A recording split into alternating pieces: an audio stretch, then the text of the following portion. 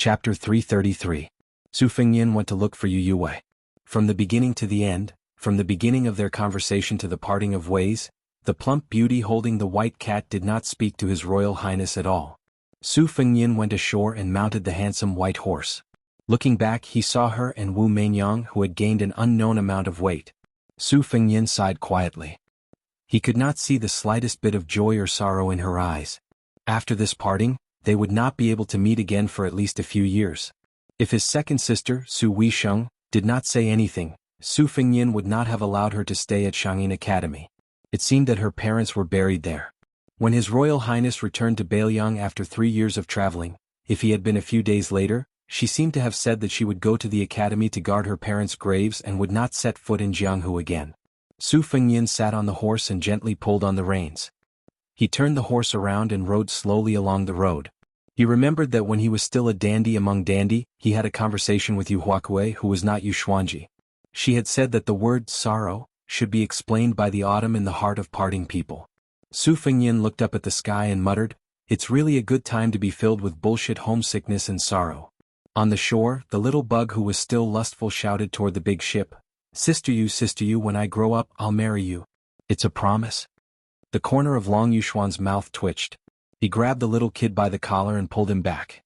Then he leaped onto a horse and rode together with the father and son.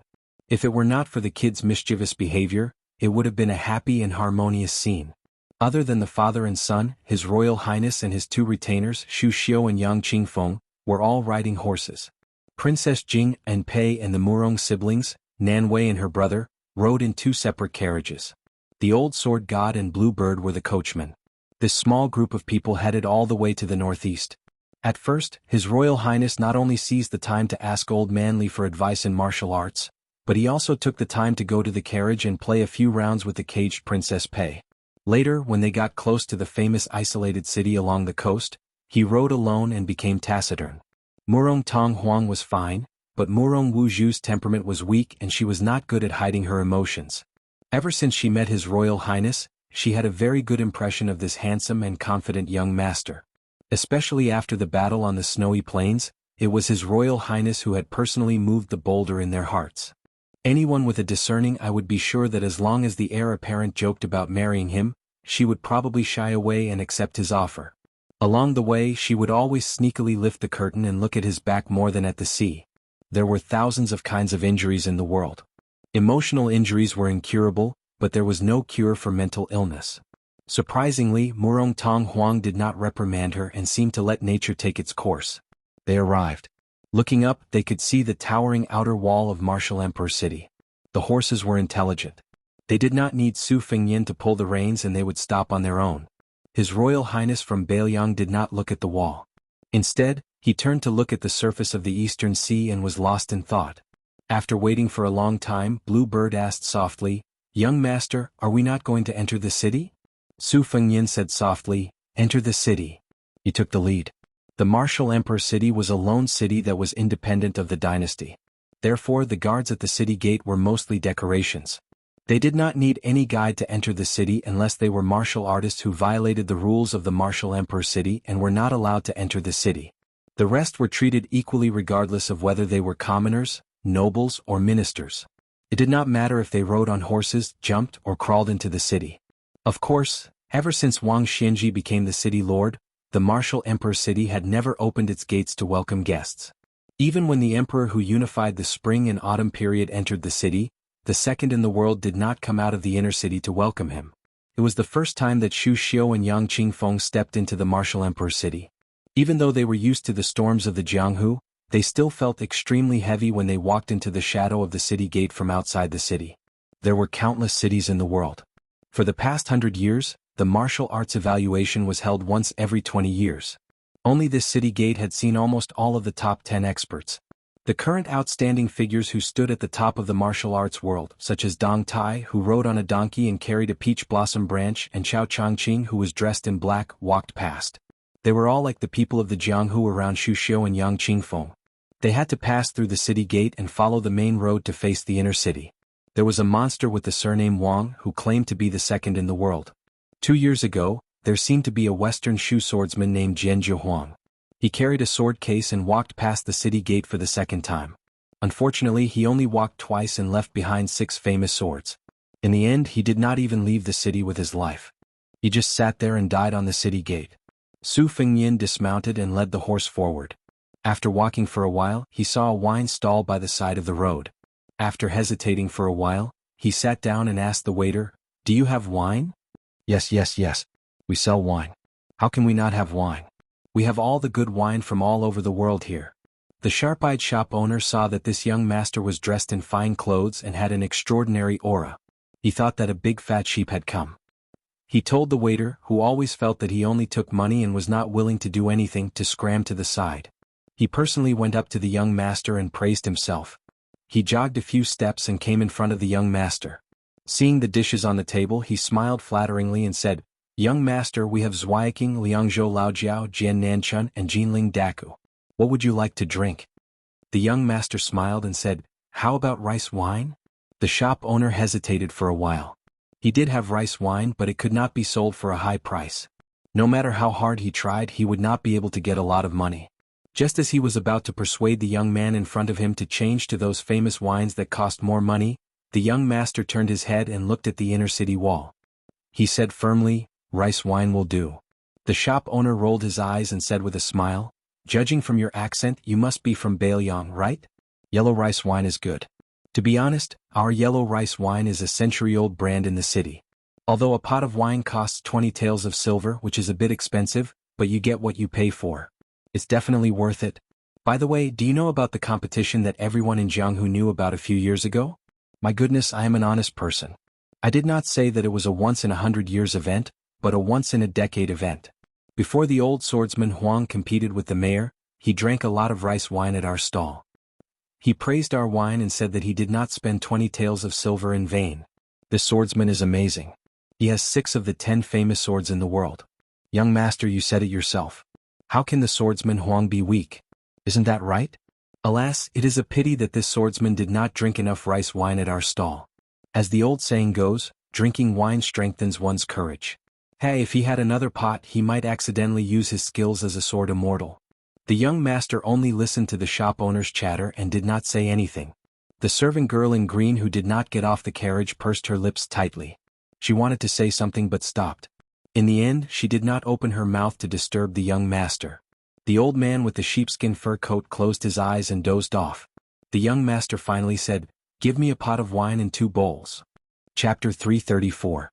The tavern owner was stunned but still did as he was told. He thought that although the child had brought a lot of servants, none of them sat down. Why did he ask for 2 bowls? The tavern owner who brought the wine and bowls was in a very good mood. The cost of a pot was less than 1 tael of silver, but he asked for 20 taels of silver. He wanted to pour wine for this generous child for the first time. While he was secretly delighted, he couldn't help muttering that the wanderer from outside was so easy to fool. The child who had been cheated once didn't seem to mind the money at all. He said calmly, "I'll pour the wine myself." The tavern owner didn't want to be snubbed. He said cheerfully, "I remember clearly that the old swordsman sat on the right side of you at the same table." The child said, He poured 2 bowls of wine, one of which was on the right side of the table. He took the bowl in front of him and took a sip. He looked up and smiled. "The old man with the sword case is missing 2 front teeth, right?" The tavern owner thought for a while and nodded. He was a little nervous. Could it be that the Bailiang child and the master swordsman surnamed Huang knew each other? If it was true, the 20 taels of silver that he hadn't gotten used to would be a hot potato. The young master smiled and said slowly, "Also, that old man with missing front teeth definitely doesn't have 20 taels of silver to pay you. At most, he would pour out all his copper coins to buy a bowl or 2 of rice wine and drink it sparingly, right?" The tavern owner was completely flustered and his face was stiff. Although the people in the martial emperor city were born with an indescribable sense of superiority and were used to squinting at the Jianghu people from outside, there was a limit to this sense of superiority. In this world, no matter how they made a living, didn't they have to weigh their own weight when dealing with people? The more humble a family was, the more shrewd and calculative they were. If they didn't have a good eye for the wind, how could they make others willingly take out silver and copper coins from their pockets? Although the owner of the wine stall was an old sparrow who liked to point out the world and had seen many so-called masters, it was just a glib tongue. Anyway, no one would care if he scolded or praised him. If he accidentally hit an iron plate and delayed making money, it would not be good in the end. Fortunately, the young master didn't argue with him about the lie and continued to drink. This made the owner of the wine stall feel relieved. He didn't dare to boast anymore and went to stand behind the cabinet, carefully guessing who this young man was. He stared at the long and short sabers hanging from the young master's waist. Tsk, what a rare good saber. Could he really be the son of a powerful Baelyang family? However, he had never heard of any famous sects or martial arts families in Baelyang. Ever since the death of the previous generation's spear immortal, Wang Xiu, Baelyang did not have any capable experts. In that poor place, Baelyang's 300,000 cavalrymen were the most frightening. It was said that the scholars, rangers and the like were all very ordinary. No one stood out. The curtains of the two carriages had been lifted. Murong Tonghuang and Murong Wuzhu both looked at the silent His Royal Highness and felt somewhat confused. Princess Jing and Pei Nanwei had seen many different faces of His Royal Highness, but she had never seen Su Fengyan at this place. He didn't say anything, didn't smile and didn't grieve. Unexpectedly, he made people feel inexplicably worried, like a child who had made a mistake. A child? Pei Nanwei sneered. Could a child walk out of the reeds outside Xiangfan City alive? Could he turn the whole bull gang upside down? Could he make Zhao Danping of Mount Longhu rush back to the Taoist master's residence from the capital? But why did he put 2 bowls and drink that cheap pot of yellow wine? The pot of wine was not big to begin with. Fortunately, the bowls were also small. However, he only poured 5 bowls at most. After drinking 3 bowls, the young master only had 1 bowl left, excluding the bowl on the table to his right. The bowls touched and he still drank it all in 1 gulp. In the eyes of the wine stall's owner, the young man who was somewhat mysterious narrowed his eyes.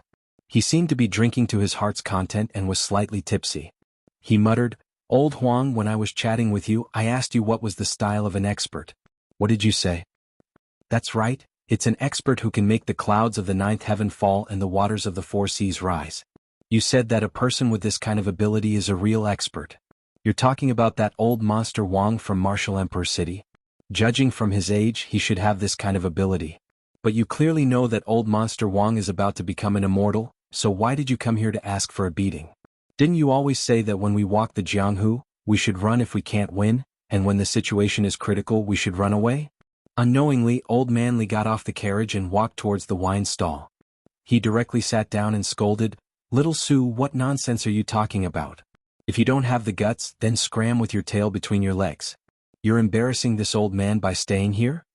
The wine stall's owner was shocked by the dirty old man's carelessness. He was very puzzled as to why this armless old coachman didn't even have the slightest sense of seniority. What was even stranger was that the young man didn't get angry. He only said softly, "Otherwise?" The old man wearing the sheepskin coat glanced at the city wall filled with martial weapons. He sneered and said, "Let me remind you out of kindness. No matter what you do, this old man promised Su Shao that he would protect you from death." That young man used his finger to point at the city wall. He could vaguely see a purple-black box. He smiled and said, "I don't want to do anything big. With my little weight I can't do anything big. I just want to take this bowl of wine and go there to take a look." The wine stall's owner subconsciously rolled his eyes. This outsider was an outsider. He didn't know the rules at all and didn't know the immensity of heaven and earth. How could ordinary people go up the city wall? For almost 60 years, how many people wanted to force their way up the city wall but were all beaten down? He had been doing business here for more than 10 years. He had seen some so-called experts who didn't know what was good for them and wanted to directly float up the city wall. Without exception, they all didn't have a good ending. Before they could leap up 50 to 60 feet, they would provoke the experts in the inner city to attack them. They were all like kites without wind and fell to their deaths at the foot of the wall. They couldn't be more dead. How were the sword god Dong Tai and Chao Qingyi's skills?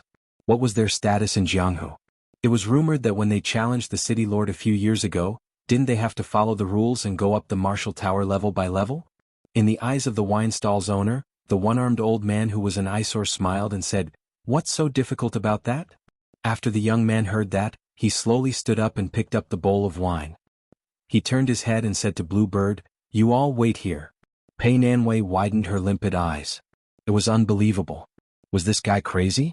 Even a woman outside of the Jianghu like her knew that there was a second under heaven in the inner city. On this day, on the bustling streets of the Martial Emperor City, all the visitors and citizens of the Martial Emperor City saw an unforgettable scene. A handsome young man walked with a bowl in his hand and said in a clear voice, "Wang Xinji, May I ask what is meant by the clouds of the ninth heaven drooping down, and what is meant by the waters of the four seas standing up? This sentence was said with vigorous inner energy, and it echoed through half of the city. Immediately after, according to the estimates of the busybodies, there were at least 1,900 swords that were unsheathed at the same time and hung in the sky. And this magnificent phenomenon was caused by a one-armed old man who had been alone in the Jianghu for too many years. Wang Xianji. Li Chungang is here to visit the Eastern Sea. I want to borrow this city of swords to fight with you. Chapter 335. The Jianghu was indeed too big. Even if an immortal smashed a Mount Tai into the Jianghu and caused a huge splash, there would be no ripples after a decade or 100 years. Therefore, most of the Jianghu people were forgetful. They lived less than 100 years at most. 70 was a rare occurrence since ancient times. Li Chungang became famous too early. He was the best at a young age and was almost invincible at 30. Who could compete with him? This old sword god rose to fame early, but he also fell early. After he lost to Wang Xianji of the same generation, his wooden horse and ox were broken, and very few rumors of him entered the Jianghu. Over time, as his close friends and beauties turned to dust one after another, even some old antiques of the current Jianghu had a vague impression of Li Chungang, let alone those young and middle-aged Jianghu people. To these people, not to mention the old but strong Wang Xianji, in terms of swordsmanship, Qi Xinxia of the Dragon Tiger Mountain and Wang Xiaoping of the Wudong sect were on par with each other. However, compared to Deng Tea who was full of immortal aura, they were still inferior. Jianghu changed, but the one thing that remained unchanged was that swordsmen were always the most common in Jianghu. They were like carps crossing the river, densely packed together. Deng Tea was undoubtedly the only sword god in the eyes of Jianghu today. However, this sword god did not like carrying a sword, which was a strange thing. If a sword user lost to a saber user or a spear user, he could say that he had lost. But if the saber user or the spear user brought out their best masters, who could beat sword god Deng who did not use a sword? Rumor had it that sword god Deng was born with the back of a tiger and the waist of a bear. He could transform into 3 heads and 6 arms. There was a small yellow pearwood sword box in his bag, which contained more than 10 pocket-sized swords. They were like living creatures raised by the secret technique of the Wu family's sword tomb. They could eat meat when hungry and drink blood when thirsty. It was very mysterious. After they left the box, they could cut off the head on their neck without using qi. Unfortunately, only the Lord of the Martial Emperor City had seen such a superb sword immortal skill. No matter how big the Jianghu was, sword god Deng was qualified to look down on everyone else. In the Martial Emperor City, nearly 2,000 swords were unsheathed, forming a shocking sword curtain in the air. Outside the city gate, a tired old donkey stomped its hooves and slowly entered the city. A young man dressed as a book attendant rode the donkey upside down. There was a scabbard hanging on his waist, but his sword was gone. With a face full of regret, he lowered his head and said to a middle-aged man who was leading the donkey, "Master, I bought this sword with great difficulty with copper coins and silver pieces." That Li Chungang said that he was going to borrow the sword in the city. Why did he not let go of mine? We haven't even reached the Martial Emperor City yet. Old master, you too. You watched as the sword flew out of its scabbard and didn't help me stop it. If this matter were to spread out, how shameful would it be? At that time, where would you put your face? The middle-aged man had an ordinary appearance, but he habitually curled up the corner of his mouth, making it look like he was smiling all the time. At the same time, that unremarkable face of his also became gentle and mellow. He was holding a peach blossom that he plucked from somewhere. His fingers were twirling it gently. He raised his head and looked at the bitter face of the young man. He smiled and teased, "Isn't face all about your face?" That young man who was supposed to be a book attendant was rather arrogant. He rode the donkey himself, and it was fine if he asked his master to lead the donkey on foot, but he even asked his master to carry his luggage. When he heard his master's teasing, he stared at him with his eyes wide open. Then he became discouraged and asked worriedly, "This Li Chungang said that he was going to borrow the swords. He wouldn't refuse to return them, right?" The man laughed and said, "Old Senior Li, if you didn't fight and just put on a show, I reckon that you would be in trouble. Think about it, if you lost control of almost 2,000 swords, they would all fall from the sky and randomly scatter on the ground. When the time comes, would you be able to recognize which one is yours? Even if you could recognize it, there are so many heroic swordsmen who are going to snatch it. In addition, there are also some who are trying to take advantage of the chaos to steal it. With your small body, would you be able to snatch it back? If you want to return it to its rightful owner, you would have to burn incense. Besides, this is still considered good. If you really fought with Old Man Wang, most of these 1,900 swords would be gone. Then your sword's aptitude would be average, and it wouldn't be able to withstand a casual wave from Old Man Wang. However, from what I see, Old Senior Li did a good job in borrowing the swords this time. Now that you have bought the swords, you won't be in the mood to do odd jobs for me. Touch your conscience and tell me, have you been half in the mood to cook these days? To be exact, the young man who was supposed to be a sword attendant said angrily, Master, you are the one who talks the most. Once you start, there is no end to it. My ears are getting calluses from talking so much. The middle-aged man in coarse hemp clothes was indeed someone with a good temper. He chuckled and said, all right. I will shut up. The young man who was supposed to be a sword attendant but had never carried a sword for his master sighed and said, Master, can I talk to you about something? After leading the donkey into the city, the man who was standing on the main street and looking at the inner city wall smiled and said, Old Senior Li and Old Man Wang are going to fight. Aren't you making things difficult for me? The sword attendant took a step back and said, Master, why don't you take advantage of the chaos and pick up 17 or 18 swords for me? Anyway, Master, you are just picking up swords, not stealing or robbing. It doesn't matter. The man smiled knowingly and said, Look, you were just saying where my face is. If I carry more than 10 swords on my shoulders and run on the street, will I have face? The sword attendant's heart was as dead as ashes. He said with a sad face, I have been working hard for more than 600 years by your side. It wasn't easy for me to save 17 taels of silver, and I spent all of them on swords. If I had known, I wouldn't have come to this bullshit martial emperor city. Bullshit. When the man saw that the young man was about to cry, he said with a headache, all right. When there is no one around later, I will help you pick up a good sword. The young man's face suddenly changed. He smiled brightly and said, Master, are you tired? I will help you carry the book box. The man laughed angrily and said, How immoral. If I carry the book box for you, it will be the donkey who will be tired. It is better for me to be tired. The sword attendant grinned and looked up at the gloomy sword curtain above the city. He looked absent-minded and asked softly, Master, who do you think will win if we really fight? The man smiled and said casually, Unless we fight to the death, Old Man Wang has a much higher chance of winning this battle. The sword attendant curled his lips and rolled his eyes. This Li Chungang is too useless. He only knows how to create such a scene to scare people. Isn't he just an embroidered pillow? The man showed a rare dignified expression and said in a low voice, Sanlu, don't be disrespectful to Senior Li. The young man saw that his master was angry, so he didn't dare to say anything and obediently said, Oh. But then, with a face full of unwillingness, he said, That Old Man Wang is just a dog sitting on a pile of dog dung, proclaiming himself as a king. If Old Master were to use your full strength, you would definitely beat him up until his parents wouldn't recognize him. The man laughed and shook his head, I won't count on it in this life. The sword attendant, who didn't care about his master's identity, seemed to be angry at his master's failure and snorted in anger.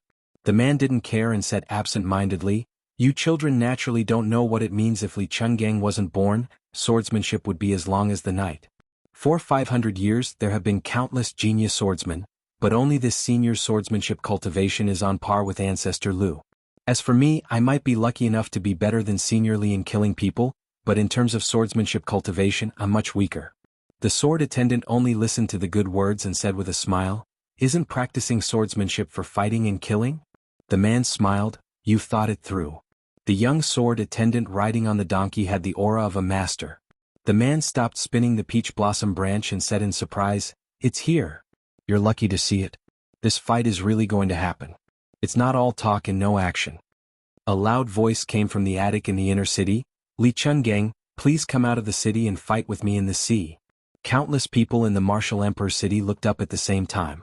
A burly white figure was like a comet that blasted from the top of the attic to the East Sea. 1,900 swords pointed at the East Sea. One person jumped on the sword and flew to the East Sea.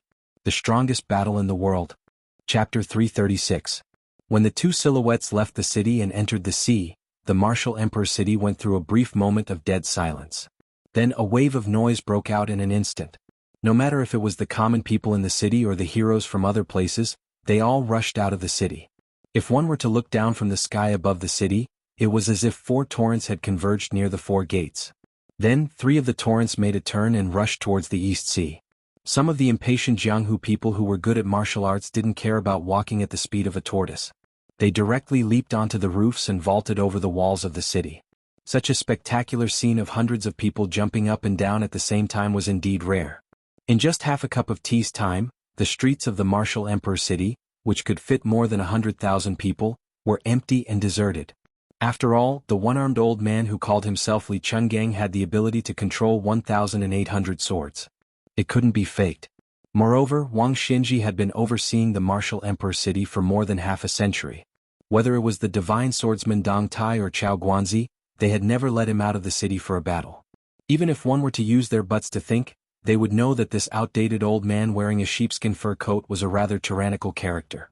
Such a battle at the pinnacle that was hard to come by. If they missed it, they would regret it for the rest of their lives. The bustling main street was empty in an instant. Even the wine stall owner and the two waiters ran out. Only His Royal Highness and the others were forced to stay. Xu Xiu's heart was itching, but entering the martial emperor city was like treading on thin ice. Moreover, the current grand occasion was created by His Royal Highness and the old divine swordsman. She was already at the center of the whirlpool and didn't dare to follow the crowd out of the city to watch the show. If His Royal Highness made a mistake, the King of Bailiang wouldn't be able to punish the bold Li Chungang and kill her as an example. Xu Xiu couldn't even hope to exchange her life for his. She was destined to suffer a fate worse than death. The expressionless Yang Qingfeng glanced at Xu Xiu from the corner of his eyes and continued to look at the top of the inner city without batting an eyelid. In the center of the inner city, there was a loft towering into the clouds.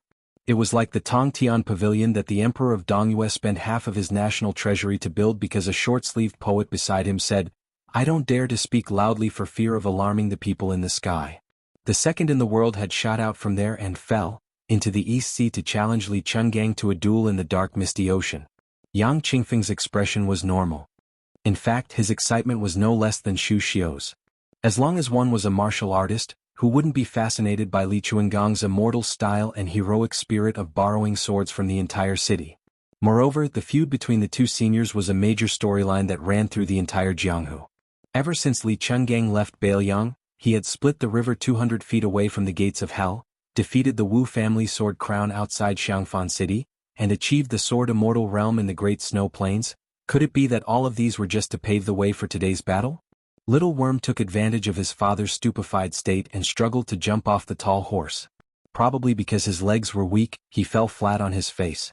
After getting up, he patted the dust off and went to the wine stall to pick a few bottles of good wine for himself. After sitting down, he began to drink and entertain himself like an old man. Finally, he found his conscience and waved his hand at his father, who had become a foreign official, and said with a smile, "Dad, let's drink. It's free." Long Yuxuan was not in the mood to drink. He was afraid that His Royal Highness and the old god of swords Li Chungang would both die in Wu City. As a foreign official of Bailiang, if he was trapped in the city, he would be torn apart by 5 horses or trampled into meat paste. Long Yuxuan did not get off his horse. Instead, it was a man who came into the city with a donkey who smelled the wine. He picked a table far away from the naughty children and rummaged through the cabinets to get a few bottles of wine. However, he did not forget to take out a few pieces of silver and put them on the table. The young swordsman sitting on the donkey's side and jumped off the donkey's back. He carefully stared at the group of strangers. They were very strange partners. The dead man's face was as white as snow.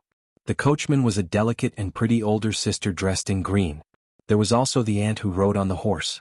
Her breasts were so high that they were about to burst out of her clothes. The young swordsman, who was inexperienced, felt his heart skip a beat. Especially after Xu Xiu gave him a flirtatious glance, the young swordsman's face turned red and his breathing became erratic. The swordsman who did not live up to his name turned his head away, not daring to look at the aunt. The old Taoist nun, the naive child, and the beautiful woman. These 3 types of people were not to be trifled with. If one's cultivation was not high enough, one could fail miserably. After the young swordsman named Sanlu lowered his head, he secretly thought that although the aunt was pretty, she was a little older and did not look like a proper lady from a respectable family. He did not like her. Just as the youth was feeling regretful, he caught a glimpse of a face through the curtain of the carriage. He was instantly stunned. A beauty through the bead curtain. Sanlu felt as if he was struck by lightning. The middle-aged man who was drinking leisurely saw the sword boy lose his soul and smiled. He followed the youth's dazed gaze and saw an androgynous beautiful face. The boy had good eyesight. If one were to say that Sanlu was drooling over a beauty, this boy would be wronged. The girl behind the curtain was beautiful, but compared to the girl surnamed Chen he saw in the Luotian garden not long ago, she was still lacking. She also didn't see Sanlu lose his soul like this.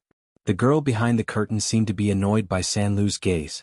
She frowned slightly and let go of the curtain, not wanting to see him again. Sanlu slowly regained his senses, feeling ashamed of his inferiority. The man found it funny. Could it be that he really fell in love with her? The man didn't know anything about love between men and women, so he didn't know how to untie the knot in Sanlu's heart. He just let nature take its course. Chapter 337. After the flower thief Long Yuxuan saw the master and servant pair, he was worried. It wasn't strange for someone to ride a donkey, but a donkey with a peach blossom branch in addition to the martial emperor city was not to be underestimated. Although the new sword god Dong Tai liked to carry a peach blossom branch around the Wulin, it attracted many men and women who blindly worshipped the sword god and imitated him, causing some old-school Wulin people to be disgusted. Imagine, every time the peach blossom blossoms walking on the streets, 3 out of 10 sword-wielding heroines would carry a peach blossom branch around. Wouldn't it be boring? This was the same logic as when the official Chao Changqing caused the green shirt wave. At that time, the whole city was wearing green clothes and it was popular all over the country. In terms of popularity, the top 3 of the top 10 experts were Wang Xianji, Dong Tai and Chao Changqing. They were 10 streets ahead of the other 7. Long Yuxuan naturally didn't have the chance to see the real face of the sword god Dong Tai, but he knew that not just anyone who rode a donkey and carried a peach blossom was a sword god. But this gentle man in front of him didn't look like an ordinary person. Long Xuanyu was facing a great enemy. Seeing the little bug drinking wine without knowing the immensity of heaven and earth, he hesitated for a moment, then got off the horse and carefully sat next to the child, separating the brat from the master and servant pair. On the empty main road of the martial emperor city, His Royal Highness carried a cup of wine and walked forward. At the foot of the wall, there were 6 famous martial emperor cities' martial slaves. There were a total of 12 martial slaves, and all of them were top-notch experts of the martial emperor city who had lost to Wang Xianji and had to become her slaves for the rest of their lives. There were 4 swordsmen, 3 saber masters, 1 spear master, 2 fist master, 1 zither master and 1 chess master. The martial emperor city sent half of their slaves to stand at the foot of the city wall. It wasn't a method of hospitality, but to make His Royal Highness, who was riding a white horse out of Liangzhou, retreat. The martial emperor city never had any laws, only the city rules set by Wang Xianji. Here, the words of the emperor and the nobles were useless. No matter who it was, they had to follow the rules unless their fists were strong enough, so strong that even the land immortal Wang Xianji had to take them seriously. The swordsman San Lu secretly knocked on the curtain of the carriage several times, but he couldn't see that stunning face again. He could only drink to boost his courage and softly asked, "Master, who is that young master?" His tone and courage are too big, daring to provoke old man Wang. Now that Li Chungang has left the city, how is he going to get to the top of the city wall? 6 martial slaves close to the first stage realm, won't they easily beat him into a pig's head? The man who was drinking with his head lowered narrowed his eyes. Looking at the back of the young man, he vaguely felt a sense of familiarity. He said absent-mindedly, "Oh, him? Ma, who is a distant relative. According to seniority he should call me uncle." The sword boy was shocked on the spot. "Master, ever since San Lu met you, you have never mentioned his family background. Why don't you tell me about it today?" The man thought for a moment and held the bowl in the air. Finally he smiled and said, "Back then when I was practicing the sword in a certain place, his mother, who is also a distant cousin, once gave me a meal, a life-saving grace and a teaching grace. I brought you to Martial Emperor City this time to repay that kindness." The young man said bluntly, "Master, I don't want to criticize you, but according to what you said, this kindness is too great. How are you going to repay it? Plus you two are related. If you are stingy, I can't stand it. Let's see if I will boil water and cook for you in the future." The man ridiculed, "Do you think I don't know what you are thinking?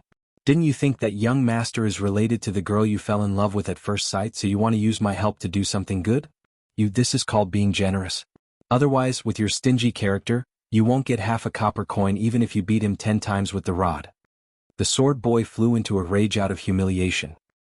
He no longer paid attention to the harsh master, but the corner of his eyes looked at the carriage.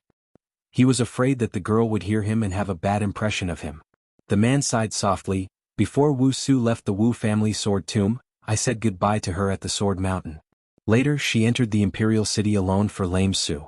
I didn't have time to follow her, so she fell ill. I feel guilty about it to this day. As he spoke, the man bent down and took out a yellow pearwood box.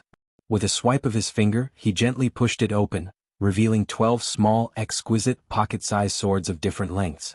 The swords were of different colors. Before he moved, the harmless-looking man turned to the two carriages and said with a smile, I am Dong Tai. I owe Princess Wuxia a favor when I was practicing my swordsmanship. Today I will repay half of it. I hope you won't stop me. Long Yuxuan spat out a mouthful of wine and coughed violently. He was so scared that his face turned pale. Different from Princess Wuxia's swordsmanship that saved people, Dong Tai only practiced swordsmanship to kill people. He didn't show the 12 swords in the box to ordinary people. This time he made an exception and used 6 swords. The heartless little bug showed a dignified expression for the first time. Tsing Yi held the instant spear tightly. He didn't take the man who called himself Dong Tai lightly because of his friendly attitude. Xu Xiao and Yang Qingfeng looked at each other. Murong Tong Huang lifted the curtain again. He opened his eyes wide and frowned. The young sword boy who was closest to Dong Tai was full of pride and vigor. For a moment, everyone nearby held their breaths. How many people in the world were lucky enough to see the self-proclaimed Peach Blossom Sword God kill people? There were 12 swords neatly arranged in the yellow pear sword box. The longest was no longer than the middle finger, and the shortest was only as long as the thumb. They saw the number 1 swordsman in Jianghu, who was far more famous than the old god of sword Li Chungang, smile. He stretched out his index finger and flicked the hilt of the first red sword in his left hand. He said calmly, black armor. The small sword jumped into the air. After a slight delay, it shot toward the top of the city wall. Dong Tai stretched out his middle finger and tapped it with 2 fingers. Childhood sweetheart. The 2 swords jumped into the air with lively spiritual energy and flew away again. The last time he tapped it with 3 fingers.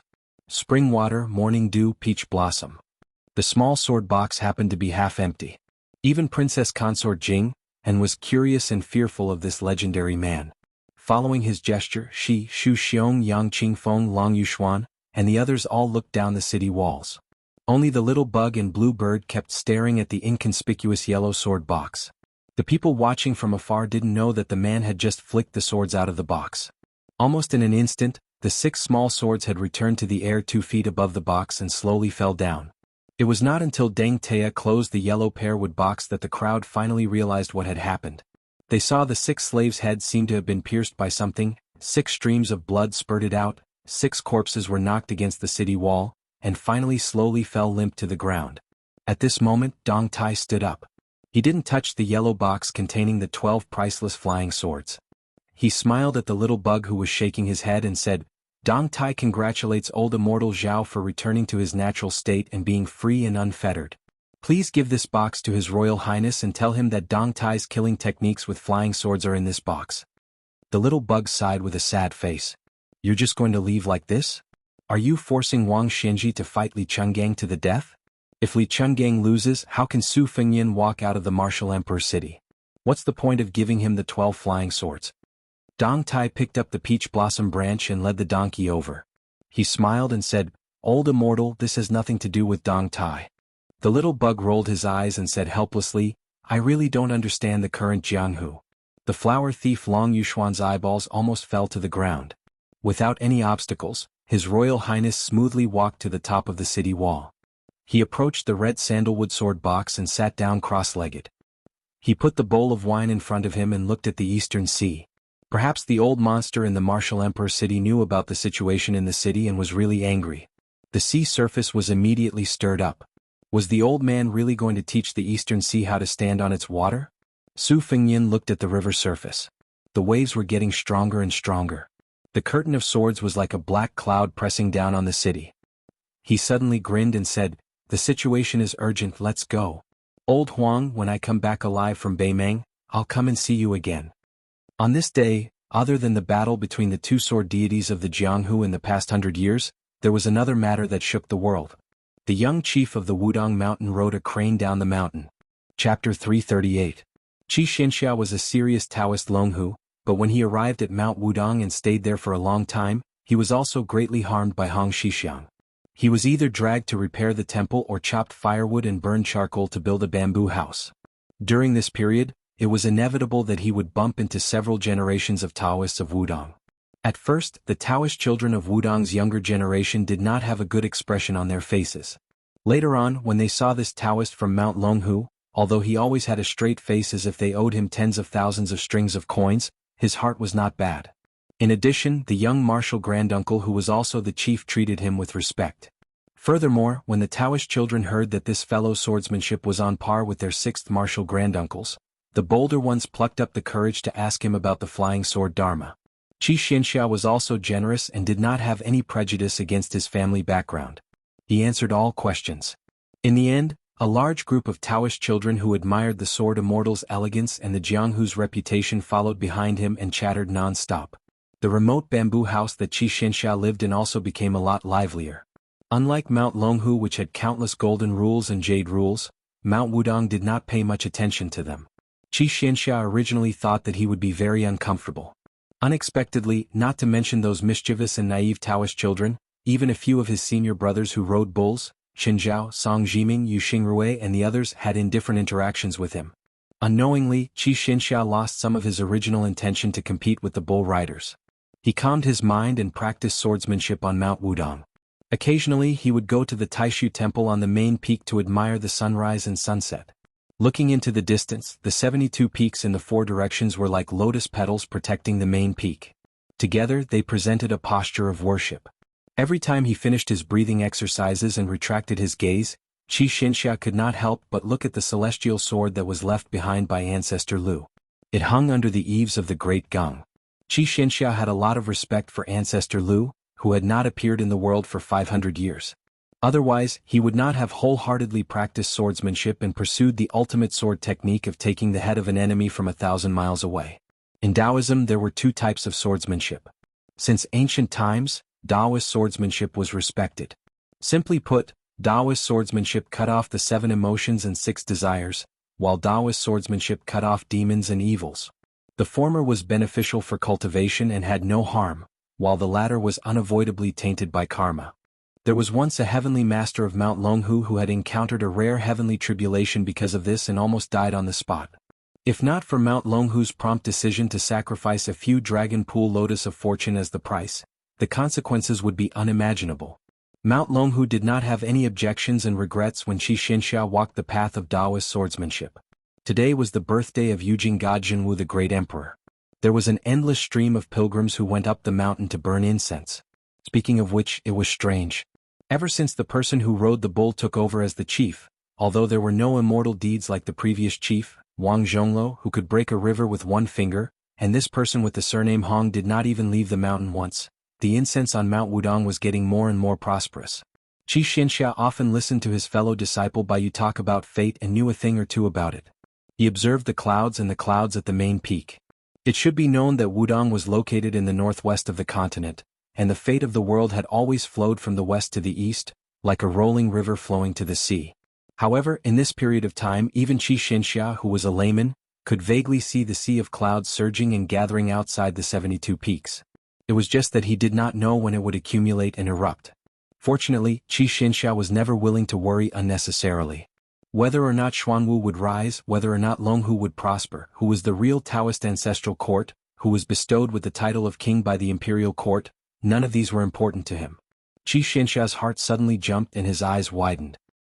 He raised his head and looked at the celestial sword that had not been unsheathed for a full 500 years. This ancient sword that had been silent for half 1,000 years after Lu Zhu ascended to immortality was actually trembling like a dragon. The sea of clouds on the 72 peaks boiled and finally, like 72 white dragons swimming towards the main peak. Hundreds of yellow cranes soared and circled. The vast number of pilgrims who flocked to the mountain for the birthday of Jinwu the Great Emperor raised their heads almost at the same time to see this strange phenomenon.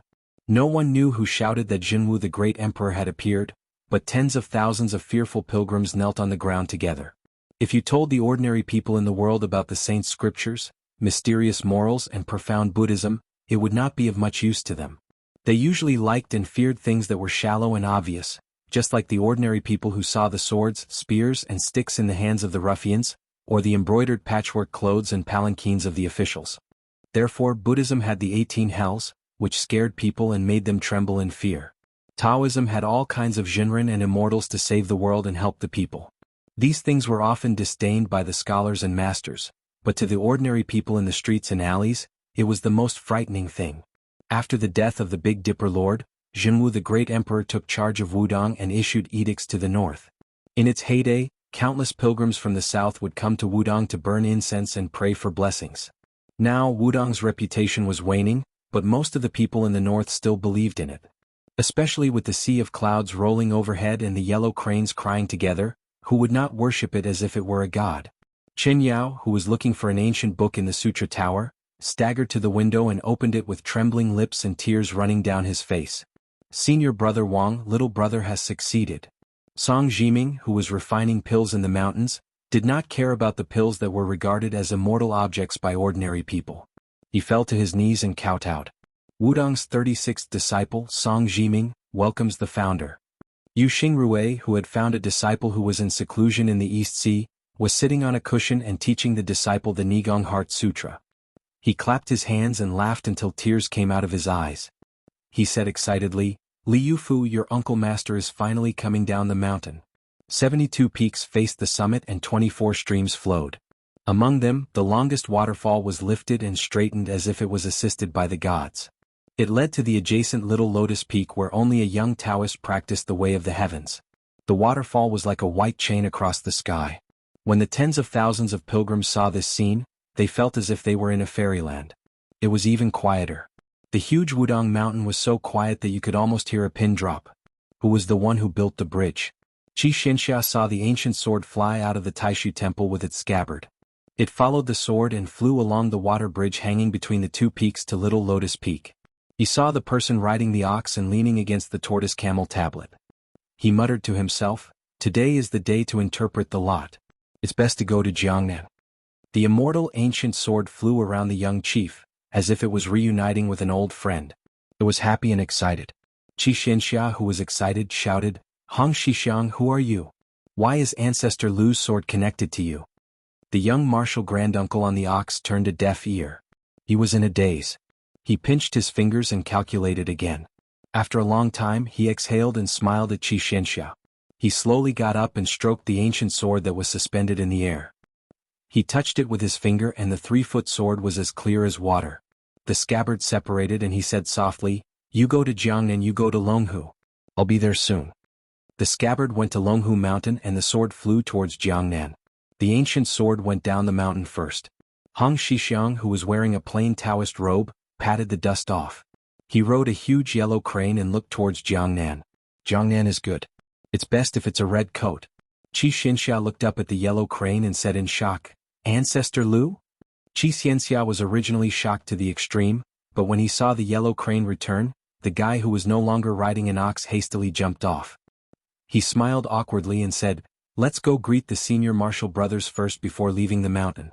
"Oh right, Brother Qi, I'll have to trouble you to take care of the Taoist children's studies." Even the inflexible Qi Xianxia couldn't help but want to swear. What kind of a mortal is this? The newly appointed headmaster, who had never walked out of the Black Tortoise Dang Xing Memorial Archway when he was young, was scolded by His Highness as a coward. He finally had the guts to go down the mountain. It was a natural wonder. The Taoist rode the yellow crane into the distance. The yellow crane shuttled through the clouds and flew past the northwest city of Fish Dragon Pass. It was majestic. The pass locked the Yin border and the defense line was continuous. It was one of the choke points of the empire's north desert. Some soldiers climbed up the city and looked into the distance. Who was the first to see the yellow crane? There seemed to be another person sitting on the back of the crane. There was someone? There really was one person. This news immediately spread like wildfire. The soldiers at the border all rushed to the commanding heights of the city wall. Sure enough, they saw an immortal who looked like a Taoist riding a crane to the east. The impregnable pass in the northwest immediately exploded. When the yellow crane whistled over their heads, everyone looked up blankly. They didn't dare to say anything for fear of disturbing the celestial who was free and unfettered in the sky. In the prosperous central plains, there was a yellow crane tower standing on the banks of the great river. Its wings and horns were rugged and heroic. There was once an immortal poet who left a famous poem that was handed down from generation to generation. It was said that 500 years ago, Lu Dongshen from Guanxi cultivated for 200 years and finally became an immortal. He swore that if there was injustice in the world, he wouldn't be willing to ascend to the heaven. He traveled leisurely in the mortal world with poetry, swords, and wine. He once rode a crane past this tower, causing purple clouds to rise from the east. There were more than 300 famous poems from different dynasties and generations on the walls of the tower. Today, a grand poetry gathering was held upstairs. The scholars of the Central Plains were in the mood for wine and poetry. Suddenly, they heard that a magical yellow crane flew from the west to the east. They all came to the corridor to watch. When they got closer, they suddenly realized that there was an immortal sitting on the crane. The immortal's style was not inferior to Lu Dongxuan's in the past. The scholars and poets looked at each other in disbelief. Was there really an immortal on land in the world? Chapter 339. 500 years ago he left on a crane. 500 years later he returned on a crane. In the vast expanse of mist, the yellow crane flew across the yellow crane tower. An old scholar said in a daze, "I have witnessed this scene. My life was not in vain." Jiangnan. Old people, old scenes, old memories. The autumn wind rose, autumn leaves fell, people gathered and parted, autumn crows perched and startled, missing each other and not knowing when they would meet again. This scene was embarrassing.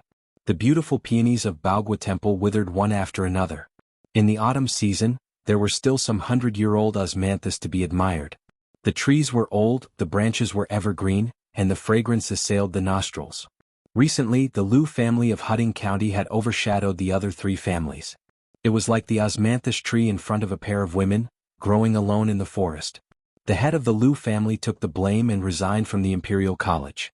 After drinking wine, he profited from the misfortune and entered the Ministry of Rites, becoming a second-rank official. After the carefree Sanren Tongshi sword immortal Lu Baijie left Retreat Garden, he went to the capital and immediately assumed the position of Assistant Minister of the Ministry of War. He was only one step away from becoming a cabinet official. The two brothers echoed each other from a distance. The Jiangnan Lu family became famous overnight. They had to re-evaluate the family of the king of Bailiang. The family's reputation rose, but the most beautiful widow in Gangnam-do with a bad reputation was completely neglected. The scholar Lu Lighting was dragged to death on a horse. Who in Hutting County dared to get close to her? It was said that the widow caught a cold and her body, which was not weak, became thin. It was said that she lost a lot of weight. The men in Gangnam-do had complicated thoughts, but the women were united against a common enemy. Many of those who had suffered losses hurried to the temples and Taoist temples to burn incense and pray to the bodhisattvas. They wished that the fox spirit would die sooner. When the noble women who were familiar with her met, they would curse her in private to feel better. Now that the center of power of the Lu family had moved to the capital and the court, especially after the Tongshi sword immortal left Gangnam-do, it was inevitable that the Lu family of Hutting County would not be able to gain any advantage over trivial matters. The rumors that had been suppressed became more and more intense. The attacks and curses against the widow were reignited. The osmanthus seeds fell in front of the old osmanthus trees. The maid Xiao said angrily, "Miss, those shrews don't learn their lesson. They're starting to talk bad about you again. I really want to slap their mouths." Compared to before, she was indeed a much thinner woman. She reached out and tapped the tip of her maidservant's nose. She smiled charmingly and said, "You're still talking about others. Aren't you a little shrew yourself?" The young maidservant with delicate features giggled and said, "I heard from the heir that Miss used to love wearing red dresses and red garments. Why has Chow heir never seen it before?" The woman looked absent-minded and said softly, "You're still young, you won't understand even if I tell you." Dumb Chow muttered, "He's not small anymore." The woman bent down and picked up a handful of golden osmanthus seeds. Her hands were filled with the fragrance of osmanthus flowers. She raised her head and looked at the osmanthus leaves in silence.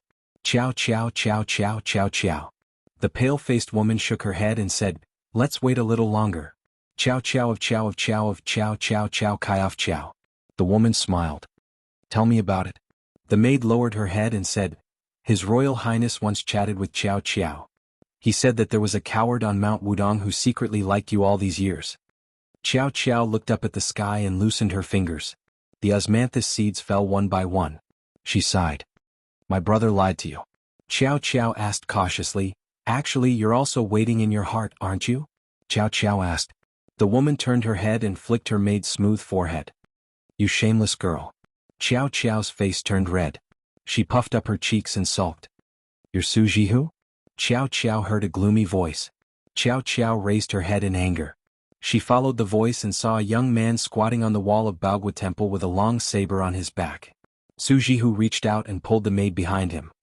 "Why are you looking for me?" he asked calmly. The sabersman grinned. "I'm Yuan Tingshan. I don't change my name. I have some grudges with His Royal Highness's brother. Besides, I'm doing things for others.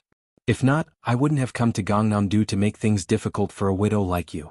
Su Jihu's face darkened, but he did not panic. Yuan Tingshan, who had rushed all the way from Mount Hui to Gangnam-do, laughed. "I'll kill all the guards of Lu Mansion outside. Those bald donkeys of Baogwa Temple don't know what's good for them, so I'll kill them all and send them to meet Buddha in the Western Paradise. To be honest, only Sword Immortal Tang Shi can fight with me in Gangnam-do. It's a pity that he went to the capital. Su Jihu, let alone Baogwa Temple, even if you were in Lu Mansion I could still kill my way to you from the gate." Su Jihu sneered. "If you want to kill me then kill me. Why are you nagging like a woman?" Yuan Tingshan was not angry at all. He stared curiously at the beautiful widow and clicked his tongue. "In the past when I killed people I didn't waste my breath with those who were about to die. But you're different. You have an interesting background. It's a pity that I can kill you with a saber." Su Jihu asked, "What do you mean?" Yuan Tingshan tilted his head and stretched out a bleeding arm. "You're not afraid of death? If you're relying on that death warrior from Baelyang's maiden family who secretly protected you, then I might as well tell you that that brother is also dead. It's probably because he hasn't done any big business for many years and is a bit rusty. Otherwise, I'm afraid I would have to wait until later to enter Baogwa Temple. Su Jihu, are you afraid of death now?" Su Jihu smiled sadly and asked, "How are you going to deal with the little girl behind you?"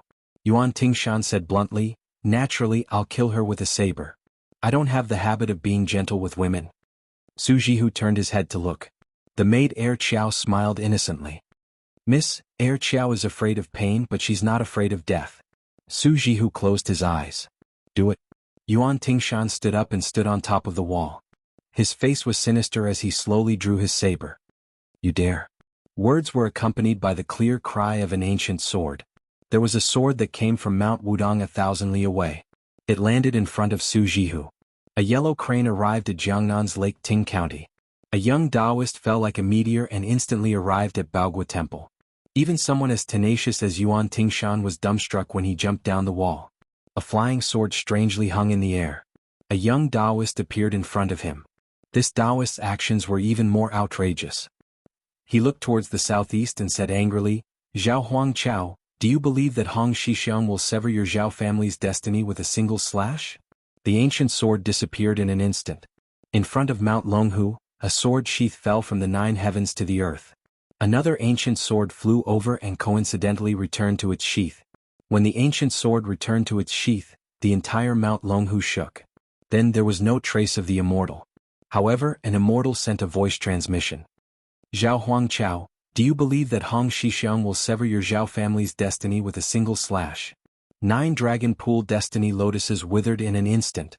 In the ancestral hall of the Celestial Master Mansion, many ancestral tablets that had been worshipped for hundreds and thousands of years fell to the ground. A middle-aged Taoist from Mount Longhu was furious. He looked at the evil slaying platform. "Hong Shixiang, whether you are the reincarnation of Lu Dongxian or Qi Xianzhu, aren't you afraid of the heavenly tribulation with such heaven-defying actions?" The immortal's voice was like thunder from the 9 heavens. It landed on the evil slaying platform and came from afar. "I have cultivated for 700 years. What can a mere heavenly tribulation do to me?" In Baogwa Temple, the young Taoist had yet to make a move. Yuan Tingshan was already bleeding from his 7 orifices. He gritted his teeth and broke through the wall with his back. He retreated again and again. The little maid Xiao Air, who was safe and sound, pulled on the sleeve of the woman in front of her. She asked blankly, "Miss, is he an immortal from the heavens?" Su Jihu's eyes were red. He turned his head away.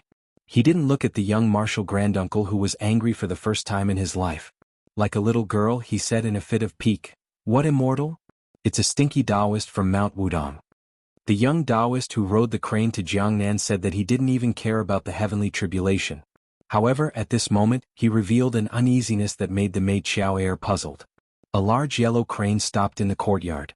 It blew down countless osmanthus seeds. Su Jihu, who had turned his head away, asked in a low voice, "What are you doing in Jiangnan?"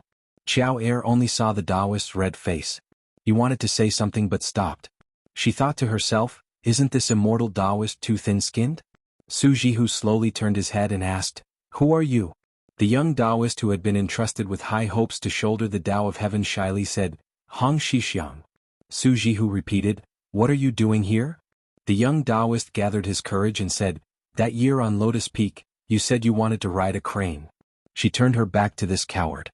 This Taoist who said he wanted to cut off the fate of the Zhao dynasty took a deep breath and smiled. Su Jihu, I like you. Whether you believe it or not, I've already liked you for 700 years. So in this world, there's no one who has liked you for longer than me. In my next life I'll still like you. The maid Xiao Air blinked her watery eyes. Her little brain was a mess. She only saw the mist covering her mouth and crying and laughing. She was even more confused. It seemed that the mist was telling the truth when she said she was young and didn't know anything. The young Taoist stretched out his hand and said softly, Where do you want to go? I'll accompany you. On this day the young sect leader of Wudong rode a crane to Jiangnan. He and Su Jihu rode the crane away from Jianghu. The immortal rode the crane down to Jiangnan. He had just entered Jianghu when he left Jianghu. Chapter 340. After His Royal Highness and company left the martial emperor city, the strange little worm calculated with his fingers and his face turned pale. He jumped off the horse and rolled on the road with tears and snot. He looked so pitiful, as if the father of the flower thief on the horse had been killed by a righteous person. Su Fengyin had heard from Tsing Yi about Dong Tai's flying sword killing people in the city and the conversation between the peach blossom sword god and little worm. He could vaguely guess the absurd background of this child. The little kid rolled on the ground until he was covered in dust. Finally, he stood in the middle of the road with his hands on his waist, facing the southwest direction. He wiped his snot and tears and cursed, Damn it! Zhao Huangchao is such a bastard. Why are you fighting with our Dragon Tiger Mountain? It's just that the Taoist Master Mansion didn't let the girl you liked go up the mountain to burn incense. The younger generation is fighting. What are you, an old man who has cultivated for several lifetimes, angry about? Don't think that I won't dare to speak just because you are Ancestor Lu. Of course I'm trying to reason with you. Don't pick a fight with me. 9 lotuses of luck, 9 lotuses of luck. I only have so little money and it's all gone because of you. I've been diligent and thrifty all my life. Is it easy? Is it easy? In the end, the little kid who kept calling himself poor began to sob. His little shoulders trembled. Those who heard him would cry and those who saw him would feel sad. Su Fengyin's face was filled with schadenfreude. He looked at the crowded Donghai from afar and took it as finding joy in misery. He rode his horse to Long Yushuan's side and asked with a smile, Aren't you going to comfort your son? Long Yushuan was so ashamed that he didn't know what to do. His face twitched and cold sweat covered his forehead. What son? The kid was called Old Immortal by the new sword god. It was a great advantage for him to call him his grandfather. The most important thing was whether the child was dead or not. Now that the child turned to Long Yushuan and called him Dad, Long Yushuan was also angry. He immediately replied, Ancestor, don't play with the child. Can I call you Ancestor? Little Worm rolled his eyes and said, You are father just because I call you father? Then if I go to the capital and call the emperor grandson, he is really my grandson? Look at how useless you are. Long Yushuan almost spat out a mouthful of blood. If it weren't for the fact that he had to hide his identity, he would have dismounted from his horse and hung this little bastard up to give him a good beating. Su Fengyin glanced at the quarrelsome couple and finally fixed his eyes on the little bug's young face. In the past, when he browsed through the Taoist classics, he had seen something like, over 100 years old but still looks like a baby, which was used to describe the miraculous nature of the Taoist immortals. The meeting of the 3 talents and the formation of the true nascent soul was exactly what the new god of sword Dong Tai had said. Noticing His Royal Highness's gloomy gaze, Little Worm patted his butt and put on the demeanor of an expert. He habitually stroked his beard, but after feeling nothing, he realized that he was still a child after coming out of seclusion. How could he have a beard to pretend to be an expert? He smiled embarrassedly and didn't try to hide his identity. He swaggered to Long Yushuan's side and climbed back onto his horse. He rode side by side with His Royal Highness and said, I am Zhao Xuani from Mount Longhu. Although Su Fengyin was already mentally prepared, he was still shocked when he heard the little pervert's self-introduction. There were 4 Taoist masters in the ancestral court of Taoism. The 2 old Taoist masters, Zhao Shi and Zhao Shituan, were of the Hope generation. Not only were they high and mighty in the genealogy of the Taoist mansion, but they were also among the best in the world. After the Hope generation was Dan, So the brothers Zhao Danxia and Zhao Danping were of the Dan generation, followed by the Jing generation. Other than Zhao Shi and Zhao Shituan, there were also some old Taoist masters of the Hope generation who were in seclusion. However, they were either not the direct descendants of the Taoist mansion or had mediocre abilities. They were far less famous than the two old Taoist masters. However, no one outside the mountain had ever heard of the Xian generation, which was 2 generations higher than the Hope generation. 70 years old was already considered the oldest in the world. Su Fengnian estimated that the one in front of him was at least 270 years old. His Royal Highness steered his horse to a high slope, as if he was determined to wait for the old god of swords, Li Chungang. The Longhu spiritual master, who claimed to be of the Xian generation, frowned and said, "You're not leaving? Aren't you afraid that Li Chungang will lose to Wang Xianji again at such a close distance? When that time comes, you'll have to bear the consequences." Dong Tai killed someone in Martial Emperor City and gave him the sword. He obviously put in a lot of effort. Su Fengnian looked at the sea surface and remained silent. The yellow pear sword box with the 12 flying swords was placed on his horse carriage. Su Fengnian did not dare to treat Dong Tai lightly. Dong Tai was famous for his strange words and actions. If this guy dug a hole, Su Fengnian would not be so stupid as to jump in without saying a word and bury himself alive. Back then, when the king of Jing and Zhao Heng gave this King Shinji's knife manual, Su Fengnian was not in a hurry to practice it. He still needed to wait until he returned to Bailiang and had his face appraised by the white fox. He needed to confirm that it was beneficial and harmless before he could practice it. What if he started practicing 1,000 miles in a day and then his tendons and meridians exploded, crippling his martial arts? Who would Su Fengnian complain to then? The battle on the surface of the East Sea was thunderous and the rain was heavy. The river and the sea were overturned, and the curtain of swords was endless. The crowd of Martial Emperor City gathered by the sea was dumbfounded. They never thought that martial artists in the world could fight like this. Dozens of Jianghu people who wanted to watch the battle were smashed into pieces by the Gangqi and sword intent. The Martial Emperor City Lord Wang Xianji had white hair and a white beard. He was tall and sturdy, standing barefoot on the raging waves with his hands behind his back. He let the 1,800 swords shoot out layer by layer, but they were broken and fell into the sea at a distance of 30 feet away. After 800 flying swords, the distance was only 20 feet. After another 600 swords, they were finally 10 feet away from Wang Xianji. The abundant sword qi and the strong gang qi clashed. Lightning intertwined and crackled, piercing people's eardrums. Another 300 swords pierced the black-robed and white-haired Wang Xianji's body, shattering inch by inch. The spectators thought that after the 1,800 swords failed to kill Wang Xianji, the old man would have exhausted all his skills. Unexpectedly, the old man slowly said, "Sword formed," and the broken swords that fell into the sea all floated to the surface. They gathered in the furnace and formed an unparalleled giant sword between the two men. When the sword was formed, the sky cracked and dazzling golden light slowly sprinkled down. The ordinary-looking old man laughed loudly and said, "Li Chungang, this sword can open the gate of heaven. Can it kill you, Wang Xianji?" Li Chungang opened the gate of heaven with one sword. He went straight to the point. This mountain was Kunlun. The people on the hillside were all in a daze. This was a real immortal on earth. When Xu Xiu, Yang Qingfeng, and even Bluebird couldn't help but look up at the peak battle of Donghai, they heard the screams of horses and the clanging sound of swords being drawn. When they looked back, they saw the horses that Long Yuxuan and Little Chong were riding had been cut in half, at the waist. Long Yuxuan, who was excitedly watching the battle, was sitting in a pool of blood with a blank face. He didn't know how the horse could be cut in half at the waist, like a chopstick being pinched by 2 fingers. What was even more strange was that the young founding master of Dragon Tiger Mountain was standing between the 2 halves of the horse's corpse with a gloomy face. After His Royal Highness, who had drawn his sword to kill people, was knocked back to Xiudong, he even pulled out the Winter Thunder. Zhao Xuansu, whose appearance didn't match her age and wisdom, smiled faintly and asked, "Su Fengnian, how did you know I was going to attack you?" Chapter 341. Su Fengnian smiled and said, "Old Heavenly Master Zhao, after knowing your identity, I was wondering why the old God of Swords, Li Chungang, and the new God of Swords, Dong Tai, were almost at the same level. Why did Li Chungang only feel that your background was strange, but he couldn't tell that you were at the level of an immortal? It's very simple. Back in the Martial Emperor City, you already had the intention to kill this young master and leak the traces of your qi circulation. Originally, you wanted to take advantage of Li Chuangang's absence and kill this young master in front of the 6 Martial Emperor City's Martial Emperor slaves so that you could shift the blame to Wang Xianji. However, no matter how much you planned, you didn't expect that Deng Teo would also conceal his chi presence and enter the city, exposing your identity.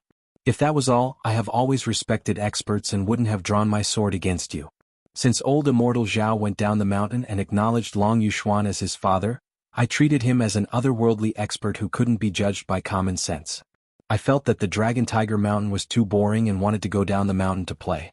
May I ask, old immortal Zhao, did you have the intention to kill me because of the 9 fate lotuses at the Withered Dragon Lake? Did you lose your patience? Zhao Xuansu smiled faintly and said, everyone outside the mountain says that you're a good-for-nothing with a golden exterior. After seeing it with my own eyes, I really feel indignant for the young prince. Su Fengyan didn't hide anything and squinted his eyes. Old immortal Zhao might not know, but before I came to the Dragon Tiger Mountain, I had interacted with Zhao Huangchao at the Quanglu Mountain. Just now, old immortal Zhao revealed his true feelings and spoke from the bottom of his heart. Others might not know the severity of it, but I was sweating profusely. To be honest, Zhao Xuansu smiled. Zhao Xuansu smiled and stretched out her arm. Her chi-dissolving mystery sucked her cheapskate father, who looked as if he was facing a great enemy, into her tender palm. With a bang, his entire body exploded like a snowball, and his corpse fell to the ground. It was even more unsightly than the dismembered horse. The Taoist priest, who fit the description of a 1,000-year-old tortoise, only stared at his royal highness. He did not even look at Long Yuxuan, who died with his eyes wide open. He only sighed softly, life is unpredictable. Fortune and misfortune depend on each other. Su Fengyan was similarly not shocked in the slightest. He didn't even turn his head to look at the flower thief who had just become a guest of Bailiang before suddenly dying in a foreign land. He didn't even bother to wipe away the blood seeping from the corner of his mouth. He looked down at the old ancestor of Mount Longhu and asked curiously, I was only lucky enough to guess that old immortal was going to make a move. As for why you wanted to kill me, I still don't quite understand. I hope old immortal can enlighten me. Zhao Xuansu stretched out his hands and pressed down. Xu Qian and Yang Qingfeng, along with their horses, were instantly pressed to the ground by a heavy weight. The 2 horses were crushed into meat paste. The 2 northern Liang retainers struggled to hold on, bleeding from their 7 orifices. Against this ancestor of Mount Longhu, they actually had no strength to fight back. The Taoist priest glanced at the surface of the eastern sea and chuckled, it's okay if you want to delay time. I'm also waiting for the divine gate to open. Li Chungang, you're indeed the best swordsman in the 500 years after Ancestor Liu. Xu Xiu, who was on the verge of death, spat out blood. She lay on the ground and struggled, Your Highness, save me. Su Fengyan turned a deaf ear to her and laughed. Why? Old immortal has such a mysterious supernatural power. Are you still afraid of the illusory fate that entangles you and prevents you from ascending? The Taoist priest sighed. How can I not be afraid? Since things have come to this, I'll make it clear to you. I, Zhao Xuansu, am only 1 step away from ascending to immortality. It was so before 60 years, but it's still so after 60 years. Just like how I killed Long Yuxuan just now, fortune and misfortune are intertwined.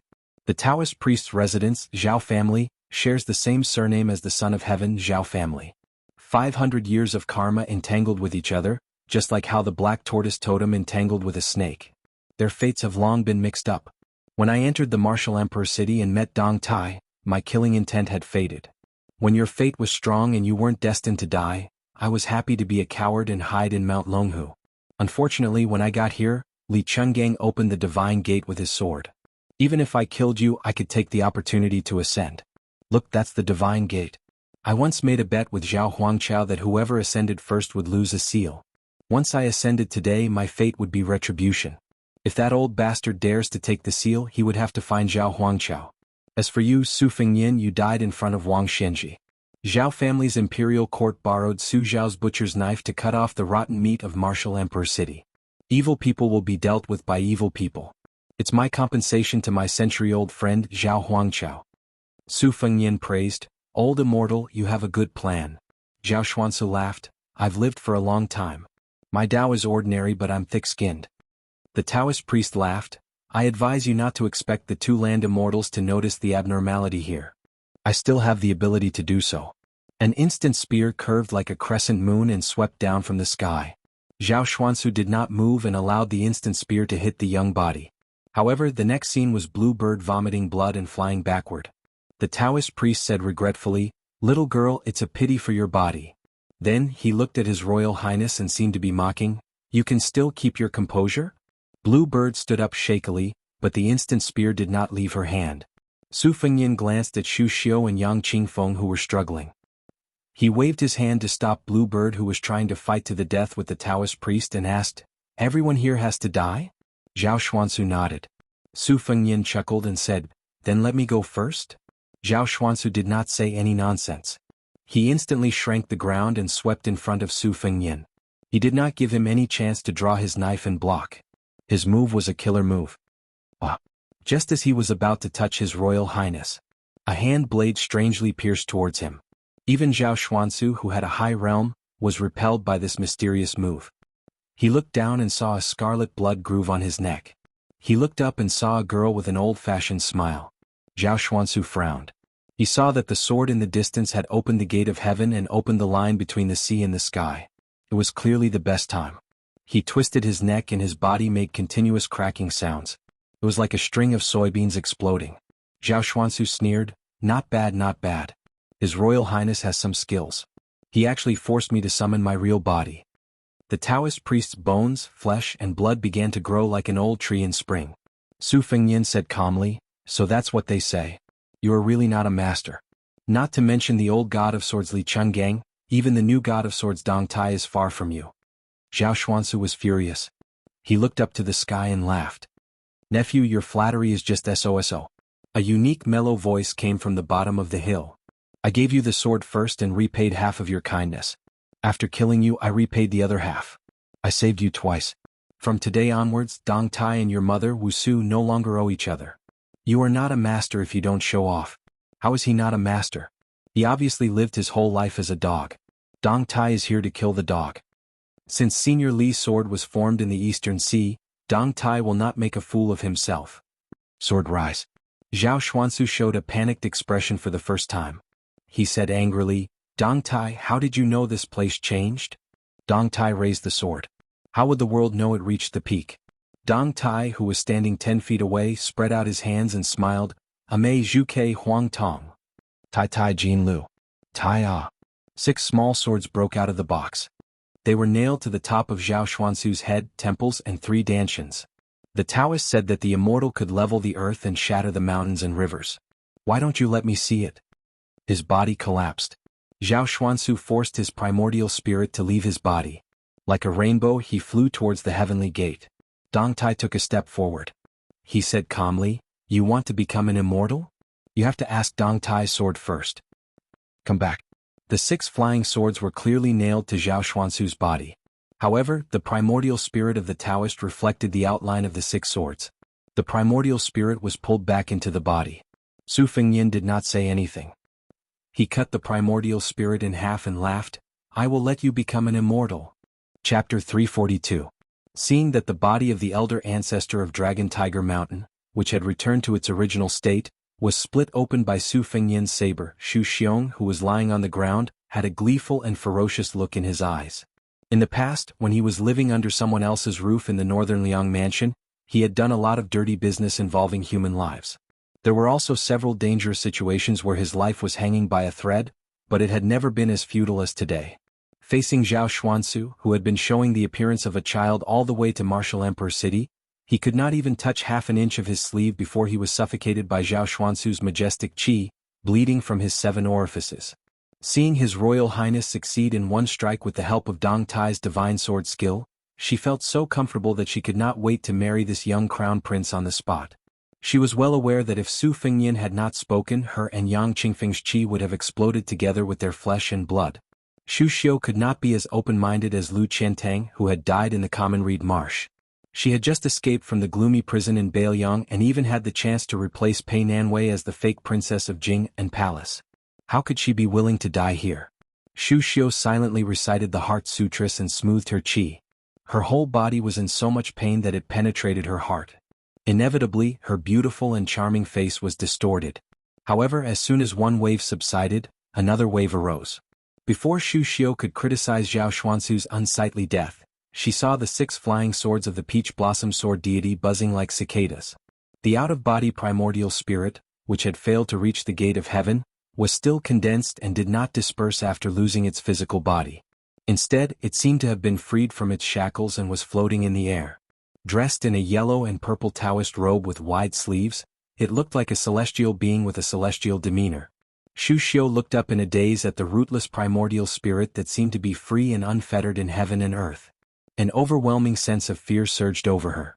Shu Xiu turned her head with difficulty and looked at Dong Tai standing in the distance. The truth of the 12 flying swords that came out of the box in 2 batches had already been revealed. Black armor, childhood sweetheart, morning dew, spring water, peach blossom, moth eyebrows, vermilion bird, huang tong, weiyu and taiya. Clearly in Shu Xiu's opinion, the one who could fight against the great Jinren of Longhu Mountain, Zhao Xuansu, was not the overly young His Royal Highness. It could only be this renowned new peach blossom sword god. After Shu Xiu caught her breath, she immediately struggled to get up.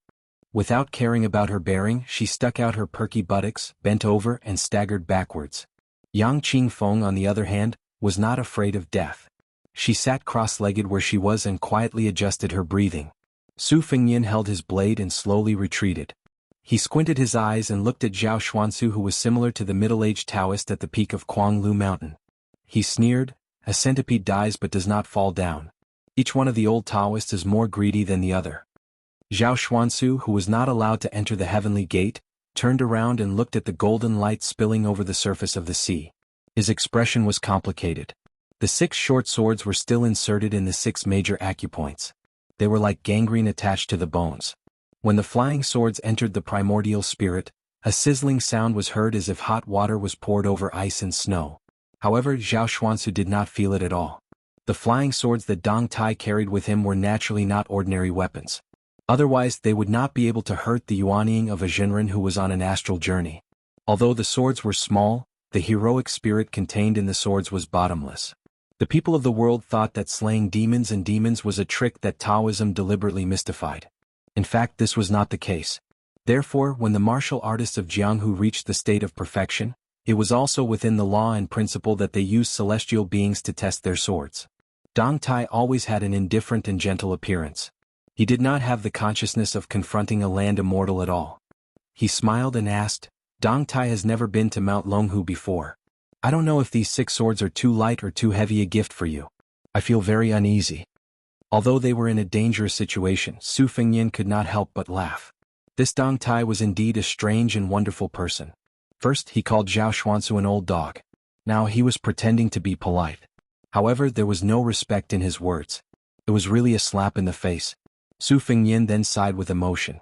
If Dong Tai did not have this sword manipulation mystery, how could he be so calm?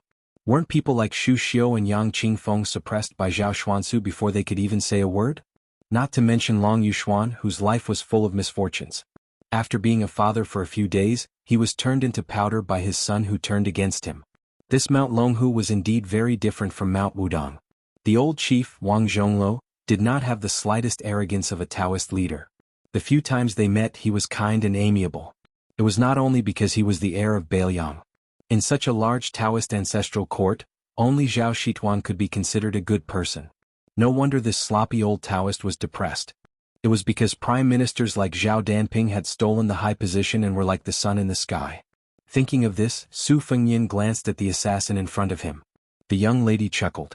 For the sake of 1,000 taels of gold, was this young lady of mysterious origins really willing to be so greedy that she wouldn't come out? She did not even care about her own life? First, it was the 11th in the world, Wang Mingyin. Now, it was the great spiritual master, Zhao Xuansu. What was she planning? Was she going to kill or save? Jia Jia Jia? The 3 characters of the name were all homophonic. Su Fengnian had once sent a secret letter to Su Xiao, asking if she had planted a death warrior by his side. This was a major matter that involved Su Fengnian's life and death. Su Xiao had personally written a letter stating that this girl was not the #1 death warrior in the palace. As a result, Su Fengnian was even more confused. What was in this girl's little head? Who would believe that she was purely a little money grubber? As for the fact that he did not disperse Zhao Xuansu's spirit with one strike, Su Fengnian was definitely disappointed. However, he was not surprised. The methods of celestials were originally mysterious and unpredictable. The 2 on the surface of the East Sea had moved mountains and drained seas to open the gate of heaven. Each of them had displayed their magical powers. How shocking. Although Zhao Xuansu was definitely inferior to Wang Shenji and Li Chungang in terms of martial arts, It would be too degrading to say that she was killed by His Royal Highness with one strike. After all, he was an old Taoist who had cultivated for a few lifetimes on Mount Longhu. Zhao Xuansu knew the Jianghu without going out, and knew the world without going down the mountain. Untainted by the mortal world, he gently flicked his sleeves and flicked the two flying swords named Mothmay and Vermilion Bird out of the two major acupoints. The flying swords were not broken. After being forced out, they flew around the old Taoist. Zhao Xuansu ignored them and laughed softly. I heard that Dong Tai's swordsmanship is 2 realms higher than his peers. It's close to Lu Zu's sword art. Today I was fortunate enough to experience it personally. However, it's impolite not to reciprocate. I also have some insignificant skills that I would like to learn from Sword God Deng. Dong Tai asked, Old Taoist Master, since you have no hope of becoming an immortal in this life and your body has been destroyed, why don't you go with the flow and find a good family to reincarnate while your vital spirit is still gathered? As he spoke, Zhao Xuansu flicked his sleeves again and forced the golden strands of the sword out of his acupoint. He stroked his beard and said, When I was young, I swore that I would not attain the great way and seek a place in the heavenly court. If I die, so be it.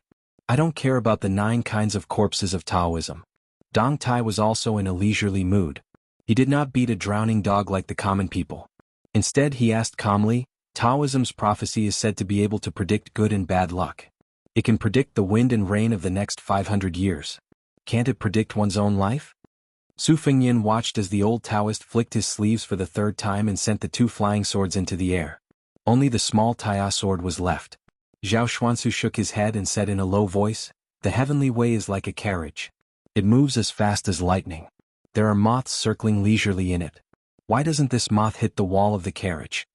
Dong Tai said with a face full of emotions, How can one be free in the heavenly way?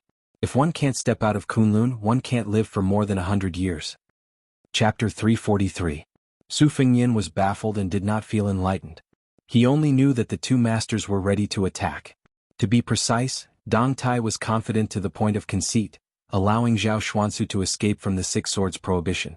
In the carriage, Murong Tonghuang lifted the curtain to watch the battle. Murong Wuzhu was timid and did not dare to look. She shrank in the corner and shivered. Suddenly she widened her eyes. She saw the yellow pearwood box rise slowly and shake violently. The sword box opened and the 6 exquisite swords flew out. Dong Tai waited until the small swords that shared the same fate as him flew into the air. He said softly, I don't think about the way of heaven, but ever since I started practicing, I have never doubted the sword in my hand. Everyone only saw Dong Tai, who was unparalleled in the art of killing, smiling as he stretched out his finger and flicked it. 12 small swords lined up in a straight line in front of him, as if they were going to draw a gap between heaven and earth. The heaven and earth changed color and its momentum was not inferior to the surface of the East Sea. 60 moments in a flick of the finger and 900 deaths in an instant. This was the essence of the finger mystery. Therefore Wang Xinji once said that in the world, only the white-robed monk Li Dongxin had obtained the essence of the Vajra realm. Chao Changqing took 8 portions of the celestial phenomenon spirit, and Dong Tai won the first finger mystery. There were 4 realms in the first stage, but it did not mean that the level of martial arts attainment was higher or lower. Especially for the saints of the 3 sects who had the advantage of time, place and people. Even if they entered the earth immortal realm, they might not be a match for the loose immortals outside the 3 sects in a battle of life and death. Moreover, the 3 sects had always valued the way of heaven and despised martial arts. Even the supernatural power of Lu Zu's flying sword was regarded as a strange skill that was incompatible with the way of heaven. It could be seen that the saints of the 3 sects did not value martial arts. Dong Tai smiled and said, The sword formation is called the weapon release. I originally prepared it for Wang Xinji. It is a pity that I used it on you. Zhao Xuansu squinted and said, What a great thunder pool. I dare to cross it and see if Sword God Deng can use the weapon release. The ancestor of the Dragon Tiger Mountain crossed it. The sword formation was like a rainbow. The out-of-body primordial spirit was instantly shredded into nothingness. In a flash, Dong Tai angrily said, Old dog Zhao, how dare you be so opportunistic? Dong Tai came behind His Royal Highness, grabbed him by the collar and was about to throw Su Fengyan back. However, the new god of swords was alert and quick enough, but he still could not resist the torrent of purple gas pouring down in front of Su Fengyan. He could vaguely hear Zhao Xian's last words on the eve of his death. Since I can't cut off the fate, I'll use a trick and steal a heavenly secret. I'll pass the calamity of Mount Longhu on to you. Purple chi from the east. Although the sword formation had destroyed most of it, about 20 to 30% of it still flowed into Su Fengyan's body. It was the first time that Dong Tai showed such an angry expression. The world was silent as he shouted, "Zhao Xuansu, I want your mansion of Taoist master to have no descendants." The Sanqing purple qi was vast and mighty, lingering around Su Fengyan's body. The calamity was imminent. Dong Tai was extremely annoyed. He was familiar with many unorthodox methods of Taoism, and this Zhao Xuansu obviously wanted to use his life to kill Su Fengyan and destroy his fate. Although Dong Tai thought that he rarely met a worthy opponent, karma and fate were the most unpredictable things in this world. His karma with Su Fengyan was very shallow. In fact, after the death of his consort Wu Su, all that was left was a verbal promise from a young swordsman. He had already paid it back by using his sword twice inside and outside the Eastern Sea Martial Emperor city. In a flash, the purple gas and Su Fengyan were very harmonious. No matter how powerful Dong Tai was, he could not cut off the qi dynamic.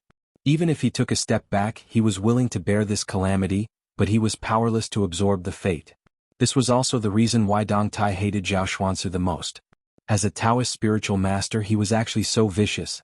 The girl turned around and stared blankly at Su Fengyan, whose red date between his eyebrows had turned from purple to black. She smiled, but she was not gloating. Instead, she looked a little sad. Perhaps even Huang Sanjiao would be shocked if he saw this unfamiliar emotion. She tiptoed and reached out to touch His Royal Highness's black glabella. Even Dong Tai was stunned, but he did not stop her in the end. Beiliang was cold and bitter. That year it was snowing. A little girl knelt by the roadside and sold her body to bury her mother. She was born at the bottom of the market. Her father was addicted to gambling. They used to be a small family, but after a few years he lost all his fortune. After his daughter was born, he swore to his wife that he would never gamble again. He even chopped off one of his fingers, but he still could not stop his addiction to gambling. For as long as the child could remember, she saw her father threaten to sell her and threaten her mother to become a prostitute. He drank and scolded the mother and daughter without restraint. That was his greatest achievement. As the child grew up in poverty, her mother's face gradually withered and she earned less money. The girl could never forget those vulgar men who walked out of the leaky thatched house with their waistbands and threw a dozen copper coins to her father. That man bent over to receive the money with a flattering smile. Later, when her mother knew that the man was determined to sell her daughter, she, who was terminally ill, changed into the last set of plain clothes she had. She sent her daughter away to pick some wild vegetables and cooked a pot of rice porridge with arsenic. When the girl returned home, the man who had not called her father since he was sensible was already cold. The small pot of porridge only had 6 bowls. He only cared about himself and drank 5 bowls in one breath. Naturally, he died quickly. The woman who only drank 1 bowl of porridge hugged her daughter before she died. She bled and cried, unable to speak. The little girl, whose fingers were bleeding from frostbite, washed her mother's face and put her on the straw mat. She didn't look at the man and went to Liangzhou City, kneeling beside the straw mat. This scene was not strange in the winter of Beiliang, so she didn't need to write anything on the charcoal, nor did she need to cry and complain. But who would be willing to do such an unlucky thing that would cost a lot of money for a filthy little girl in thin clothes? The road was full of beautiful women in mink fur. No one would take a second look at the little girl who might not be able to survive the harsh winter. A few ruffians who had taken money from her family passed by and kicked away the straw mat, revealing the body of the little girl's mother. She was lying on her mother's body. They said that her mother was a dirty woman and that they should just throw her body out in the wild. She cried and said that her mother was not dirty at all, so they stepped on the body. The little girl bit one of the ruffian's legs, but she was pulled up by the hair and punched in the stomach. He asked her if she was dirty or not. Every time she said no, every time she shook her head, she was punched. How old was she at that time? How many punches could she take? But the passers-by were indifferent and no one cared about this. Many people were bored and watched with great interest. Later, a luxurious carriage passed by.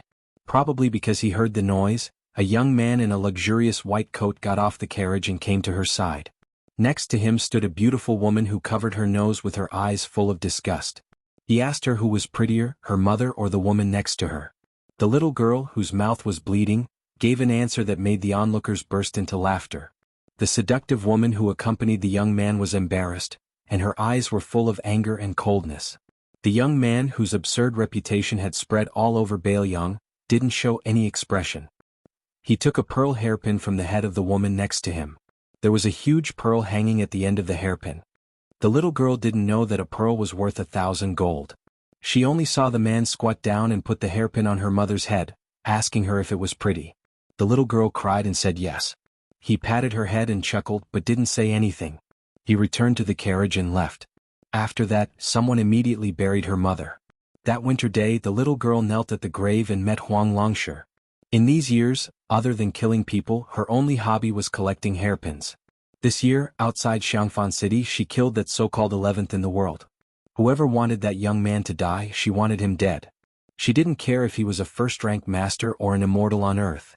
To her this was the only reason. Chapter 344. Killing a man in 10 steps, leaving no trace for 1,000 miles. When the deed is done, I leave with a flick of my sleeve hiding my identity and name. The essence of this popular paladin poem was the word kill. If it was changed to save, it would obviously be neither fish nor fowl. At this moment, His Royal Highness, who was sitting sickly in the carriage, was in a very strange mood. His aunt Jia, who kept a big cat as a pet, originally thought that even if it was not because of national enmity, she was a cold-blooded and ruthless first-class assassin who would not lend a helping hand. Zhao Xuansu's 3 Pure Tribulations. A few days ago at the top of the Donghai slope, Su Fengyan's body was like an alchemy furnace, boiling abnormally. Unlike the external elixir that used gold, stone and medicinal herbs as bait, the inner elixir melted one's essence, qi and spirit. The danger within was not inferior to Taoist Zhao's killing move. Zhao Xuansu's purple qi from the east and Su Fengyan's big yellow courtyard were like weapons of war. Su Fengyan fell into a coma and was on the verge of death. When he woke up, he found out from Blue Bird that it was Jia who saved his life and caused the purple qi to flow into her body. Then she left without leaving a word. The Peach Blossom Sword deity asked Blue Bird to leave a message for his distant nephew, saying that he had removed the prohibition of the 12 swords and needed a new master to feed him with blood. The shortest was 3 years, the longest was 10 years. As long as he had enough qi and learned a superior sword-controlling technique, he would be able to control the 12 swords. Back then he owed the Su family or Wu Su a life-saving debt. Even if he did not owe them anything, he would not meet them in the future. Old Man Li opened the curtain and bent over to enter the carriage. He sat down lazily against the wall. Su Fengyan glanced at him. How the Battle of Donghai ended. He only heard that it was a draw, but no one could see any clues. Wang Xianji opened the sea to send the old sword deity off, giving him enough face. Obviously, old monster Wang, who had stood at the peak of martial arts for 60 years, had never forgotten the kindness of half a wooden bull. This made Su Fengyan have a good impression of the martial emperor Castellan. The old god of swords saw a yellow pearwood box on the cotton blanket with a picture of 100 birds paying homage to the phoenix. He opened the sword box without a trace of politeness. Despite the dense sword aura, the old man with the sheepskin fur coat said, "Sissy embroidery needle. Is this Junior's surname Deng a woman?" Su Fengyan, whose injuries had spread from the inside out, was pale. His knees were covered with a small satin blanket made by Shishu. In addition, there was a new charcoal stove in the carriage. It was not winter yet, which showed how weak His Royal Highness was. He smiled bitterly and said, "Fortunately, Dong Tai was not present. Otherwise you would have to fight." Li Chungang reached out to take off his boots and buckled his feet. He blew his beard and glared. "What? This old man can't beat Wang Xianji, but he can't beat Dong Tai?" Su Fengyan raised his eyebrows and asked carefully, "You lost at Donghai?" Li Chungang pursed his lips and said straightforwardly, "This old man has lost, so what's there to hide? Wang Xianji's realm has fallen in recent years, but his cultivation has been steadily rising. His foundation is solid and his comprehension is good. It's not strange that he can't beat Wang Xianji. However, in that fight Wang Xianji had used 90% of his strength. If he had fought with all his strength, perhaps only Ancestor Lu from 500 years ago would have been able to suppress this ignorant man. This old man is still a bit lacking. It's a pity that you didn't see the scene of him raising the water of Donghai. It's very frightening." Ignoring the shock in His Royal Highness' heart, the old god of swords looked at the sword box again. This time he didn't speak harshly. He sighed softly and said, "These 12 pocket-sized flying swords have their seals removed. They're almost considered half-dead objects. It's not easy for them to have such sword intent. In terms of sword nurturing and flying swords, Dong Tai is indeed the #1 in the world. He's worthy of being the sword genius who made the Wu family's sword tomb lose face. However, calling him a childhood sweetheart is really making this old man's teeth sour. It's a far cry from wooden horse ox." The battle between sword techniques and Taoist techniques seems like water and fire, but when techniques reach the peak they're no different from Taoism. Dong Tai is a smart person. He's like Wang Xinji who uses strength to prove Taoism. Only this kind of Jianghu is interesting. Su Fengyan's expression was strange. The old man wearing the sheepskin coat felt comfortable and reached out to close the sword box again. Su Fengyan felt a headache coming on. Fortunately, the person in front of him was Li Chungang. Otherwise, he could treat the sword box as a gift from Dong Tai in such a way. If it were an ordinary hero of Jianghu, he wouldn't be able to worship this small box. Li Chungang probably saw His Royal Highness's gaze and said unhappily, "Have you ever heard that the cold people need warmth? Don't take people's clothes and make them into lichens?" No matter how ignorant and incompetent Su Fengyan was, the poem was easy to understand and he could clearly hear the sarcasm in it. He lowered his head and saw the expensive blanket, which was worth an inch of gold. He was stunned and mocked himself, "Senior, you worry about the country and the people. You're indeed a great master." Chapter 345. The old man wearing the sheepskin fur coat was indifferent to this kid's flattery. He picked his earwax and clicked his tongue. "I heard that Zhao Xuansu didn't hesitate to risk his old life to frame you for the calamity of Mount Longhu. It's fine if the young assassin who killed Wang Mingyin didn't take advantage of the situation, but she even helped you? King of Jing'an and Zhao Heng's 1,000 taels of gold were all wasted?" This old man couldn't understand this matter no matter how much he thought about it. To say that you're unlucky is indeed extremely unlucky. You've provoked Zhao Xuansu, a celestial master who hasn't appeared in 100 years. But to say that you're lucky is also not wrong. You were clearly facing a great calamity, but you were still able to turn the tables. By accident, the 3 pure purple clouds opened your acupuncture points. How many floors are you in the Great Yellow Hall? When you recover from your injuries, won't you be able to touch the threshold of the Vajra physique? It's true that riches come from danger. This old man Zhao Xuansu is really a good-for-nothing. He doesn't have the ability to challenge Su Xiao and Bailiang's 300,000-strong cavalry. He only knows how to find trouble with you, a junior. It's said that a small temple is big, but in this old man's opinion, Mount Longhu is full of bastards. He went for wool and came home shorn. Now that he's provoked Dong Tai, the celestial master's residence won't be peaceful. Su Fengyan covered his stinging chest, gritted his teeth and sneered. This stinky old Taoist was stopped by Dong Tai. He couldn't kill me, so he took advantage of the opportunity when you opened the gate of heaven and wanted to leave his body and ascend. In the end, he was still intercepted by Dong Tai's flying sword. I had no choice but to burn both jade and common stone. Originally, I didn't haggle with Mount Longhu last time because Zhao Shituan accepted Huang Manor as his disciple. Sure enough, kind people are bullied. No matter how Dong Tai acts, the next time I climb Mount Longhu, I'll definitely let this group of noble people suffer. Li Chungang sneered and said, "With your little cultivation? Do you really think you're like Dong Tai or Chao Changqing?" Su Fengyan smiled calmly and said, "I'm young. In addition, with the guidance of the old senior, I'll be able to achieve twice the results with half the effort. There will be a day when I can take my revenge and vent my anger." Li Chungang stretched out a finger and tapped the sword box. He chanted the word "rise," and the box slid open. The 12 flying swords floated in the air and lined up in a line. It was exactly the same as Dong Tai's formation. He ignored Su Fengyan's surprise and said, "The path of sword intent has reached the peak. The turbulent river flows to the East Sea and the rolling thunder strikes the heavenly court. It seems to be too overbearing and without any rules. But in the end it is still going along the path and there are rules to follow. Formula Tao and Formula Tao were both indispensable. For example, if a person traveled a long distance, technique was the strength of the feet and Tao was the path. If one only had the strength of the feet, going astray was just drawing a circle around the ground and not going far. If one only knew the direction but did not walk, it was nothing more than looking at plums to quench one's thirst. Dong Tai is still too stingy. He only gave you the 12 flying swords but did not leave behind the sword-riding method. Instead of giving a man a fish, teaching a man to fish is better than teaching a man to fish. This old man showed the 2-sleeved green snake no less than 100 times. If you really memorized it, it would be a superior sword-riding method. One day you would be able to break through the bottleneck and use the big yellow cord in your body to kill people with flying swords. The ancients said that after reading 10,000 books, one would be able to write like a god. This was also the reason why this old man wanted little Jiang to practice calligraphy and not swordsmanship. How is calligraphy not swordsmanship? It's not that this old man is boasting, but the 2-sleeved green snake is the pinnacle of swordsmanship in the Jianghu for 100 years. It's equivalent to spreading the 10,000 books on your desk. As for how much you can understand, it depends on your luck.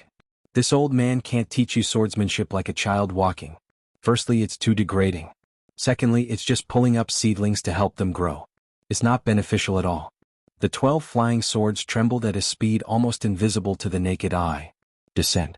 The flying swords slowly descended and lay quietly in the sword case. In the face of the old god of swords Li Chuangong's unprecedented sigh, Su Fengnian softly called him old senior, and did not say anything else. The one-armed Li Chungang lifted the curtain and looked at the scenery outside the window. He smiled and said, "As you guessed, after this old man's battle with Wang Xianji, he has no regrets about swordsmanship or life. This old man has no children. He's an old man with no one to rely on. He has no attachments. What he said today is true even if he's about to die. In this life he was once young and frivolous. He used his sword to cut down injustice. But the world is so big. How can this old man settle it with his sword alone? I remember that a long time ago, there was a female poet who praised this old man for destroying the 5 great mountains with his sword. This old man disdained to take responsibility for it. But now that I think about it carefully, there's some truth to it." For a moment, Su Fengnian had mixed feelings and was speechless. Logically speaking, Li Chungang should have been the undisputed champion of swordsmanship after returning to the realm of swordsmanship and fighting with Wang Xianji. At the very least he could be on par with Dong Tai. He was one of the top 3 martial arts grandmasters in the world. It was time for him to rise up and make the new Jianghu look at him in a new light. But now the old man wearing the sheepskin coat was calm and relaxed. He had the intention to completely withdraw from the Jianghu. It was not because he was disheartened but because he had no attachments and no more requests. He truly had the strength of an immortal. Li Chungang put down the curtain and said softly, "After I send you back to Bailiang, I'll go see Miss Jiang one last time and teach her everything I've learned. Do you have anything you want this old man to tell you?" Su Fengnian shook his head. Li Chungang was not a narrow-minded person who was obsessed with love, so he did not continue on this topic. Suddenly, he said to himself with a smile, "I wonder who will be able to subdue the old monster Wang Xianji in the future." Su Fengnian asked tentatively, "How's the face of White Fox who came out of the tower after reaching the top? How's the Huang man, who entered the finger mystery?" The old man wearing the sheepskin coat thought for a moment and said, "That White Fox's face is still far from being as good as the one who came out of the tower. But if he is given some opportunities and fights with a few of the top 10 masters for 10 or 20 years, then he can go to the martial emperor city and have a wonderful fight. As for your brother, hey, he's the second Wang Xianji. There's no need for him to fight." Su Fengnian was in a good mood. Su Fengnian lifted the curtain and saw the beautiful scenery outside. There was a green mountain in front of them with green bamboos as far as the eye could see. He asked Bluebird to stop and got off the carriage to take a walk, feeling relaxed and happy. This was the first time Pei Nanwei and the Murong siblings had seen His Royal Highness recently. In addition, the scenery in the distance was very beautiful, so they all got off the carriage to enjoy the scenery. Shu Xiu looked at the young crown prince who was seriously injured and somewhat dispirited. She did not know why, but after the white horse left Liangzhou, it had been nurturing something. Until outside the martial emperor city, the man who had experienced the great calamity finally transformed. Shu Xiu stared at the back of the figure in a daze. For a moment she was a little dazed. Chapter 346. As they ascended the mountain, green bamboo lined the path, and a cool breeze blew. Qing Niao draped a fox fur coat over Su Fengnian, which was out of season. Su Fengnian was tall and slender, and his skin was excellent. As a result, it added a lot of otherworldly aura to this young master, making him look like a wild fox. Princess Jing, Pei Nanwei, and the Murong siblings followed closely behind. The old god of swords Li Chungang stayed at the foot of the mountain to guard the carriage, so he did not follow them. This allowed Shu Xiu to leave her post to guard the carriage for once. While admiring the sea of bamboo, she quietly observed the back of that figure from a close distance. When Pei Nanwei saw a small lake as clear as a mirror halfway up the mountain, she was quite amazed. Especially when she saw that there was a house built in the middle of the lake.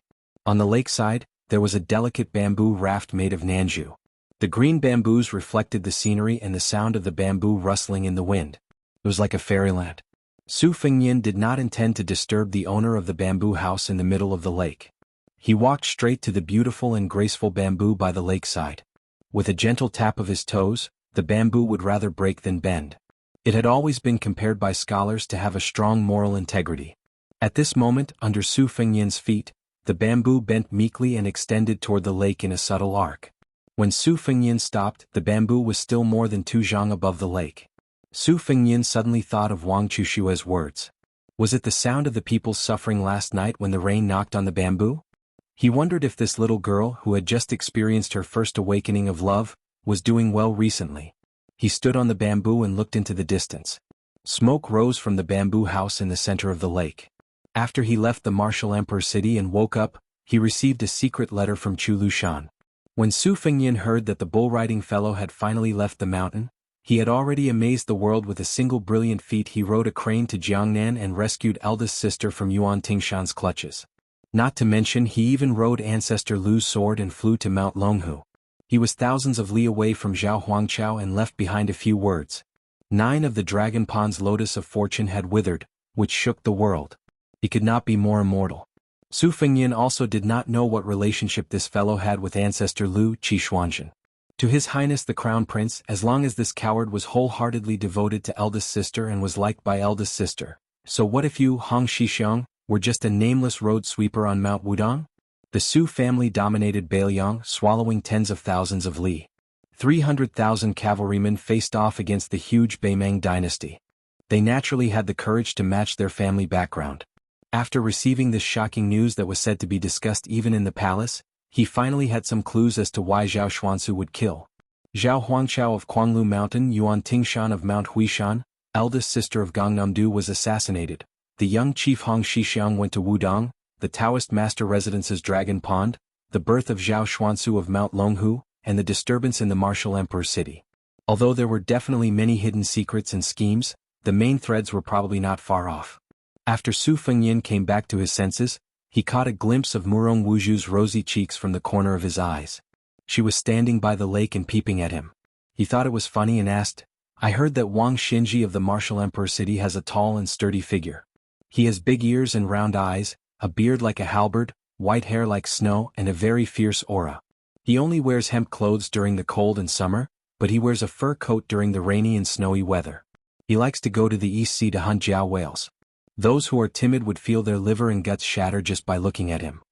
This question put Murong Wuju in a difficult position. She blushed and said softly, "Wuju left the city with your highness at that time. We left in a hurry and couldn't see clearly. I hope your highness can forgive me." Su Fengnian comforted her gently, "I'm just saying it casually. Don't be nervous." Other than Murong Wuju, among the 3 people, Pei Nanwei was very prickly. She didn't have the slightest awareness that she was a sparrow in a cage. She opposed him in almost everything. She felt that she was even more arrogant than the Princess Jing and in Xiangfan City. However, Xu Xiu had been suppressing her recently. She finally became a little more adept at serving people. Although her expression was ugly, it was only SOSO. Emperor Murong Tonghuang's temperament was gloomy. He seemed to have a deformed addiction to power. Su Fengnian guessed that the fact that he was the hereditary king of Bailiang was far more intimidating than his own words and deeds. Su Fengnian didn't like Emperor Murong Tonghuang's shrewdness. As for Xu Xiu, she was a woman who had cultivated the ways of the world. She had been in Jianghu and the prince's mansion for a long time. She had already cut her pure and kind heart into pieces and fed it to the dogs. Since the life of this beautiful woman with boundless beauty was even more important than the flesh on her chest, Su Fengnian could hook his finger and they could have sex. However, it was unknown who would take advantage of who at that time. Su Fengnian was not that thirsty. Murong Wuju looked at His Royal Highness who was standing on the green bamboo. Her eyes were overflowing with undisguised admiration and reverence. Her feelings and thoughts were far simpler and clearer than her brother Murong Tonghuang. Su Fengnian had saved them from the abyss of suffering. Whether she saw injustice on the road or pushed the boat with the current, she firmly remembered this great kindness. Along the way from the Great Bull Gang in Zhenzhou, her emotions rose and fell because of the young heir in front of her. Especially in the martial emperor city, he walked to the top of the city wall with a bowl in his hand and sat cross-legged. He was so romantic and elegant that Murong Wuju felt drunk as if she had drunk a pot of good wine. Until now she still hadn't recovered. Outside the martial emperor city, Su Fengnian drew his saber and cut open the body of the ancestor of Mount Longhu. She was even more frightened when she saw that. She only had one thought at that time. If he unfortunately died, she didn't want to live. Murong Tonghuang glanced at his sister from the corner of his eyes. He just looked at her with cold eyes. Su Fengnian gathered his fur and was about to go down the mountain. Suddenly he saw the bamboo door in the center of the lake slowly open. A woman whose figure could only be vaguely seen from the lakeside walked out. Even though it was vague, it still made people's hearts race. Su Fengnian had a few people around him, including Murong Tonghuang, who was also a peerless beauty, not to mention Pei Nanwei, who was a beauty in rouge. However, when the woman appeared in the field of vision, it seemed that half of her charm was taken away in an instant. The woman in the bamboo house in the center of the lake, wearing a wooden hairpin and plain clothes, walked to the mossy stone steps near the lake and squatted down. She picked up a handful of water with both hands and gently moistened her cheeks. Then she turned her head and looked at Su Fengnian from afar. She didn't make a sound. She just quietly looked at this group of uninvited guests. She was always an orchid in a secluded valley, aloof from the world. Su Fengnian, who was wearing a brocade fox fur coat, was stunned. A trace of absent-mindedness flashed through his eyes. For the first time he was hesitant. Pei Nanwei wrinkled her brows. She was faintly unhappy. It was not that she wanted to be jealous of this strange woman, but she had always been proud of her own beauty. She rarely met a match. The woman in the bamboo house had appeared out of nowhere. In the end, Princess Jing'an felt an instinctive sense of crisis. Sure enough, as long as there were people, there was no Jianghu. Su Fengnian let out a long breath. He waved his hand to signal Xu Xiu and the others not to make any moves. He leaped from the bamboo pole under his feet to the bamboo raft. There was no need to row the raft. The bamboo raft cut through the water and leisurely sailed toward the center of the lake. The bamboo raft stopped 3 zhang away from the bamboo house. The woman stood up and looked at Su Fengnian. Her hair was wet from the lake water and stuck to her cheeks. A few drops of water slid down her delicate snow-white skin. She reached out to wipe the water stains on her chin. She didn't say anything. Su Fengnian took the initiative to speak. He smiled and said, "I saw you 3 years ago on the banks of the Luo River. But at that time I was squeezed into a group of young chivalrous men who wanted to express their love for you. I squeezed for a long time before I finally made a bloody path. When I finally emerged, I was tripped by someone and fell flat on my face. I guess you didn't notice me." She thought for a moment and calmly said, "I remember that at that time you were wearing thin clothes." It was an unexpected answer. Su Fengnian said self-deprecatingly, "Thin clothes? I was clearly a beggar in rags. It's a blessing of 3 lifetimes to be able to catch the attention of Mississippi." She saw that Su Fengnian wanted to say something but hesitated. She smiled and said, "My name is Chen Yu." Sure enough, there was a woman on the rouge list who was not inferior to Nangong. She was a beauty who was on par with Bai Hu. Su Fengnian's face was gentle, humble and shy. He softly asked, "Miss Chen lives here alone?" She smiled and nodded without any ulterior motives. Su Fengnian responded with an "oh," and gently jumped onto the shore. The next scene shocked the people on the lakeside. They saw His Royal Highness bend down and carry the bamboo girl. They jumped onto the bamboo raft and left the center of the lake. She bent her slender waist and her head was pressed against His Royal Highness' chest. Su Fengnian looked down and the two of them happened to look at each other. She undoubtedly had a pair of eyes full of spiritual energy. His Royal Highness was known to wander among the flowers for more than 20 years and had never tasted defeat. He had seen countless women and had seen all kinds of stunning beauties. But this pair of eyes was the only one that could be compared with his second sister Su Weisheng. The eyes on Bai Huer's face were too cold, just like his saber-embroidered winter-spring thunder in the past. She was incomparably heroic, not delicate and gentle. At this moment, she looked up and stared at His Royal Highness, who was extremely daring. There was no shock, fear or shyness in her eyes. There was a hint of anger hidden in the bottom of her eyes, which was enough to make ordinary lechers feel ashamed and hang themselves with their own hair. Unfortunately, she met Su Fengnian, who was used to being lawless. Su Fengnian lowered his head and squinted his eyes. He smiled brightly and heroically said, "I promise to snatch one of the most beautiful women for my brother to be his wife. Sister-in-law, we will be a family in the future." The woman who had been expressionless finally showed astonishment. It was not strange that there were rich sons who snatched women on the street and bandits who kidnapped beautiful women to be their wives. But there was actually a bastard who snatched a beauty to be his sister-in-law in this world? Xu Xiu, who was experienced in the ways of the world, blinked her eyes and raised the corner of her mouth. He could even snatch a woman in such a domineering manner. He was indeed the heir of Bailiang. Chapter 347. An inconspicuous carriage drove into the capital. The coachman was a young Taoist dressed in a plain Taoist robe. He was not very handsome and carried a long sword on his back. His expression was gentle and one could tell that he was a person who was easy to talk to. The city gate had 9 ridges and 10 dragons. It was a magnificent sight. There was only one passenger in the carriage.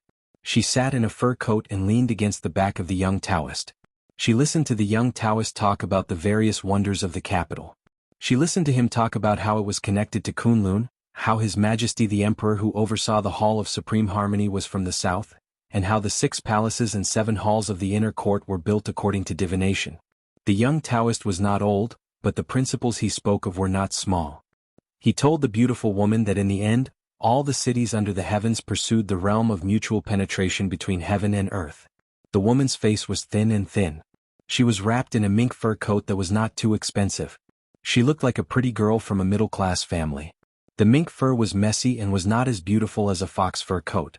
If it was the wealthy women in the capital who liked to compare themselves, they would not wear this kind of mink fur coat unless it was a Guangdong ferret. The woman listened to the young Taoist's gentle nagging and closed her eyes.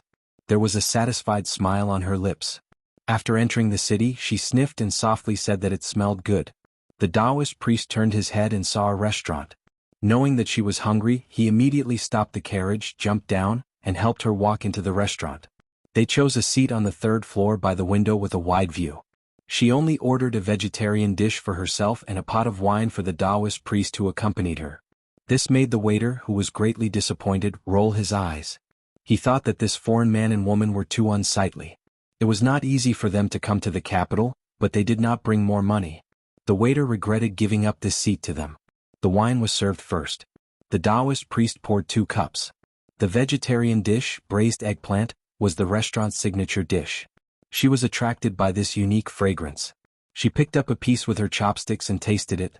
She smiled and helped the Taoist put a piece into his bowl. She smiled and said, "It's delicious." The eggplant is peeled and cut horizontally into 4 pieces.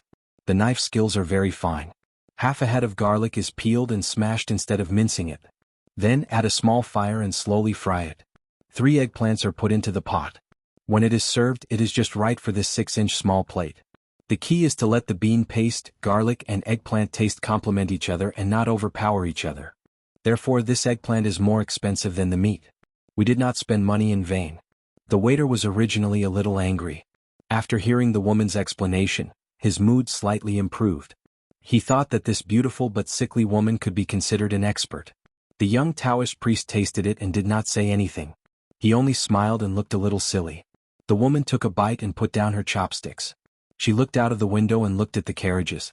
She held her cheeks and said regretfully, "According to your Taoist diet, people are born with the qi of heaven and earth.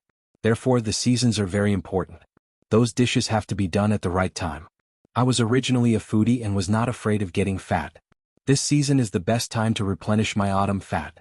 As long as I let go of my appetite when winter comes, no matter how cold it is, I will not be afraid.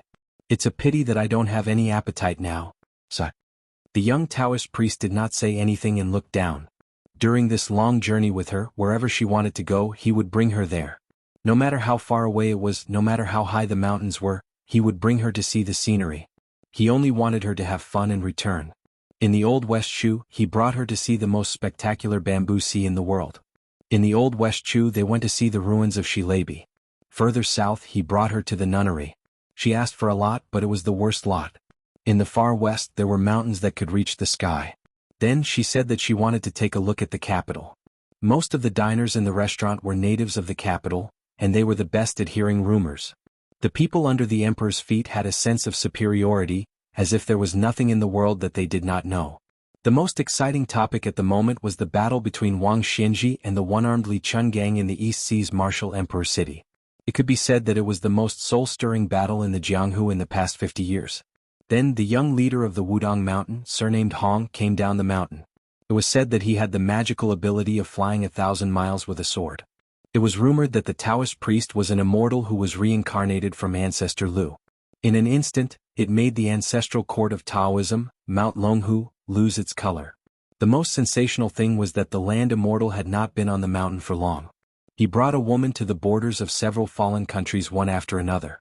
Sword after sword, he destroyed the few remaining pillars of fate in the Old West Shu and Dongyue. Later he went west to Kunlun. Hundreds of top Qi practitioners in the world flocked there, hoping to witness the immortal's majestic spirit when he cut down the fate with one sword. Secret news quickly spread to the capital. When the Taoist slashed out with his sword, the thick pillar of fate that was as thick as a mountain was about to shatter. This made thousands of people in the world dumbfounded. They were all curious whether there was really such an immortal in the world who did not ascend. Someone in the restaurant spat, "That Wudang sect leader may look young on the surface, but he's actually lived for several hundred years, at least 300 years, a full 560 years. Someone immediately doubted, "Doesn't that mean he's much older than the old sect leader Wang Zhonglo? Since he's so old, why did he only leave the mountain recently? If he really has supernatural powers, how could Mount Longhu be the minister of feather clothes?" The person who spoke earlier slammed the table and said angrily, "This spiritual master is worthy of being called the immortal of earth. How would we mortals know what he's thinking?" Countless people nodded in agreement. "Indeed, that's right. I've heard that the great spiritual masters of the Taoist sects are all lowly and noble. They're determined to be simple and don't care about the false reputation of the mortal world." Hearing all the discussions, the woman who was leaning against the window turned around and looked at the young Taoist priest across the table with a mischievous look in her eyes. The young Taoist priest blushed. Outside the street, the sound of thunder and horse hooves thundered, causing the ground to shake as if there was an earthquake. Chapter 348. The diners at the tables near the windows all looked over and were shocked. It was actually the rarely seen elite Imperial Palace guards that were moving out, and looking at their posture, it wasn't just a few dozen cavalry. The Imperial Palace guards had always been the guards of the important areas of the capital, and their battle prowess could be said to be unrivaled. For a moment, the streets were heavily guarded, and there seemed to be no end to the cavalry. Not long after, they occupied the entire main road of the capital. Moreover, every single Imperial Palace guard had their swords drawn and bows drawn. The generals leading them were even the most powerful and influential military generals in the capital. Apart from the armored soldiers, there were also countless Imperial Palace guards accompanying them, as if they were facing a great enemy. Today's display was terrifyingly grand. Even the Son of Heaven might not be as grand as this when he went on an inspection tour. A few people with discerning eyes could see a trace of heavy wariness, and this made people feel even more chilled. Could it be that there was someone in the world who dared to act rashly in the capital? How many bear hearts and leopard guts did they have to eat, and how many lives did they have to be able to do this? The layman only watched the show, and only the true experts could see the knack of it.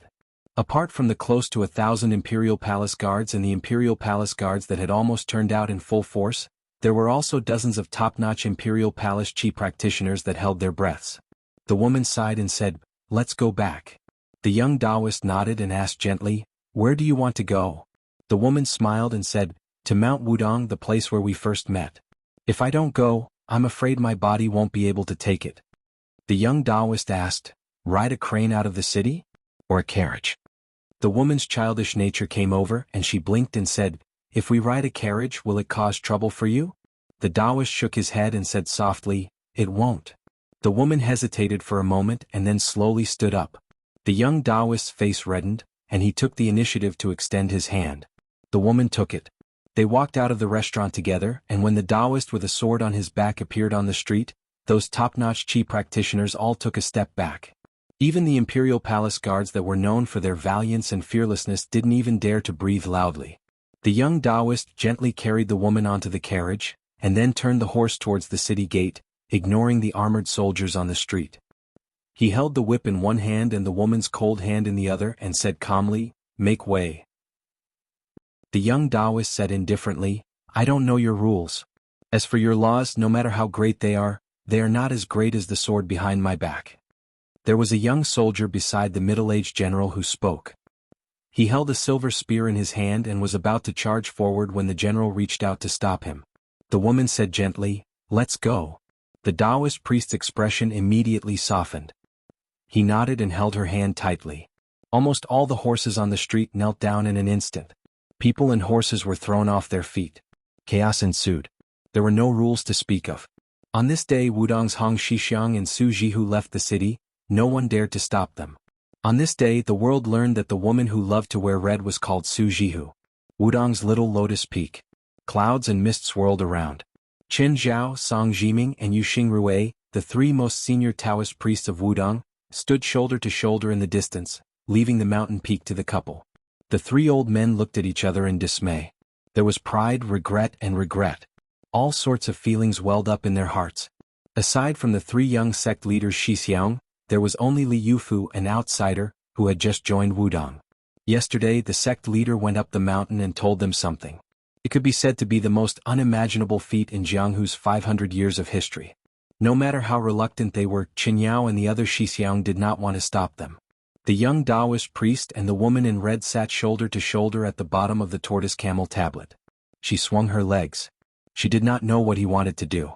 She only looked at the 72 peaks in the sea of clouds and said sadly, "Bull rider, I might not be able to grow old with you." That year when he was 14, the two of them met for the first time. After they met in Jiangnan, she knew that she would not live long. But when she rode the yellow crane, she felt that she had no more regrets in this life. He took her to travel all over the world. Seeing that he did not move, she wrinkled her nose and turned her head. She knocked on his head and asked, "What, are you still foolishly waiting to find me in your next life? Are you stupid? Aren't you tired?" The young Taoist priest thought about it and shook his head. Her eyes suddenly turned red. She bit her lip and asked, "Are you going to wait for me?" The young sect leader who rode the bull rubbed the woman's cheeks and wiped away her tears. His eyes were warm as he said, "If I asked you to wait for me for 300 years, would you be willing to wait?" She said without hesitation, "You waited for me for 700 years. If I wait for you for 300 years, of course I can." The young Taoist priest, who had only held her hand after meeting again, gathered his courage and gently hugged her. He smiled and said, "Okay." She wrapped her arms around his neck and whispered, "You really are a coward." He asked, "Are you really not going to see the great general and his royal highness?" She smiled and shook her head. "No, I'm afraid they will be sad. I'm afraid they will cry." The young Taoist priest took a deep breath. When the woman snuggled in his arms, the so-called sword of ancestor Lu that was placed horizontally on the edge of the tortoise camel tablet was unsheathed. It shot up into the sky as if it would not stop until it reached the heavenly court.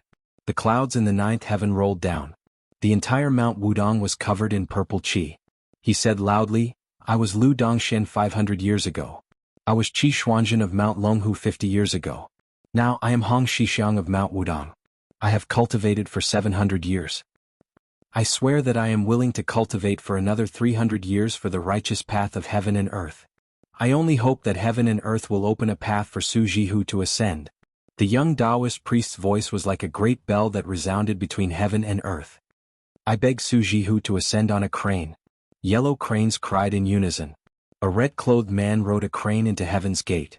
The young Taoist priest, who was the reincarnation of ancestor Lu, sat down cross-legged. He looked at the falling sword that was destined to kill him and closed his eyes with a smile. Qinyao and the others could not bear to watch anymore. Tears flowed down their faces. There was a rainbow behind the sword that was borne above the young Taoist priest's head. It spanned across the big and small lotus peaks and was incomparably gorgeous. 1,000 years of cultivation, only hoping to meet again. Chapter 349. His Royal Highness and his entourage made a slight turn on their way back and arrived at Guangling River. It was the 18th day of the 8th lunar month. The tide was rising. Tourists came from all over the world. It was an unprecedented grand occasion. After the spring and autumn period was settled, there was no longer the separation of national boundaries. Scholars carrying books to study and wanderers carrying swords to explore the world became more and more unimpeded. At the same time, exploring secluded places and admiring the scenery also became more and more popular. The Guangling Tide, Amei's Golden Buddhist Light, and Wudong's Golden Buddhist Light were known as the three wonders of the age. Great Yinji was the best place to watch the tidal wave. Today there was even a Guangling Navy inspection. King Zhaoyi would personally come to watch. Guangling's rich and powerful officials and dignitaries all brought their families to watch the tidal wave. Compared to the commoners of the common people, although the former were fewer in number, they naturally occupied 70 to 80% of the best viewing spots. They set up a few tables and couches, filled them with good wine, delicious food and fruits.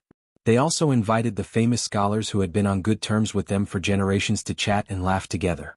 When the tide gushed into Trumpet Bay, there would be a boat that belonged to the Guangling Navy leading the tide into the bay. Both sides of the bay stretched for 10 miles, and were filled with luxurious carriages and horses. On the Great Yanji reviewing platform, the Prince of Guangling Zhao Yi gave an order. Then, small boats could be vaguely seen approaching the head of the tide.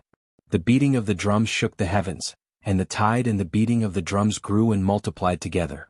The people could see a white line moving from east to west on the misty surface of the river. The white rainbow stretched across the river, and the head of the tide also gradually increased in height. When it reached the vicinity of the Great Yenji, it could reach up to 40 feet high, covering the sky and the earth. His Royal Highness came a little late. The suitable viewing spots on the riverbank were already filled with tents or tables. When he heard the deafening cheers, he could already guess that the boat was approaching. He had to abandon the carriage and let Xu Xiu and Yang Qingfeng stay behind to watch. However, before they left, His Royal Highness smiled and reminded the two retainers that they might as well sit on the roof of the carriage to watch the scenery. Qing Yao was carrying a small jar in her hand, and the scarlet cloud sword that was left behind by LV Qiantang was hanging on her waist. Su Fengyan was walking at the very front. Murong Wuzhu's delicate body was being led by him. With her personality of going with the flow, she might not have the face to call for help even if she got separated. Murong Tonghuang was on the right side. Some lechers who liked to join in the fun and take advantage of women were about to make a move but were slapped or kicked by Murong Tonghuang without hesitation. Most of the lechers who suffered losses wanted to immediately take advantage of this young lady. However, when they saw Su Fengyan's embroidered fox fur coat, they immediately lost their momentum and withdrew their hands in embarrassment. They looked for other targets and picked a few soft persimmons to make a move. Anyway, in the sea of people watching the tide, there were many girls who kept quiet after being bullied. There was no need to hang themselves on a tree. Just like Pei Nanwei, Qinyu, who was abducted from the bamboo forest, wore a dense veil hat on her head. Her figure was enchanting, even surpassing the Murong siblings whose genders were hard to distinguish. However, these two great beauties who were ranked on the Rouge list followed closely behind His Royal Highness. On the right, Murong Tonghuang was slapping the Murong siblings, while on the left, the maid Bluebird was cleaning up the obstacles with her scabbard. No one was able to get close to them. The old man wearing a sheepskin fur coat was responsible for bringing up the rear, so there was nothing for him to do. Most of the time, his gaze was on the woman surnamed Qin, or more precisely on her small waist. Even with his 100 years of experience, the old god of swords still had to admit that Su Xiaoshuo's eye for women was even more brilliant than the climb of martial arts. Even Li Chungang was unconvinced by this point. During this period of time, the old god of swords was busy admiring Pei Nanwei's buttocks, Xu Xiu's breasts, and the Murong siblings' twin lotuses on one stalk. It was a feast for the eyes, but the one he saw the most was the unfamiliar woman surnamed Qin, especially her slender and soft waist. Tiske, it really made the onlookers feel horrified. The charm of a woman could be judged by her spiritual energy, her eyes, her charm, and her waist. If she walked slowly, her waist would sway too much, it would be coquettish and vulgar. However, if it was too small, it would be slightly petty. However, even though Qin Yumei was an absolute beauty, the old god of swords had a tinge of doubt in his heart. The timing and location of her appearance were too coincidental. After being abducted by Su Kei, she had been too calm. She had already exceeded the category of a lady from a respectable family. Observing her aura, this absolute beauty who exuded mystery from head to toe was not a martial artist. After all, how many old dogs like Zhao Xuanzu could exist in this world? What exactly was her backing? Old Man Li squinted his eyes. It was not easy for the group to rush out of the crowd. If they continued forward, they would reach the riverbank that was occupied by the Guangling family. There were many sturdy and stocky servants standing with their arms crossed over their chests, intimidating the common people.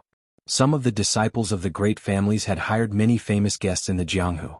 They carried swords and sabers with them, looking strong and powerful. The two areas were clearly separated. This was very similar to how the famous scholar Chu Shuishang of the Baogua Temple disdained to sit together with the common people. Su Fengyan was probably basking in the light of the beauty beside him. With him as the center, a circle of vacuum was formed around him. At this point, there was no need to stand on tiptoe to watch the tide. Old Man Li stood with his hands behind his back, looking at the line of tide that was as fast as thunder. His expression was bleak. Back then, he had looked down on the world with his sword and rode on the head of the tide on the Guangling River. How high-spirited he was. Now that he was old and more skilled at riding on the sword, he did not even have the slightest desire to be the tallest tree in the forest. Chapter 350. This old man who only liked to play with his feet, did not know that after he had done this, he had attracted countless heroes of Jianghu to show off their skills on the Guangling River. There were strong men carrying cauldrons that weighed 1,000 pounds to smash the head of the tide, swordsmen rowing boats to resist the tide, and there were also powerful archers who shot arrows in succession and collided with the tide, creating thousands of ripples. Before Lu Qiantang became famous, he had practiced swordsmanship on the riverside for more than 10 years. Was it not because he admired the sword god Li Chuangong's appearance when he walked the Jianghu with his sword? Unfortunately, after Zhao Yi took over the territory of the old West Chu, the Guangling navy was like a dragon and a tiger. There were no Jianghu people who dared to show off their skills. The Guangling navy, regardless of size or combat power, was the #1 navy in the dynasty. It was far from the embroidered pillows of the Qingzhou navy that could be compared to them. Once war broke out, they would not even be enough to fill the gaps between Guangling's teeth. Every year during the inspection, other than the great vassal King Zhao Yi who was overlooking all living beings from the top of the Great Yanji, the one who stood out the most would be the Tide Runner, the symbol of the Guangling navy, who crossed the river alone on a boat. At this moment, when the people on both sides of the river looked over, the huge boat was light as a feather. A young general stood with his hand on his sword. His armor was bright, and he looked valiant and formidable, causing the hearts of countless young ladies to sway. The scholars of the south were like a forest, and it was a magnificent sight. If you went to any temple, you would see walls full of poetry and calligraphy. Even some shabby inns with holes in the wind and rain could see all kinds of undiscovered essays.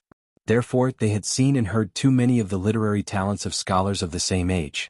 The one in front of them had not even reached the age of 20 yet, but he had been bestowed with the title of Grand Scholar. He also had a wonderful cursive script, known as one-stroke calligraphy. No matter if it was 10 words or 100 words, it was always written with one stroke without any embellishment.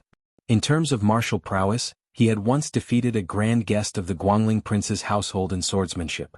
This person's literary and martial prowess were top-notch, and he was undoubtedly the #1 talent in Guangling.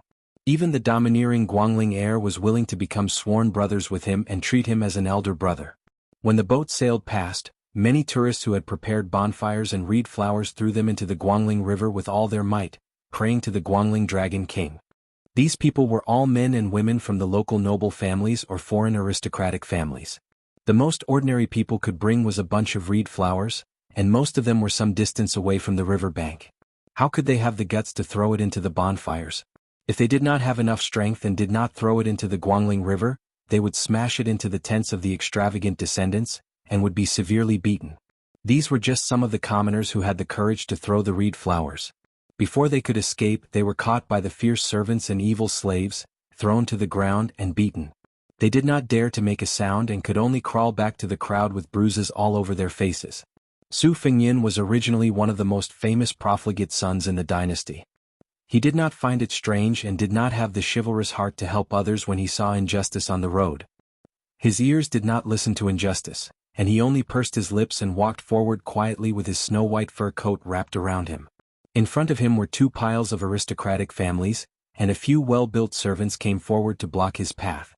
Blue Bird used her scabbard to slap them away without a word, and they spun twice in the air before falling to the ground and fainting on the spot. Su Fengyin paid no attention to the clamor of the aristocratic families of Guangling. He walked to the riverbank and happened to see a stream passing by.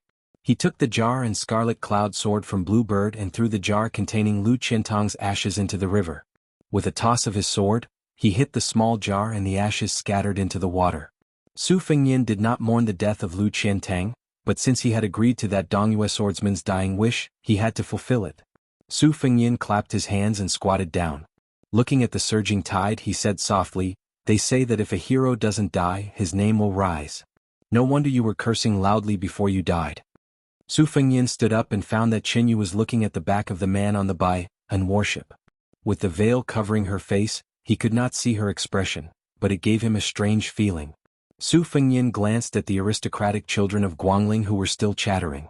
When they subconsciously shut up in shock, he turned to the silent woman and joked, "What's wrong? Do you have a lover?" She shook her head indifferently and said, "He once mentioned that calligraphy and swordsmanship were similar and that his views were unique. Cursive calligraphy leaves less white but more white space and more white space but more dense. The strokes open and close, gathering and dispersing. When used in swordsmanship, it is magnificent and magnificent. Why don't—" Su Fengyin interrupted her ungracefully, "Armchair strategist, so boring." Qinyu stopped talking and dismissed it with a laugh. Playing the lute to a cow. Although Su Fengyin was narrow-minded, he still had some self-awareness left. He said self-deprecatingly, "We are indeed not on the same path. Qinyu, since we are already a family, why don't you tell me frankly, do you have a sweetheart? Qinyu asked calmly, if you do, will you kill him? When Su Fengnian heard the word kill coming out of the beautiful woman's mouth, which was full of killing intent, he laughed shamelessly and said, I like your temperament. You're perfect to be my younger brother's wife. Qinyu looked at the great Yanji, where there was a bloated man whose robe was almost torn apart. She sighed for no reason. Su Fengnian smiled and asked, don't scare me. Are you related to the Prince of Guangling Zhaoyi? Qinyu's expression was normal and she did not say anything. Su Fengnian put his hands into his sleeves and said softly, let's go back to Bailiang.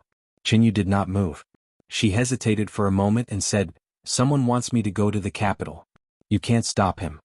Su Fengnian stopped and said with a playful look, who is it that opens his mouth like a toad and wants to swallow the sky and spit out the earth? Qinyu stared at his Royal Highness' face and did not seem to be joking at all. Su Fengnian's expression became strange. Qinyu bent down and picked up a bunch of reed flowers on the ground and threw them into the Guangling River, saying, when I was 3 years old, my fate was calculated by Mount Longhu and the imperial astronomer together. I was born as a laurel and entered the temple.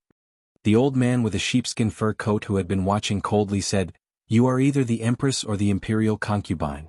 Oh, Su Fengnian said and did not continue. Chapter 351. Every time the head of the tide moved forward a certain distance, the scholars who were served by beautiful maids, brushes and ink, would finish writing a poem. They would then have their friends recite it out loud. After winning the applause of the audience, they would then throw the poem along with the rice paper into the Guangling River. Although it was said to be impromptu, everyone knew that these meticulously crafted poems had already been prepared. Some of the noblemen who did not have enough ink in their stomachs would rack their brains for a long time before watching the tide. Some of the more unscrupulous ones would simply throw gold and silver to buy some from the scholars of the Han family. The price of each word would depend on how generous the buyer was and the quality of the seller's words.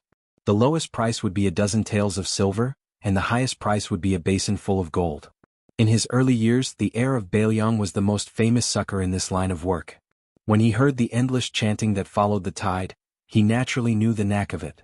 There were constantly scholars who spoke eloquently and fluently, echoing the majestic military posture of the navy on the Guangling River. It really did have the flavor of a flourishing dynasty. It was very capable of making the common people submit to the might of the vassal King Zhaoyi. Su Fengnian did not let Qinyu get to the bottom of the matter as he wished. He only raised his head and glanced at the Prince of Guangling Zhaoyi. Looking at the blurred figure, he really looked like a small mountain. Under this fat pig, there were 2 empresses of the fallen spring and autumn kingdom. As for the princesses and concubines that were reduced to prisoners, there were even more that could not be counted with one's fingers and toes. When Zhao Yi took the order to hold the line in Guangling, it was rumored that every few days, there would be noble ladies from the royal family who could not bear the humiliation and would jump into wells, swallow hairpins or hang themselves. His notoriety spread throughout the dynasty and was on par with Bailiang's Chu Lushan. However, if one thought that Zhao Yi was just a lecherous man who defiled the women of the nobility, one would have underestimated this king who weighed more than 300 pounds. The Baron Bailiang where Su Shao was from and the Baron Southern Tang where Yen Ci was from had a valiant culture. Bailiang was even under the control of hundreds of thousands of people. However, to be fair, Guangling, which was the old land of West Chu and East Yu, was the most difficult to pacify. The scholars of West Chu were unparalleled in the world and there were many famous scholars. If Guangling King Zhao Yi didn't have any real ability and only knew how to suppress bloodshed instead of winning over the people's hearts, Guangling, which was rich with taxes, would have been devastated long ago. This was tantamount to a disaster for the empire's financial operations. Although the current emperor's brothers weren't all great talents, none of them were mediocre. The Liang dynasty was able to conquer the world not only because of fate, but also because of the Zhao family's manpower. Just as His Royal Highness had completed the Lu Qiantang and was preparing to leave the riverside, an untimely sound of horse hooves suddenly sounded. Turning his head to look, Su Fengnian frowned. There were actually dozens of light cavalry in bright armor galloping over, forcibly cutting through the sea of people to create a path. Many commoners who could not dodge in time were sent flying by the war horses on the spot. There were more than 30 cavalrymen with exquisite horsemanship, carrying sabers and crossbows. They were very eye-catching, and it was their instinct to seek advantages and avoid disadvantages. 100 steps in front of Su Fengnian, the commoners who were watching the tide had already moved aside to create a path for 2 horses to ride side by side. The leader of the cavalrymen with a strong physique was holding a pitch-black snake spear. His face was ferocious as he stared at Su Fengnian, who was standing on the riverside. Suddenly he increased the strength of his horse's abdomen and accelerated forward. At this critical moment, a young child who might have been separated from his parents fell onto the road for some reason and sat on the ground, crying loudly. The cavalryman with the spear did not have the slightest intention of reining in his horse. He only had a ferocious smile on his face, which made one's hair stand on end. On both sides of the horse path were the children of Guangling's landowning households and the commoners. No one dared to be unlucky. Firstly, everyone knew that the Guangling Princess Falcon Battalion was responsible for the safety of the land. Secondly, even if they wanted to do something, they really did not have the strength to do so. Guangling scholars did not have the strength to stop a galloping warhorse. Were they in a hurry to be reincarnated? How could a scholar's brush resist a warrior's spear? At this moment, a young man who looked like a wanderer among the crowd shouted, "No!" He pressed his hands on the shoulders of the two people in front of him and jumped up high, wanting to stop the horse and save the child. This chivalrous Wulin man was obviously from outside and had underestimated the terrifying strength of the general on the horse as well as the coldness of the Guangling king's armored soldiers. Before he could save the child, a spear was raised and pierced through his chest. It was as if the man had directly collided with the tip of the spear, piercing his heart and causing his blood to splatter everywhere. The poor wanderer who had just begun his journey in Jianghu was instantly killed. With a pull of the iron spear, the corpse fell back into the crowd. In the blink of an eye, the horse's hooves the size of a bowl were about to step on the child's body without hesitation. The galloping horse's hooves could easily create 2 bloody holes in the child's body. There were those who could not bear to watch and those who were watching with their eyes wide open. There were those who could not bear to watch, those who widened their eyes with relish, and those who were only filled with shock and fear. After the horseman killed the child and pulled out his spear, he cast a piercingly cold look at the young man in the distance. However, his pupils violently contracted, and he was 100 times more surprised than when he had dealt with the reckless Jianghu youth. In the eyes of the crowd, they could only see the handsome young man wearing a brocade robe and a white fur coat. The tips of his feet were like a dragonfly skimming the surface of the water. After touching the ground a few times, he arrived behind the crying child. He bent down and grabbed the child's collar towards his chest. Then he came to a swift and unrestrained stop. His slender body slightly leaned back, but his footsteps did not stop. He faced the general on the horse and swept backwards. The general was filled with a sense of mania and anger. How dare this kid show off his chivalrous demeanor in front of his spear? The general on the horse raised his iron spear again. Borrowing the horse's momentum, he thrust it towards the young man's chest. He shouted, "You're looking for death." The young man did not seem to use any force, but his retreating speed suddenly increased to the extreme. He was as swift as a rainbow, and immediately pulled away from the horse for a long distance. He placed the frightened and dazed child beside a female servant dressed in green. Contrary to everyone's expectations, after the young man who had forcefully seized the opportunity to save the child, not only did he not stop while he was ahead, but he shook his shoulders and the fox fur coat he was wearing was shaken out of his body. The female servant dressed in green clothes and embroidered shoes gently caught it. He himself once again rushed forward. The spear came with a menacing momentum. The young man who had just displayed a method to save the child was like moving clouds and flowing water, and it was pleasing to the eye. Now he expressionlessly held the spear's tip. Without saying a word, he suddenly pulled it back. This actually encouraged the horse to charge forward with a thunderous momentum. The next moment, everyone's eyes widened and their hearts surged. The young man who looked like an elegant young man from an aristocratic family, far more than a Jianghu wanderer, suddenly stopped. He leaped up slightly, pressed down on the horse's head and pressed it down. Chapter 352. Countless onlookers gasped at the same time. After a high-quality warhorse weighing at least 2,000 jin was intercepted, it could not move forward an inch. The horse's head smashed into the ground, its front hooves smashing into the stone floor. With a snap, the horse's sturdy rear half was twisted, and the general on the horse was thrown far away with his spear. With his ability, he should not have been in such a sorry state. It was only because this young master's methods were too unimaginable that he was capsized in the smelly ditch. The general was about to use the spear to get up when he suddenly felt a cold, murderous intent enveloping his entire body. He was about to disregard his general's demeanor and act shamelessly against the enemy when the delicate and sweet-looking maid in green raised her foot and kicked his head into the ground. He died in an even more miserable state than the wanderer. The outstanding horsemanship of the rest of the horsemen was displayed incisively and vividly at this moment. They reined in their horses almost at the same time. For a moment, the horses neighed loudly and pierced the eardrums. All of this happened in the blink of an eye, and the situation was completely reversed. The young master in embroidered clothes, whose face was as cool as water, patted his hands lightly as he looked at the rest of the horsemen who were intertwined with anger and fear. He did not say a word. Some of the young ladies who were carefully watching this scene through the gaps of the human wall were now filled with the face of this young master. After all, to these pretty girls from humble families, the man who was versed in both the pen and the sword on the Guangling River was too unattainable. All of his miraculous deeds were just hearsay.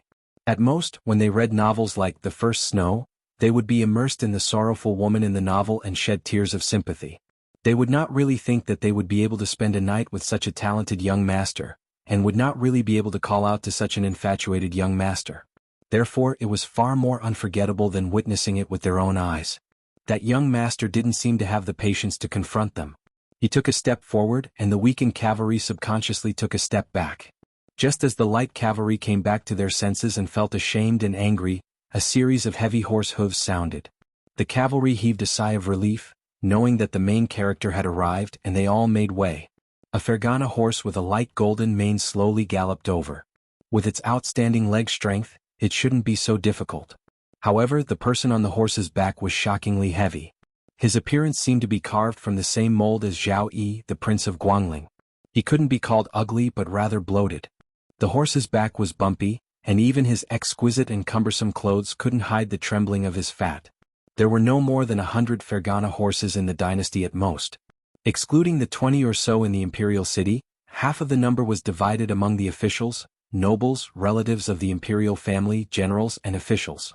As a result, outside of the imperial city, no matter who it was, even if it was a dog, as long as they had the right to sit on a horse that was oozing blood after a long journey, there would be a large number of people willing to acknowledge them as their ancestors. Behind the Fergana horse, there was also a precious green horse that couldn't be bought with money. Sitting on it was a haggard old man dressed in gray, and his eyes were like knives. Below the two horses there was a servant. When the horse stopped, this person quickly stood on tiptoe and whispered to his master, pointing at the Murong siblings. He didn't take the young master who dared to compete with the cavalry of the Peregrine Falcon Battalion seriously at all. As a servant he was like this, not to mention the fat man. From the beginning to the end, he didn't look at the guy whose actions were shocking enough. He just smiled and stared at the women whose figures were more enchanting than the other. His eyes were as big as copper bells, and he even forgot to use his sleeve to wipe away the saliva at the corner of his mouth. It was a pity that his expensive clothes were made by the dignified craftsman Su. Everyone sighed in their hearts. When this notorious master arrived, even immortals wouldn't be able to survive in Guangling. For a moment, when they looked at the handsome young master again, they could only sneer. The human heart was full of ups and downs. How wonderful it was. The fat man finally remembered to wipe away the saliva that was drooling from his mouth. He waved his hand and said, "Snatch." The servant's greatest skill in life was to flatter and curry favor. When he heard that his master had issued the imperial edict, he changed his original humble posture and straightened his back. He hurriedly turned his head to look at the Peregrine Falcon Battalion cavalry who were incompetent and scolded, "A bunch of useless things. Didn't you hear His Royal Highness's words? Quickly snatch." In Guangling, which encompassed the entire old West Chu dynasty and a small part of Dongyue, the scholarly spirit of the scholars could be said to be the most important in the world. Although in these years, under the rule of the Guangling king, there were descendants of powerful families who bullied men and women, which was reasonable, most of these filthy acts would not be so brazen. No one would be foolish enough to do things under the noses of the countless aristocratic families who were watching the tide viewing ceremony. The 30,000 students of the Imperial College in the capital, excluding the Gangnam-do, were mostly scholars from Guangling. In addition, the old Grand Tutor of West Chu, Sun Shiji, who was in charge of a province under the title of Left Servant Shi, had become the stabilizing force in the hearts of the scholars of Guangling. Generally speaking, no matter how lawless the scholars were, they would have to think twice before committing crimes. But in Guangling there was only one exception, and that was the eldest son of the first wife of Zhao Yi, Zhao Yuang. He was a classic example of a tiger father, a dog son. He did not inherit the shrewdness of his father, and only learned Zhao Yi's lustfulness and gluttony. He bullied and humiliated women, and in terms of numbers he could be said to have surpassed his father. Last year he had his eyes on the daughter-in-law of a Linqing county chief and chased her through 2 counties. In the end, he broke into the manor with a gang of vicious servants and stripped the young lady of her clothes. The matter was brought to the Guangling king's side. In the end, the dignified 4th-rank county chief with an embroidered sparrow on his chest was killed on the spot by Zhao Yi with a jade rui. Immediately after, an official who had gone to the capital to file a complaint was intercepted and killed on the way out. How could the domineering father and son of Zhao Yi and Zhao Yuang not be chilling to the bone? Su Fengnian smiled and asked, "Zhao Yuang, you want to steal my women?" His Royal Highness, Zhao Yuang, made a sound of surprise and seemed to find it interesting. His fat body leaned forward slightly as he finally noticed this outsider. He asked a question that was very much in line with his style. "You know this heir? Do we know each other very well?" Su Fengnian smiled and said, "Not very well." Zhao Yuang rolled his eyes and said, "Then what are you talking about?" "Don't worry, this heir is not an unreasonable person. I'm in a good mood today, so after stealing a few of your women, I'll return a few of your servant girls that this heir is tired of playing with." Su Fengnian didn't know whether to laugh or cry. Why was this fat pig so different from Jinggan heir, Zhao Sun? He was twice the weight of the latter, but the meat in his head was probably not even the size of Zhao Sun's finger. He believed that if it weren't for Zhao Yi, the prince of Guangling's protection, he wouldn't even be able to sell these 300 caddies of meat for much money. Zhao Yuang pursed his lips and muttered to himself, This heir only admires one person in this lifetime, and that is Bailiang Su Fengnian, brother Su." His Royal Highness said in a bad mood, "Why aren't you scramming? This heir is giving you a lot of face by stealing your women. If you don't know what's good for you, I'll skin you and throw you into the Guangling River." Chapter 353. When interacting with His Royal Highness, it could not be said that one is marked by the company one keeps, but it could be said that one is marked by the company one keeps.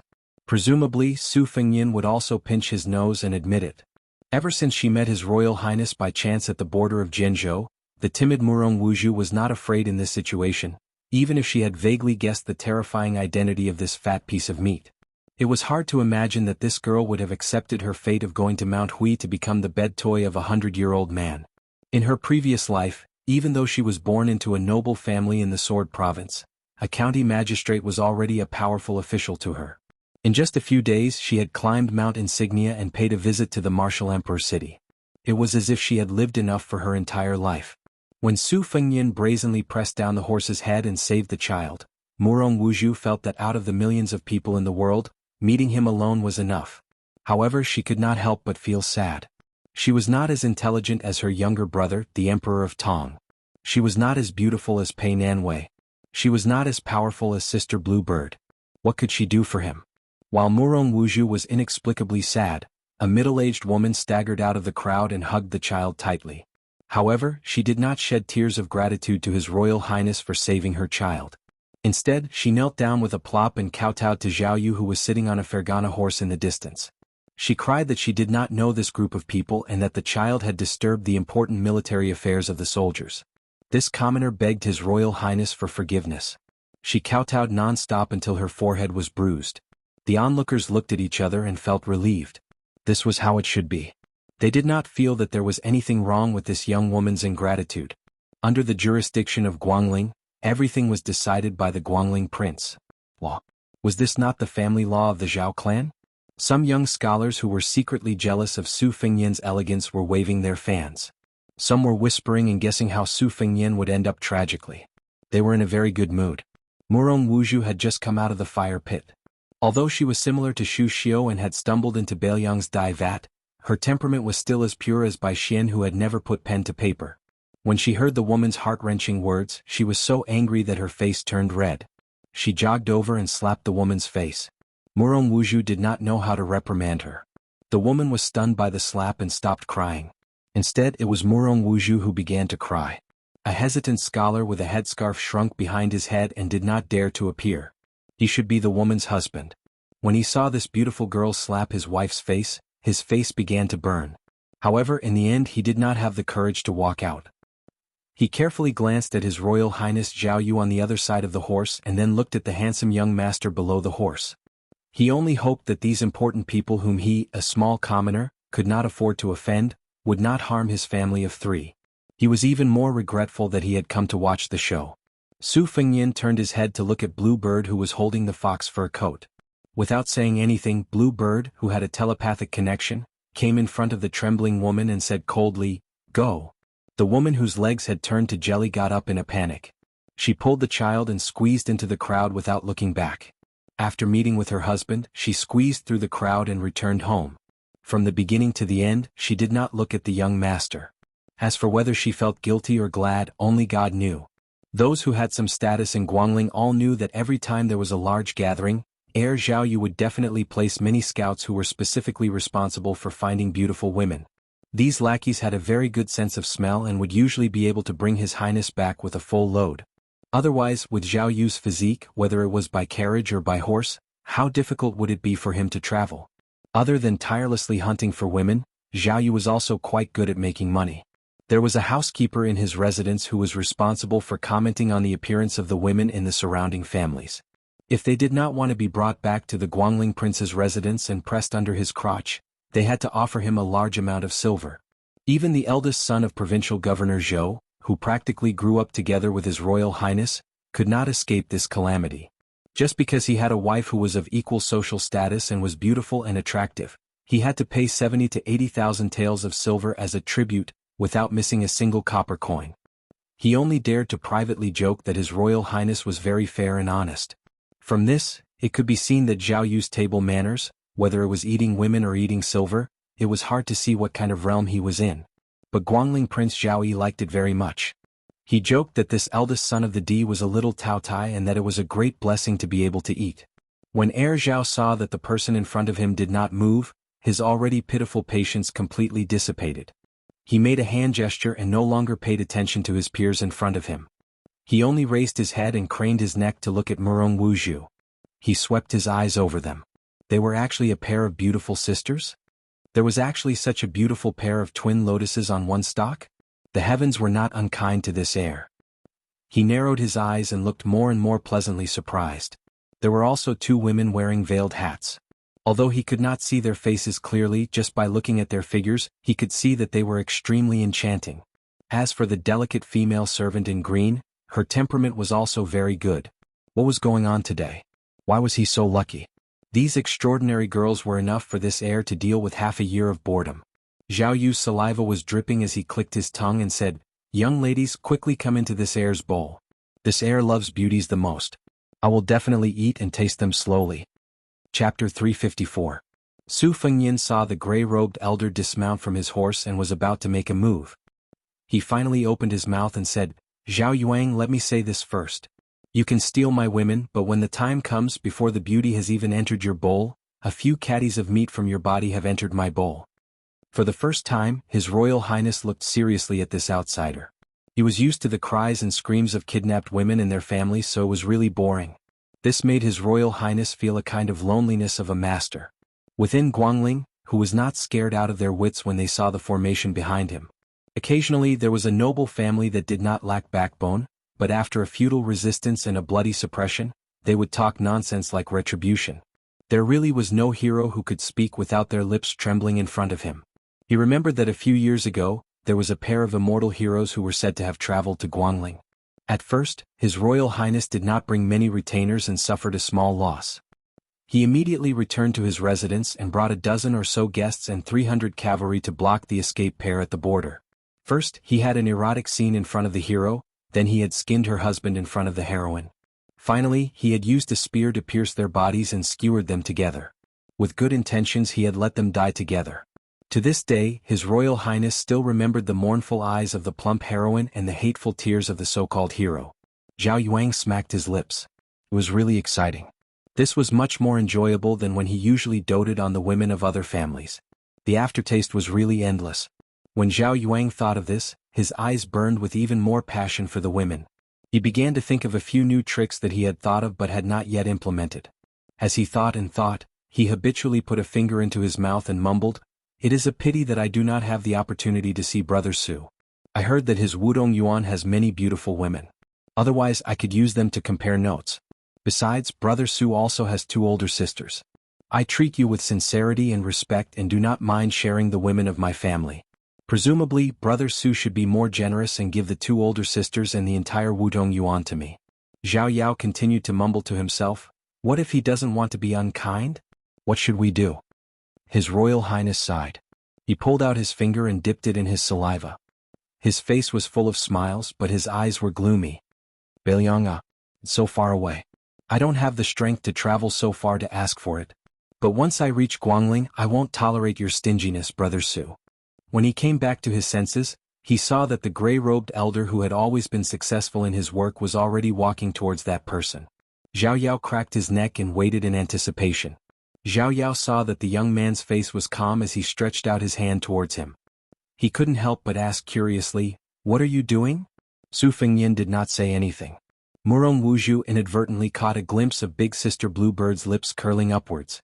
The most unremarkable old man wearing a sheepskin fur coat slowly walked into everyone's field of vision and said in a bad mood, a good Guangling river. 60 years ago the sky was high and the river was wide. Now it's actually so unlucky.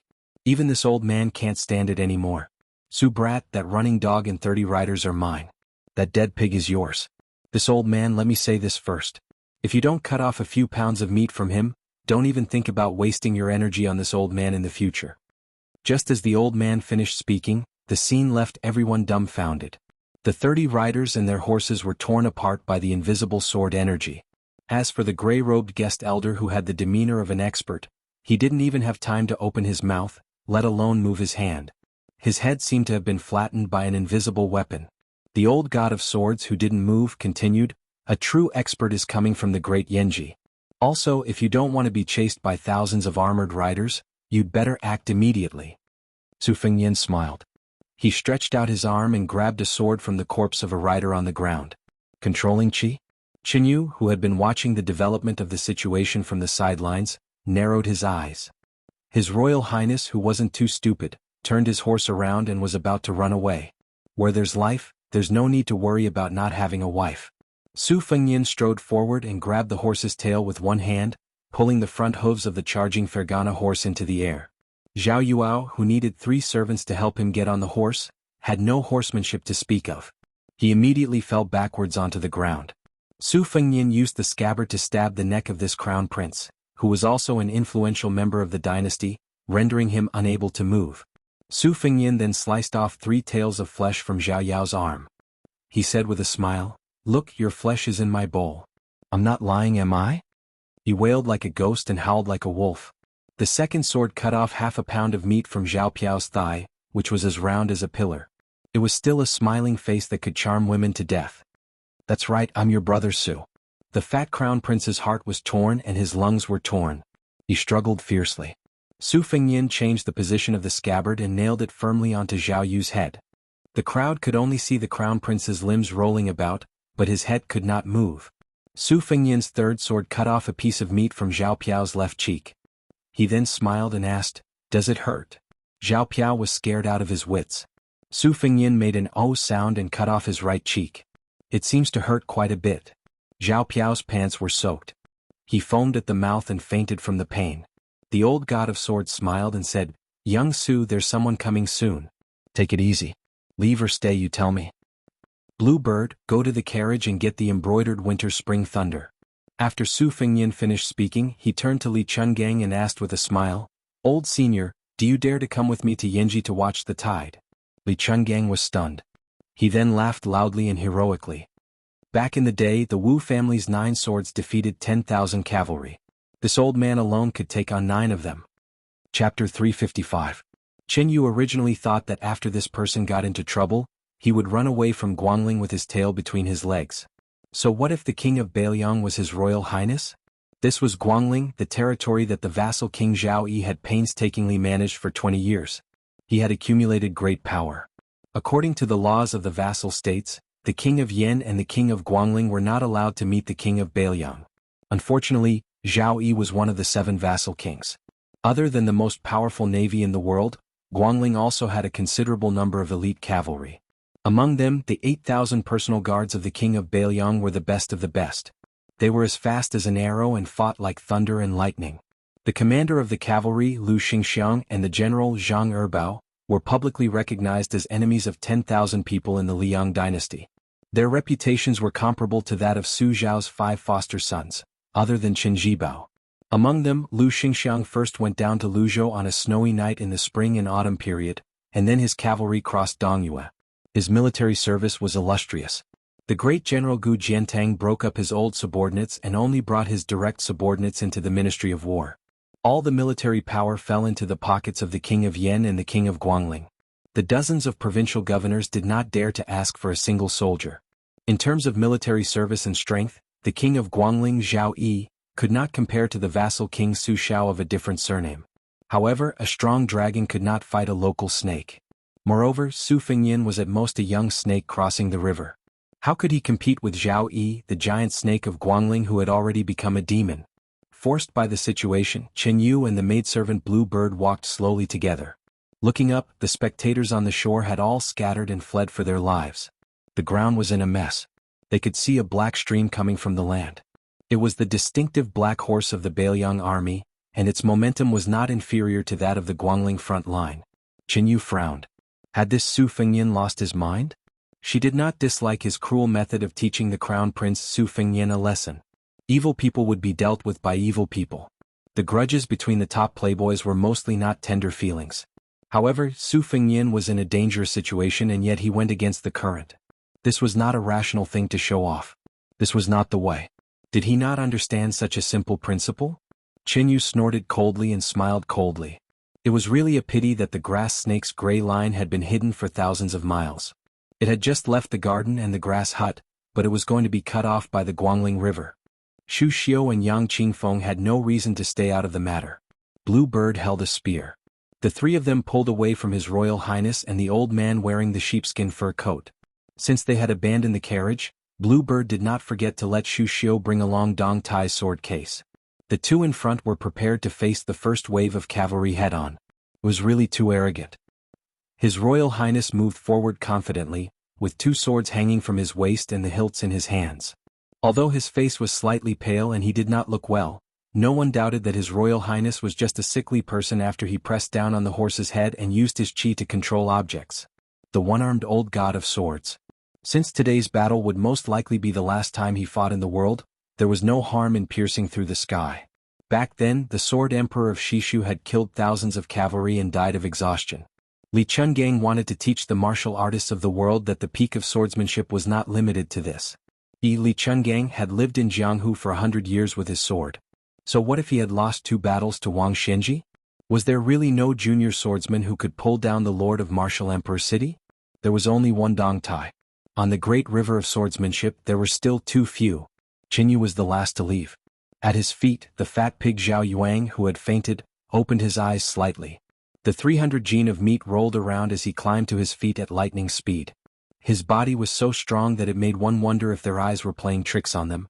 After rising, he ran in the opposite direction of Su Fengyin, running as fast as he could, hoping to leave this place as soon as possible. Seeing all this, Chen Yu was slightly stunned.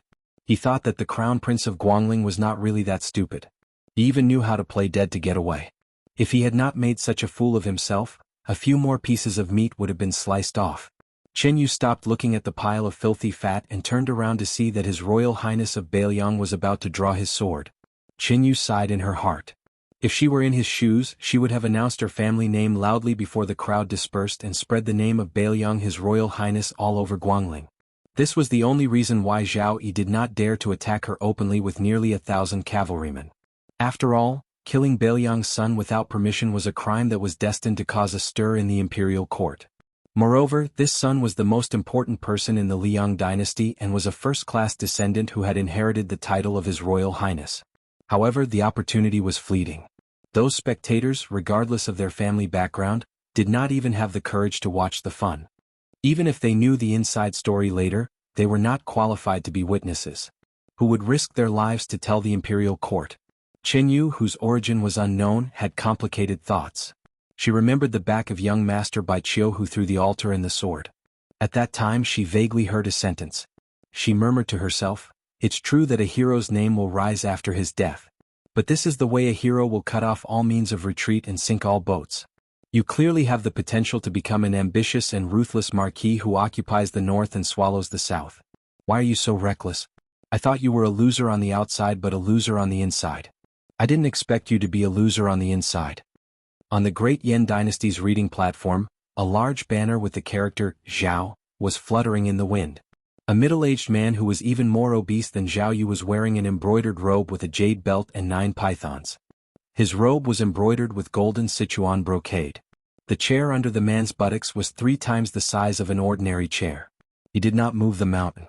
Just by sitting there, he was already taller than many of the civil officials of the Great Yen Dynasty. The embroidered robe of the dynasty could only be worn by members of the imperial family. Of course, those who raised the banner and rebelled were not included. This embroidered robe, which symbolized the peak of glory, splendor, wealth, and rank, was divided into 9 grades. In terms of color, unless it was the crown prince, the vassal kings and ordinary princes would wear embroidered robes of light yellow, blue, or stone green according to the law. At most, the edges of the embroidered robe would be embroidered with gold. However, this small mountain who was in a mess was specially bestowed with a golden embroidered robe of the best quality. It could be said that the heavenly grace was extremely vast and mighty. This was because this vassal king who held great power was born from the same mother as the current emperor. Compared to the other vassal kings, naturally they could not be mentioned in the same breath. The Prince of Guangling Zhao Yi was the only existence in the world who could sleep on the same bed as the emperor. In the past, when he hit the head of the county chief with a jade rui, the result was nothing more than a great eunuch from the capital, Qiandiao Temple, rushing to Guangling to pass on a few words of verbal reprimand for the emperor. Beside the vassal king Zhao Yi, stood an old man who looked like a skinny monkey. He had a mustache and was wearing a first-class robe made by Su Zhonggong, but his appearance was really ugly. On the other hand, there was a middle-aged general on the right side of Zhao Yi. He looked dignified and handsome, standing with his hand on his sword. It could be seen that the vassal king trusted this general very much. This man was the famous general of the present age, Lu Xingxiang. He was a crafty commander, and was especially good at using a small number of elite cavalrymen to raid thousands of miles away, winning the victory by surprise.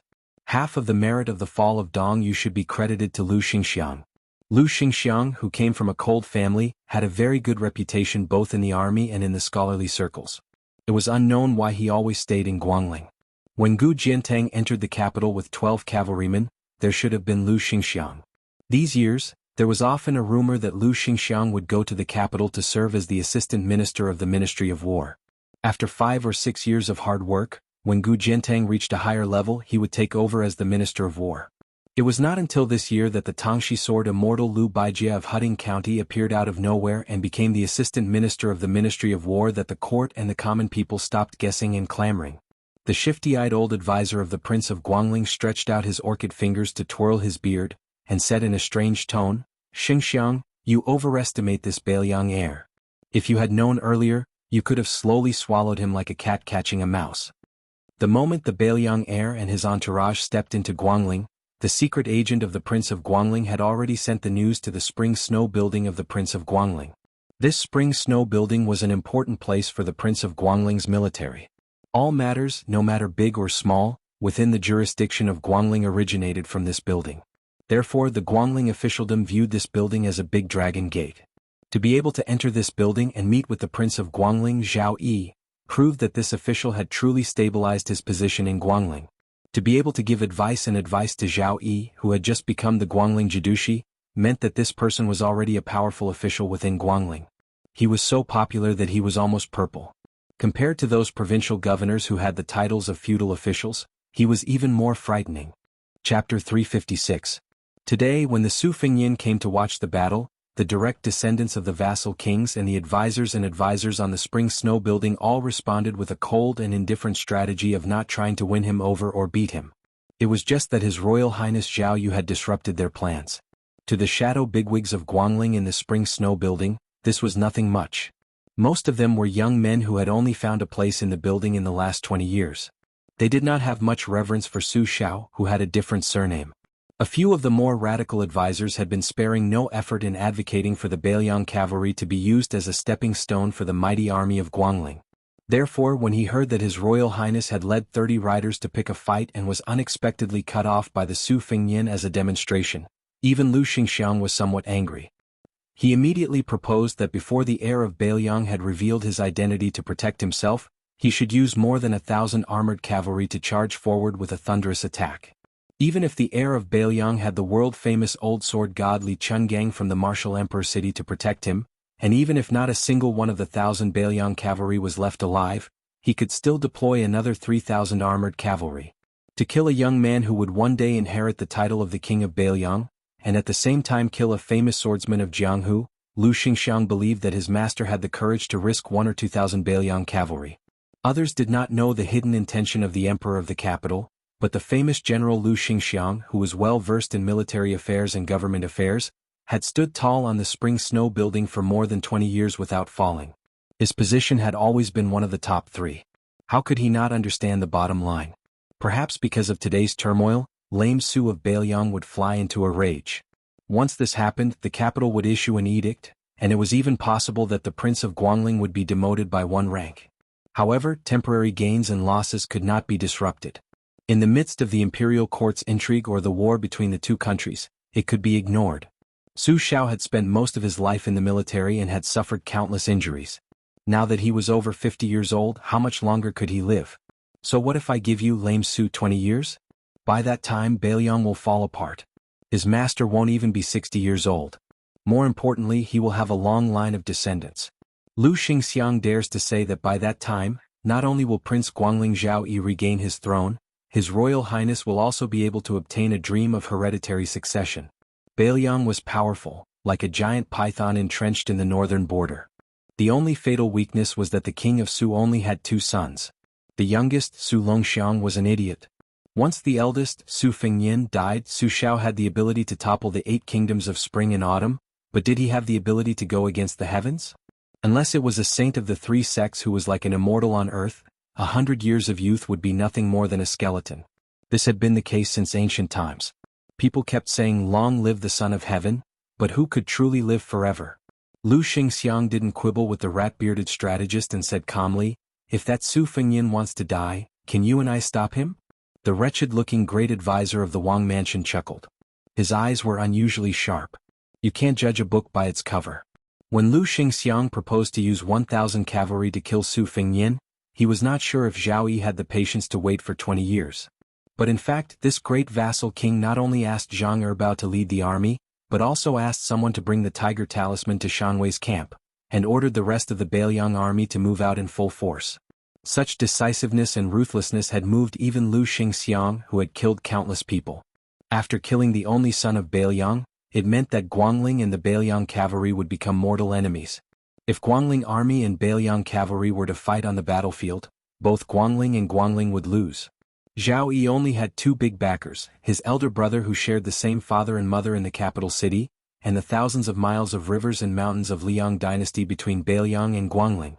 With just a few words, a few people had decided the direction of the dynasty for the next 20 years. Lu Xingxiang listened to the sound of rolling tides. His mind was not as calm as his face and tone. This was power and influence. Women were as beautiful as a painting, polished with their bare hands, and added fragrance to their sleeves. How could they be compared to being the leader of a beautiful country? Prince Zhao Yi of Guangling rested his elbow on the arm of the chair, holding his chin and face. He could not imagine that the skin of a man who weighed nearly 400 pounds was as white as snow. He said with a smile, "Traveling with those few women in Jianghu is like a 3-year-old child holding gold in the market. How could they not attract the attention of bees and butterflies? Piao has always had a good taste. Don't blame her for the loss this time." This king has underestimated the courage and insight of the children of Su family. Indeed, to be able to kill scholars in Gangnam-do, quarrel with Dragon Tiger Mountain in Mount Hui, and climb to the top of the city wall in Martial Emperor City, even if he is just an embroidered pillow, he should be the craftsmanship of our Guangling craftsmen, right? Lu Xingxiang did not agree. He just looked at the light cavalry of Bailiang charging like a torrent. Those weak visitors from Bailiang were really like mantises trying to stop a chariot. Those northern barbarians were really spoiled by Lame Su. The old advisor with a beard said with a cunning smile, "That little bastard is stupid and bold. With the king's strategy, he will never be able to escape from the palm of your hand. Perhaps that little bastard will never believe that the king will not even give face to Su Xiao. But I wonder how many times can Li Chungang, who has returned to Jianghu, withstand the charge of 1,000 cavalry?" Lu Xingxiang shook his head and said with a heavy voice, "It is said that Li Chungang has become a land immortal in Mount Hui and is sitting firmly in the realm of sword immortal. In the past, the imperial uncle of West Shu had killed more than 1,000 Bailiang cavalry with a sword. It is not a rumor spread by the people of Jianghu. I think this old sword immortally will be a tough nut to crack. Prince Guangling Zhaoyi smiled and said, "This king has spent a lot of money on 1,000 Bailiang cavalry. It is a pity that it is gone just like that. However, Guangling has been peaceful and boring these past few years. To be able to use 1,000 or a few thousand lives in exchange for some entertainment, it is not a total loss. Xingxiang Zhupa, this is a good show. Watch carefully. Don't squander this king's money." Lu Xingxiang was expressionless. The advisor called Zhupa said with a smile, "I don't have much dealings with the people of Jianghu. Today I must open my eyes and take a good look at the so-called sword immortal and see if he can turn the tide." Zhao Yi snapped his fingers and said self-deprecatingly, "This king does not dare to be careless about the sword immortal's flying sword taking the head. If I am not careful, Li Chungang will take my head in desperation. Will be a big joke." After the snap, an old swordsman with a withered face but a soaring sword aura slowly ascended the stage. His hands were placed on the hilt of his sword. He faced the cavalry and Li Chungang and closed his eyes in concentration. The old man was Chai Qingshan, the last surviving master of the Dongyue sword pool. His swordsmanship was the best in the southeast of the empire. He had blocked countless assassination attempts for Guangling Prince Zhao Yi. The current master of the Dongyue sword pool had no choice but to expel him for the sake of the pool's reputation. The advisor smiled and said, "Chai Qingshan, you are also a grandmaster of the sword. Moreover, your senior brother was humiliated by Li Chungang and committed suicide out of shame. When enemies meet, your eyes should be exceptionally red. Why are you so calm?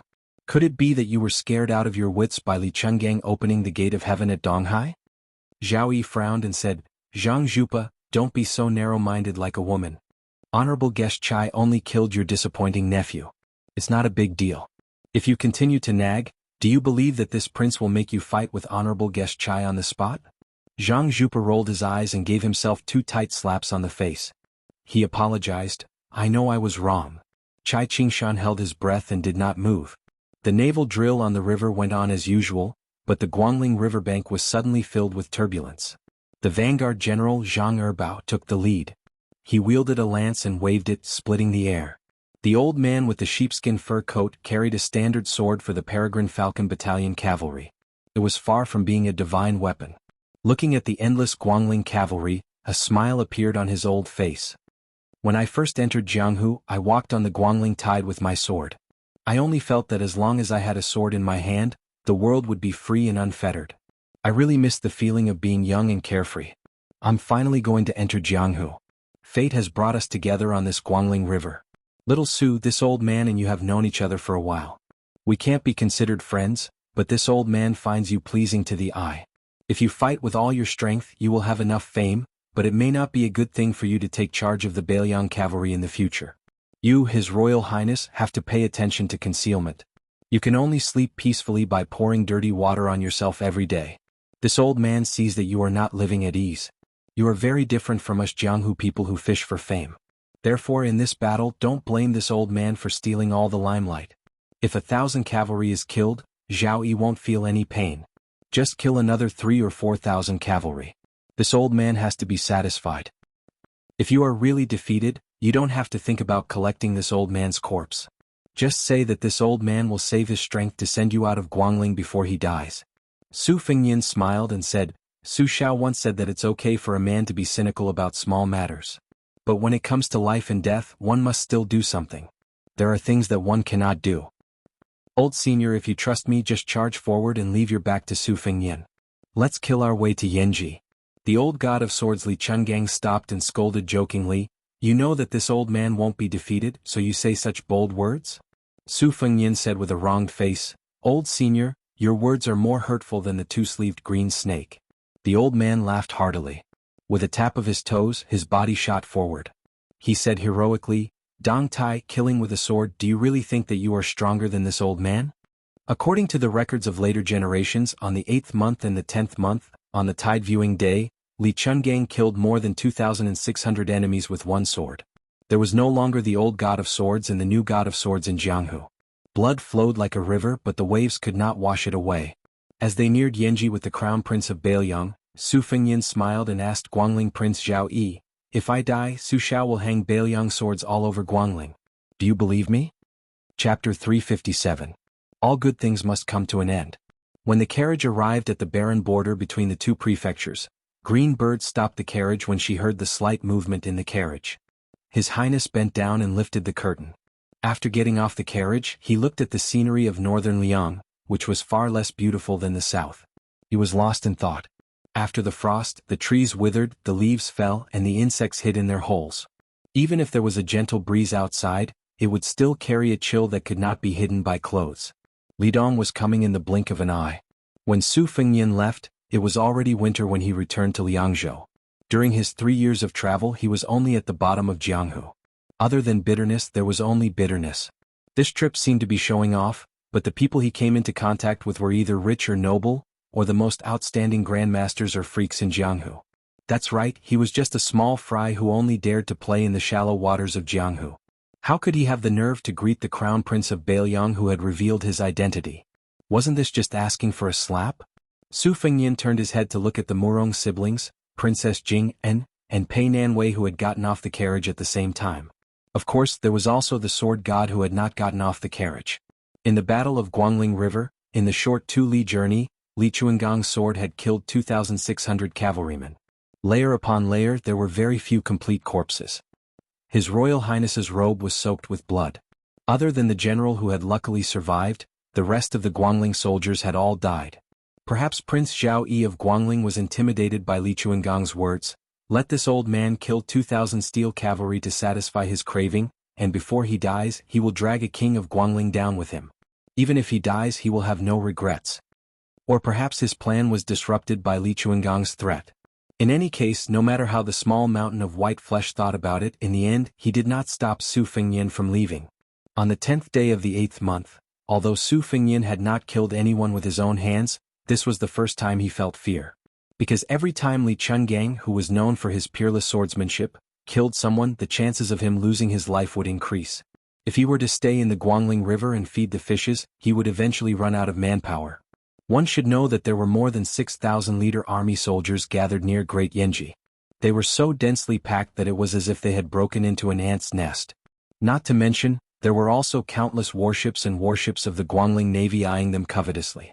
If Zhao Yi really made up his mind to kill all of them, even if Li Chungang could bring him out alive, he would not be able to take care of Bluebird and the others. After returning to the carriage, Su Fengnian lowered his head and looked at his hands. They were trembling and could not be stopped no matter how hard he tried. There was a hint of restlessness and abnormal excitement in his heart.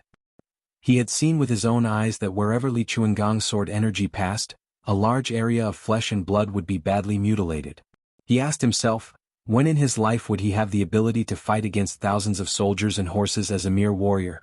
After leaving Guangling, Li Chuangong's face immediately turned yellow, like a lamp that had run out of oil. How could Su Fengnian not know that the old god of swords had regarded the battle at the riverbank as the final battle of his life before he struck? Only the sages of the 3 sects could borrow the profound principles of the heaven and earth to defeat 1,000 caddies with little effort. 4 warriors who were not from the 3 sects, even if they were as strong as Li Chungang, they would have to exhaust a great amount of qi with each strike. Especially under the situation where the cavalry kept charging like a flood, they did not give the old man a chance to take a breather. This was the root of the problem. The 9 swords of the Wu family sword tomb had killed tens of thousands of cavalry. Those were the 9 great swordsmen of the Wu family at their peak, and the 9 of them could rely on each other. However, Li Chungang had to face thousands of cavalry alone. The Ling Beikui army was undoubtedly the most elite force in the southeast of the empire. How could the 9 ancestors of the Wu family compare to Li Chuangong's ability to break 2,600 armor in a short hour? Su Fengnian raised his head and looked at the green and white luan in the sky. He knew that Lu Qiu'er was rushing over with the Beiliang cavalry. Li Chungang slowly got off the carriage and walked to his Royal Highness's side. He asked, "What's wrong? You don't want this old man to send you to the city gate of Liangzhou?" Su Fengnian shook his head and smiled. "Forget it. Chu Lushan has already brought troops to welcome me. There's no need to trouble you, senior." The old man in the sheepskin coat pretended to be surprised. He rolled his eyes and said, "Little Su, how did your conscience, which was eaten away by dogs, come back?" Su Fengnian could only smile bitterly. Li Chungang smiled and said, "This old man accompanied you in your madness by the Guangling River. In the end we are still standing here alive. In fact, you and this old man do not owe each other anything. Without you, even if this old man killed another 2,000 cavalry, he would still have to obediently die. His ending may not be better than the Sword Emperor of Shishu. Your words are more powerful than this old man's hundreds and thousands of swords. It can be seen that the anger of an ordinary man is far inferior to the anger of a king, let alone the anger of a heavenly king. This old man can be considered to have seen through that the people of Jianghu should behave themselves in Jianghu. Otherwise, no matter how capable they are, they will not be able to distinguish between gratitude and grudges. The people of Jianghu will know each other in Jianghu. This is the right thing to do. You emperors, generals, ministers, and rich families are fighting and scheming against each other. Whoever gets involved will get himself into trouble. Just count with your fingers. Mount Longhu and Dongyue Sword Lake seem to be in power, but aren't they all turtles in a jar and carps in a pond? One day when they are fattened up, they may be steamed or braised as they please. This old man looks around and only Wudong and the Wu family are decent. Su Fengyan's face was filled with unconcealable sadness. Li Chungang glanced at him. He knew that mentioning Mount Wudong had hit His Royal Highness's soft spot. Unable to bear it, he changed the topic and asked, "In Guangling you even dared to cut off the fat meat of Xiaogo and put it into your bowl." This old man was amazed by Chen Yu's beauty. "Are you willing to spit out the meat in your mouth into the big bowl in the capital?" Su Fengyan calmly said, "It's probably still the same sentence. There are things to do and there are things not to do. Everything in the world can't just go according to my whims. First, there was the threat of Xiaogo, who was almost destroyed by Cao Changqing. Then the Empress personally sent people to me with the Empress's decree. She beat me with the stick and then gave me the date using both the carrot and the stick. What can I do? If it weren't for the Guangling River incident, perhaps I would still have the courage to act shamelessly in front of the Empress. In Xiangfan I almost completely fell out with the King of Jing and Zhaoheng. I even kidnapped his princess consort to Bailiang and formed an enmity with the King of Guangling Zhao Yi. It's a dead knot that even the immortals can't undo. Right now, I reckon that Su Xiao is ready to beat me with a broom. If I cause more trouble for him, even the Empress will have a bad impression of me as not being able to see the big picture. I'm afraid that I won't even be able to enter the house. The matter of Princess Sui Zhu has already caused this woman, who is known to be the first in the harem, to feel resentment. To tell the truth, I would rather be seen as unreasonable by the one sitting on the dragon throne than let this one worry about me again and again. When a woman's heart is ruthless. Speaking to this point, His Royal Highness suddenly shut his mouth. Li Chungang stretched his back and twisted his neck. He didn't take it to heart and laughed. It's widely rumored in Jianghu that there's going to be a reassessment of the martial arts rankings. This time they're going to dig out those deep-water bastards like Zhao Xuansu and dry them under the sun. Moreover, they're not going to be ranked based on their level of cultivation, but rather their methods of killing. It's a pity that the originally deserving number one in the world, the Wudong sect leader surnamed Hong, has already committed suicide. Otherwise, Wang Xinji would be even more deserving of being number two in the world. As for this old man, I reckon that by virtue of the battle in Guangling, he'll be ranked ahead of Dong Tai. Furthermore, this old man asserts that Gu Jiantang, who has always been looked down upon by Jianghu, won't be able to hold back this time. There's an 80 to 90% chance that he'll be able to enter the top 5. However, all of this has nothing to do with this old man. This old man has never seen a woman with so much talent. Her face is full of joy and surprise, but in fact, her heart is full of sorrow and tears. She has racked her brains to seek riches and fame, but only when she opens her eyes did she realize that it was all a dream. The little girl's unintentional words are all about the disappointment of the world. Li Chungang exhaled a long breath. This old man can probably hold on for a few more years. In the future, if little girl Jiang succeeds in swordsmanship and wants to fight with you, don't criticize this old man in your heart. Su Fengyan smiled warmly and said, "If I can cultivate a female land immortal earlier, wouldn't I be able to meet her earlier? Otherwise, with her shallow skin, how could she have the nerve to kill me? I have to thank you for this." Li Chungang nodded and said with a smile, "Let's not talk about other things. Your magnanimity suits this old man's taste very well." The old man with the sheepskin fur coat had sharp ears. When he heard the horse hooves coming from afar, he sighed softly, "Little Su, after today, there is no possibility of meeting again in the martial world. Does this old man have anything that you want? Let me hear it. This old man will make an exception this time." Su Fengyan smiled and said, "Old man, what can you have? The two-sleeve green snake has already taught you. I can't learn the sword will of opening the gate of heaven with the sword. If you want to talk about what's left, This tattered sheepskin fur coat that is older than me? Forget it, I won't send you off. Li Chungang picked his ears casually and took a deep look at His Royal Highness. He smiled and said, "That's the best. This old man can't stand those sentimental sentiments." The old man walked slowly on the official road with his hands behind his back. After 100 steps, he seemed to know that His Royal Highness was watching him. He didn't turn around and waved his hand.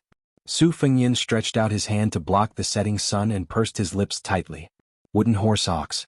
Fengdu green robe. Sword deity. A sword came from the Great Snow Plateau. Martial Emperor City opened the gate of heaven with the sword. Guangling River had killed 2,600 cavalry. And the one-armed old man wearing the sheepskin fur coat.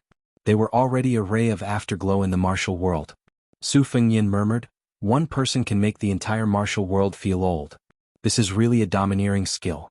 Old man, I can't reward you." Chapter 358. Under the iron hooves of the Su family, how could the 8 kingdoms remain unscathed? Those who had not experienced the smoke and fire of war might not necessarily take this old saying seriously. Bailiang's 300,000 iron cavalry were elite and powerful. They could hear their voices before they even saw their faces. The sound of their horses thundering on the official road was so orderly that it made people's hearts tremble. Soon after, they could see a flag with the word, Su, gradually rising from the ground at the end of the road. It was a simple word Su written with strong strokes and silver hooks. It was rumored that it was written by a woman. When Princess Jing'an finally saw the 2 black-armored cavalry at the front, Pei Nanwei was so nervous that her breathing subconsciously slowed down. In Xiangfan City, King of Jing and Zhao Heng had a group of elite cavalry guards.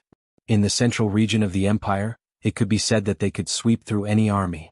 When Pei Nanwei saw the thousands of cavalry charge at Guangling River, she had thought that the bravery of the world's cavalry had reached the peak. At this time, Pei Nanwei knew that there was always a higher mountain. The Phoenix Battalion, armed with sabers and crossbows, belonged to Bailiang's light cavalry. The cavalry in front of her was the Bailiang army's true iron cavalry. Their equipment was the best in the empire. The cavalry's fighting ability was second to none. As the war horses stamped their hooves, the rider on the back of the horse rose and fell. The angle of the long spear in his hand did not change in the slightest. They were 50 paces away from His Royal Highness cavalry. Almost at the same time, the horses stopped and the riders fell silent. There was no noise at all. The 2 riders shuttled forward. One of the generals was extremely handsome. He rode a white horse and held a silver spear. The other general reminded Pei Nanwei of Guangling's father and son, Zhao Yi and Zhao Yi. His movement of dismounting was not beautiful at all. It could be said that he rolled off the horse and rushed ahead of the general on the white horse. He staggered and ran with a crying voice. One on the left and one on the right. The dust created by his feet did not seem to be inferior to that of a warhorse. Pei Nanwei and the Murong siblings instantly turned pale. There were few women in the world who did not hate and fear the fat man in front of them. It was said that their faces would change at the mention of him. Even Pei Nanwei was not an exception. If she was in Xiangfan City's Jing and Palace, she would naturally be calm. However, in Bailiang, the lonely Pei Nanwei really did not have such confidence and toughness. However, the fat man who should have gone to hell to be cut into pieces and thrown into a frying pan made Pei Nanwei deeply understand what shameless flattery was. When he was still 5 or 6 steps away from His Royal Highness, his whole body suddenly fell to the ground and hugged Su Fengyan's thigh. His face was covered in tears and snot. "Your Highness is finally back. Lu Qiu deserves to die for not being able to accompany Your Highness by the Guangling River. If something happens to Your Highness, how can Lu Qiu live?" After Lu Qiu heard this, he immediately went to the general and begged for a tiger tally. He wished he could personally lead 20,000 cavalry from Liangzhou to Guangling and cut off the balls of that father and son and fry them with oil. At that time, there will be countless concubines in the Guangling Palace. Your Highness will first pick the good ones to warm your bed and leave the bad ones to Lu Qiu. Pei Nanwei was still fine. She could still pretend to be calm. Murong Wuzhu was so scared that her face was pale. She trembled and hid behind Murong Tonghuang. She stuck out her head, afraid that the fiendish man would sit on the ground and cry, and the next moment, he would stand up and pounce on her with a ferocious smile. She was different from Princess Jing'an. Princess Pei was the princess consort of a king with real power in the dynasty. Although she was also afraid of Chu Lushan's bad reputation, she paid more attention to the real combat strength of the Bailiang cavalry and the story behind Chu Lushan. Murong Wuzhu didn't think too much about Chu Lushan's official position and his military exploits in the spring and autumn period. Right now, she wished that all the fatties in the world were lighter. Su Fengyan rubbed Chu Lushan's cheek and said helplessly, all right, we're all on the same side. Who are you pretending to be a grandson for? I'm warning you, this Shitzi doesn't have a good impression of men who weigh more than 300 caddies. Why don't you try to be lovey-dovey again? Chu Lushan, who was often forgotten as the general of Qin Wuox, struggled to get up with hidden bitterness. His Royal Highness had a smile on his face and helped him up. Fatty Chu was still muttering to himself. Su Fengyan turned his head and saw the unexpected white bear Yuan Zuozong. He said softly, thank you for your hard work, second brother Yuan. Yuan Zuozong, who liked to use the enemy's head as a wine bowl, squinted his eyes and shook his head. This is my duty. Your Highness doesn't need to worry. After a pause, he seemed to feel that his words were a bit stiff. Yuan Zuozong, who was always serious, smiled and joked. Your Highness called me second brother Yuan. Yuan Zuozong walked a few hundred li comfortably. Su Fengyan let Xu Xiu give up the horse so that he could ride side by side with Chu Lushan on the official road. Aunt Xu, whose fate was much better than Lu Qiantang, had to act as a coachman. Since she left Guangling, she had not had a good night's sleep. Only now did she feel at ease. In Beiliang, even a dragon had to lower its head. For Beiliang, there was no such thing as a dragon crossing the river. Here there was only a worm crossing the river. On the way back, she received a secret message from His Royal Highness. The woman Zhao Sun kept as a mistress in Xiangfan City had died suddenly. Did this mean that she could replace her? His Royal Highness did not say anything, so she did not dare to guess. Two dusty carriages followed closely behind. One of them was driven by Blue Bird, the head maid of Wudong Garden. She looked at the back of His Royal Highness, bit her lips and slowly lowered her eyes. On the official road, His Royal Highness was in the middle. The two adopted sons of the King of Beiliang were on his left and right. They were all third-grade generals with the most solid military achievements in the spring and autumn period. Although Yuan Zuozong was not as famous as Qin Zhibao and Liang and Beimang dynasties, he was still better than Beimang's young generals like Ning Amei and Dian Xiong. Moreover, Yuan Zuozong was recognized as a first-class general in the empire. Based on this point alone, there were many Yuan Baixiong in the Beiliang army. Chapter 359. The Beiliang cavalry that was a little closer to the three of them all kept their eyes fixed on His Royal Highness as they galloped. In the past, all they had seen and heard was that His Royal Highness was jealous of other young masters and snatching women. Previously, there had been no news of His Royal Highness's 3 years of travel, so they had only thought that His Royal Highness had gone to harm the girls of other places. But this time, news of His Royal Highness's trip had spread back to Beiliang, causing the whole of Beiliang to be extremely shocked. Outside Xiangfan City, he had single-handedly faced the king of Jing and Zhao Heng, and stabbed a general to death in front of the vassal king. Who would believe that? Later, they heard that the old god of swords Li Chungang, who had somehow become His Royal Highness's retainer, had borrowed countless swords from Mount Hui in Jianzhou. The Taoist master's residence at Mount Longhu had flown into a rage out of humiliation and demanded that the old god of swords return. His Royal Highness had said, "Return my ass."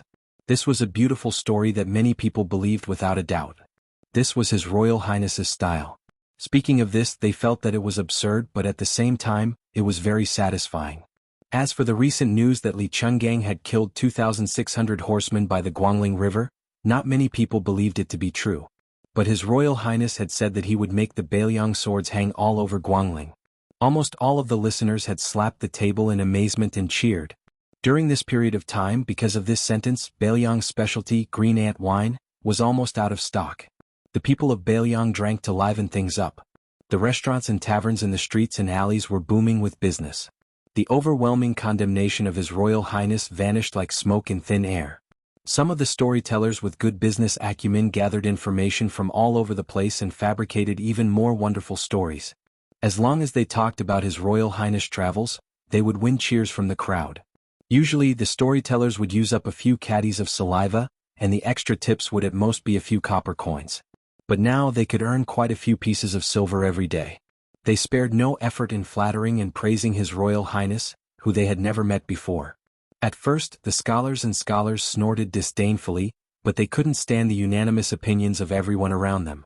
At first, they were skeptical, but in the end, seeing the general trend, they had no choice but to join in the commotion. However, the Beiliang army remained unusually silent. Murong Wuzhu put down the curtain and muttered to herself, "It turns out that a great demon like Chu Lushan is also afraid of His Royal Highness." Murong Tonghuang sneered and said, This Chu Lushan is only afraid of the king of Bailiang who has contributed so much that he can't reward him. Murong Wuzhu frowned. She wasn't used to refuting her brother, so she lowered her voice and said, "But I feel that Chu Lushan is actually a little afraid of His Royal Highness." Murong Tonghuang hesitated and fell into deep thought. Before entering Liangzhou City, His Royal Highness sat back in the carriage and rode in the same carriage as Pei Nanwei. Princess Pei lifted a corner of the curtain and saw the people pointing at them through the gap. She sneered and said, "His Royal Highness can be shy? Crossing mountains and ridges for 3,000 miles and finally turning a bad reputation into a good one. Isn't that the original intention of His Royal Highness's trip this time?" Su Fengyin ignored the sarcasm. He folded his two swords on his knees and closed his eyes. He silently breathed according to the De Huang Ting's Heart Sutra. The red date mark between his eyebrows faded after leaving Guangling, Bailiang Palace. Pei Nanwei followed Su Fengyin down the carriage. What she didn't expect was the grand scale of the prince's mansion and the shabby welcoming party. Such a huge mansion that occupied a mountain and surrounded a lake should have countless servants. But at this time, there was only an old man who didn't have a strong body standing at the Vermilion Gate. Today was Li Dong. As the old saying goes, the water is frozen and the ground is frozen. Pheasants in the flood become clams and toads. The old man seemed to be afraid of the cold and put his hands into his thick sleeves. It seemed that after standing for a long time, the heat in his body was quickly dissipating. The old man couldn't help but shake his feet in the wind. When he saw the carriage stop, he walked over with a smile. When he saw His Royal Highness, he smiled and said some trivial things like, "You're back. Good good good. You look stronger. Father has asked the mansion to prepare several meat dishes, such as rolling donkey and tender ginger duck. In a year, Lidong is the best food for the body.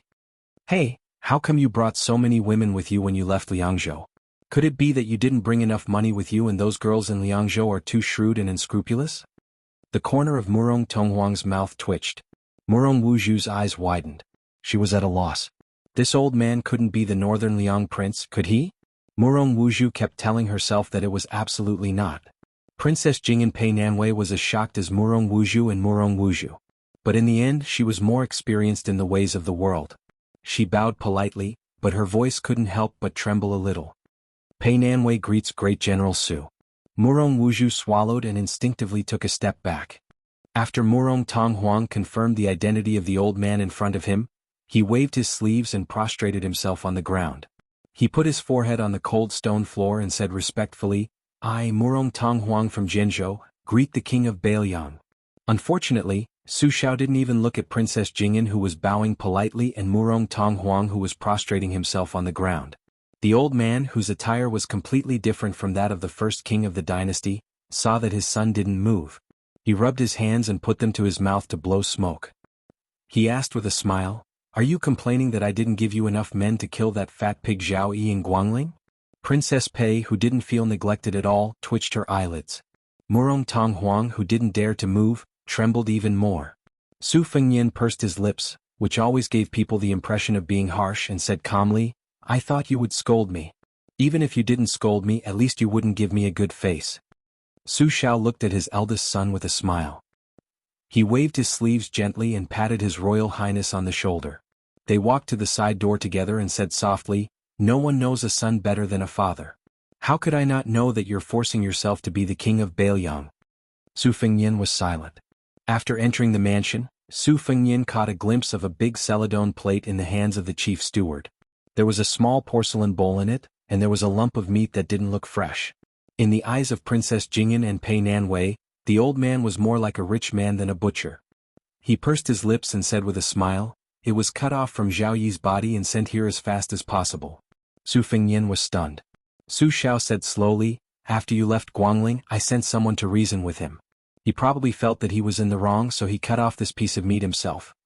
Pei Nanwei had an impulse to turn around and run away. This time, Su Xiao didn't smile mischievously with His Royal Highness, who he doted on the most. He only said softly, "I'm old after all. In the future you'll have to reason with others." Chapter 360. What does it mean to have a big family? When the Murong siblings walked into Bailiang Palace, they knew what it meant to be in deep water. When they saw the tide-listening lake and the martial pavilion by the lakeside, they gasped. Fortunately, the banquet was small and was not much different from the ordinary well-off merchants. His Royal Highness sat beside Su Xiao and wolfed down the food. Yuan Zuozong and Chu Lushan were also qualified to sit. One raised his cup and drank slowly while the other carefully tore the tender ginger duck meat. Ever since Murong Wuzhu walked into the palace, she had been a little absent-minded. She ate absent-mindedly and didn't dare to sit close to the chair. At the dining table, Su Xiao occasionally picked up some food for Su Fengnian with his chopsticks. During this time he whispered, "If Jihu was here, it wouldn't be father's turn to pick up the food." His Highness the Crown Prince, who had been keeping his head down, only paused for a moment before continuing to eat heartily, his cheeks bulging. After the banquet was over, the steward naturally led Princess Fei and the other guests to their accommodations. After Su Fengnian went to the Wutong courtyard to take a bath and change his clothes, he stretched his body refreshingly. Led by Sweet Potato, the Orioles and Swallows overflowing with spiritual aura, they saw the Crown Prince holding a winter embroidery saber in his hand. It was rare that they did not chatter. Su Fengnian smiled warmly and touched their cheeks. Then he walked out of the courtyard and came to the Tide Listening Pavilion. He pushed open the door and went up to the 3rd floor. He found White Fox Face, who was standing on the ladder looking for secret books. He said, "Hey." White Fox's face jumped down the long ladder. The two of them looked at each other without saying a word. The scene was neither warm nor affectionate, but it was good. Otherwise, Su Fengnian would have goosebumps all over his body if the two men looked at each other affectionately. Learning from Murong Tonghuang's mistake, Su Fengnian felt a little strange when he looked at White Fox's face. White Fox's face looked away and looked for the secret manual to fill in the gaps. Su Fengnian saw that White Fox did not want to exchange pleasantries. He had to find a topic himself and said, "I saw Chenyu. She is very beautiful. Chenyu's parents are really prophetic. Her appearance can be said to be beautiful." White Fox asked faintly, "Have you taken back Bailiang Palace?" Su Fengnian said self-deprecatingly, "No, she was abducted by an urgent imperial edict from the capital. Otherwise, I would have let that woman know that there is always a mountain beyond a mountain, a sky beyond a sky." White Fox frowned and turned to stare at his Royal Highness, who did not know how to control his mouth. The corner of her mouth lifted. There was no charm at all, but a murderous intent that sent chills down one's spine. "Hey, you think you are invincible just because you absorbed 80% of the Great Yellow Courtyard? This time you came to the arsenal in Shodong. Are you hinting me to cut you? Tell me, how many cuts will you be satisfied?" Su Fengnian slowly put Shodong behind him and smiled awkwardly. "I just want to kill the arrogance of that virtuous woman." White Fox looked at his Royal Highness, who was guilty, and asked, "Am I very close to you?" Su Fengnian seriously considered this question and then said with great sincerity, "You are not close to me, but I am very close to you. Is this okay?" White Fox turned around and smiled faintly. She said coldly, "You have a strong character. No wonder the whole Bailiang is sucking up to his Royal Highness." Su Fengnian became arrogant when he achieved success. He laughed and said, you flatter me. But I have been holding it in for many years. I have to find an opportunity to anger those scholars who are famous for scolding me." White Fox shook her head helplessly. Su Fengnian asked curiously, "When are you going to the 4th floor?" Bai Hu looked around and said, "Only in a few days." Su Fengnian sighed and said, "I don't expect to catch up to you in this lifetime." White Fox did not make fun of his Royal Highness this time. She said calmly, "What's the point of a higher state? Other than Wang Xianji, who dares to say that they can beat Li Xiaoxin, who has been in the Vajra realm? Han Diaoxi in the Imperial Palace could kill the celestial phenomenon with the mysterious finger. Most of the people in the Confucian, Buddhist and Taoist sects have an exaggerated state. If you only talk about killing enemies, you have to lower your state at least. That's why Xianyuan Jingqing on the Great Snow Plateau could only perish together with the great celestial phenomenon Xianyuan Pan. Of course, the most powerful thing about Confucian monks and Taoist monks is their mouths. They can easily enforce justice on behalf of the heavens. It's understandable that they can't fight." Su Fengnian smiled bitterly and said, "Luckily you're not a woman. Otherwise, who would dare to marry you with such a poisonous tongue?" White Fox ignored Su Fengnian's jesting and stretched out her hand. Su Fengnian hesitated and said shamelessly, "Xiu Dong and I have been relying on each other for 2 years. I have to hold her every night when I sleep. We have a deep relationship. If you don't like Xiu Dong's tackiness, why not?" White Fox did not retract her hand. She just stared at him. Murderous aura, evil spirit, domineering. This was the F*King expert who was going to fight for the top spot in Jianghu in the future. It was no wonder that old God of Swords Li saw him as the future master of martial arts. At such a young age he could already regard the land immortals as his own. Su Fengyan admitted that he was 18 streets behind Old God of Swords Li. During this period he was separated by countless bun shops, pawn shops, restaurants and brothels. His Royal Highness, who had just been praised for his backbone, hurriedly threw Xiaodong over and turned to climb up the stairs. White Fox took Xiaodong's knife and tilted her head. She smiled and said nothing. Su Fengyan went to the top of the pavilion and sat upright. Li Yishan, who was so sick that he looked even more haggard than before, was writing with a stiff brush. An hour later he raised his head and said slowly, "The secret manuals of the Xinyuan family have been sorted out. The Nangong servants downstairs have used a lot of energy."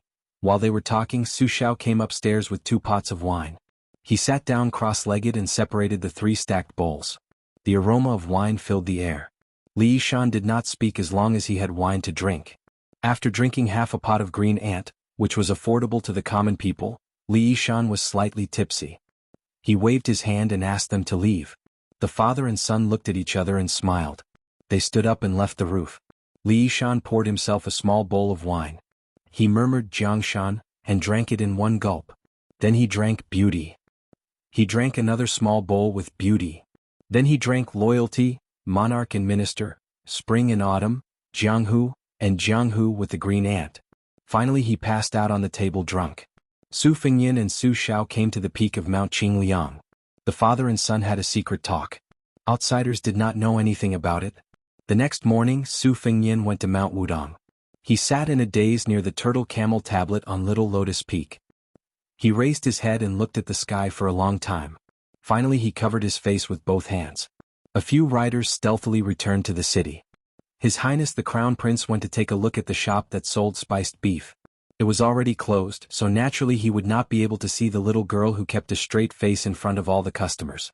On the 28th day of the lunar calendar, Su Fengyan replaced Su Xiao and went to Ksitigarbha Bodhisattva's dojo alone to ring 108 bells. At dusk of the Lantern Festival, every house was decorated with big red lanterns. His Royal Highness went out to relax with a few women of high status. Unexpectedly, White Fox accompanied them. They did not go to the downtown area. Instead, they chose a secluded restaurant. They went to the 2nd floor and ordered some exquisite pastries. They also asked the waiter to warm a pot of yellow wine. On the 1st floor there was a pair of grandfather and granddaughter who made a living as storytellers. The blind old man was telling stories with a bamboo clapboard. The skinny little girl was sitting on a small stool and playing the pipa. The poor quality of the pipa and her poor playing skills were far from being heavenly. Not long after the blind artist sat down, His Royal Highness began to drink. He just finished a small song to warm up the atmosphere. He talked about how the king of Bailiang played the drum in white. Because the restaurant was located in a secluded area, most of the people in the city were preparing to visit the Lantern Festival. There were only a few diners on the 1st floor and the business on the 2nd floor was even worse. Su Fengyan and White Fox were drinking face to face. After thinking for a while, he waved his hand and asked the waiter to send a bowl of warm yellow wine to the grandfather and granddaughter downstairs. The wine was sent to the 1st floor. The blind old man said something to his granddaughter. The little girl stood up with her pipa and bowed to the 2nd floor. The blind old storyteller borrowed a stool from the restaurant and put the bowl of wine beside him. He raised his hand and drank a mouthful of wine excitedly. He said that it was the sound of Bailiang's horse hooves. He said that it was the sound of the spring and autumn war. Unknowingly, he ended up talking about the words His Royal Highness of Bailiang said by the Guangling River. His Royal Highness listened to the storyteller quietly drinking wine and talking with his eyes closed. He was expressionless. Perhaps it was because of her grandfather's mood, the little girl was having a hard time playing the pipa. Her face was red and her ears were red. After the blind artist came back to his senses, he reached out his trembling hand and touched his granddaughter's head. Then he reached out for the wine. He shook his hand and realized that it was empty. The old man put the bowl back and smacked his lips. It seemed that he wanted more wine, but he did not feel that it was a pity that there was no more wine. He just muttered to himself, "The old soldier of Bailiang Han Wenhu seems to have drunk out of heroism today. ## going to Baimang alone." Chapter 361. The Fish Dragon Gang could only be regarded as a third-rate gang in Bailiang, but Old Master Lu was quite famous. He was a master of both internal and external martial arts. It was said that when he was young he met a senior immortal in Wudong Mountain, who taught him a set of superior internal strength mental cultivation methods. Coupled with his 30 years of hard work, he practiced the mountain cannon fist, which had been passed down by his family. Many heroes died under his fists. Unfortunately, Old Master Lu was stubborn. When he was at the peak of his fame, he couldn't lower his head to deal with the officials for fear of losing face, so he suffered a lot of difficulties. At that time, Old Master Lu could still rely on his fists and a few brothers in the gang to make a name for himself in Bailiang, which was full of gangs. However, as his old brothers earned enough money, they retired from the Jianghu and spent their remaining years with their grandchildren. Old Master Lu, who couldn't hold up the overall situation by himself, gradually found it hard to make ends meet. At this time, if he wanted to build a relationship with the officials and get a share of the gray business, he wouldn't be able to enter the temple even if he carried a pig's head. In the first 10 or 20 years, the Honghu sect and Lujian sect could only be regarded as juniors in front of the Fish Dragon gang because they gave enough money as filial piety and were willing to put aside their pride to do a lot of dirty work for the officials. Now most of them were rich. Not to mention the gang leader, even the guests were rich.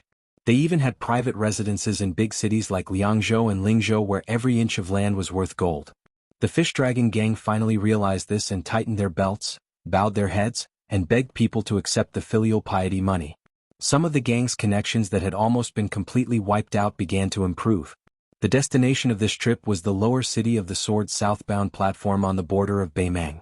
He was helping a son of a general, whose father was a 4th-grade military officer, to transport some silk, satin, rouge and other goods purchased from the empire's Gangnam-do to Baimang for resale.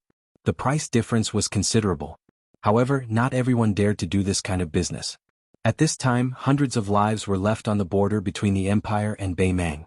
Ordinary official travel passes might not be able to pass through the passes safely. However, since the dandy's father was a general with real power, there was no need to worry that the passes on the Bailiang side would make things too difficult for him. The only thing he was worried about was the bandits on the Baimang side. The Fish Dragon gang gritted their teeth and accepted this business. Although they were on tenterhooks, they could only get a pitiful 10% profit. However, no matter how small a mosquito's meat was, it was still meat. Besides, being able to form a relationship with the dandy was more important than making real money. Last year, a disciple of the second leader of the Fish Dragon gang saw the young master of the Azure Dragon gang doing evil on the way and angrily attacked him. As a result, not only was his limbs crippled, but the Fish Dragon gang was also almost sealed by the government. This was the difference between having a backer and not having one. During that time, the young master of the Azure Dragon gang would often go to the Fish Dragon gang and pester the granddaughter of the old leader, which made everyone in the gang angry. This time, the Fish Dragon gang didn't dare to slack off in the slightest as they were working for the children of the government. Besides Lu Laozi, who stayed in the gang to intimidate the small fry who only had a few fat pieces of meat left in the gang, the second leader Xiao Chong, who was good at using a double-handed sword, had originally planned to retire in the middle of the month. Because of this, he missed the auspicious day. Even Gong Sunyang, who hadn't been involved in the affairs of Jianghu for many years, reappeared in Jianghu with the ox horn bow. Together with Xiao Chong, he assisted Lu Narong, who was going to take over the Fish Dragon gang in the future. There weren't too many goods, just enough to fill a carriage. If they weren't transported to Baimang, which was a primitive place, it would be very suspicious of using a big bow to shoot sparrows.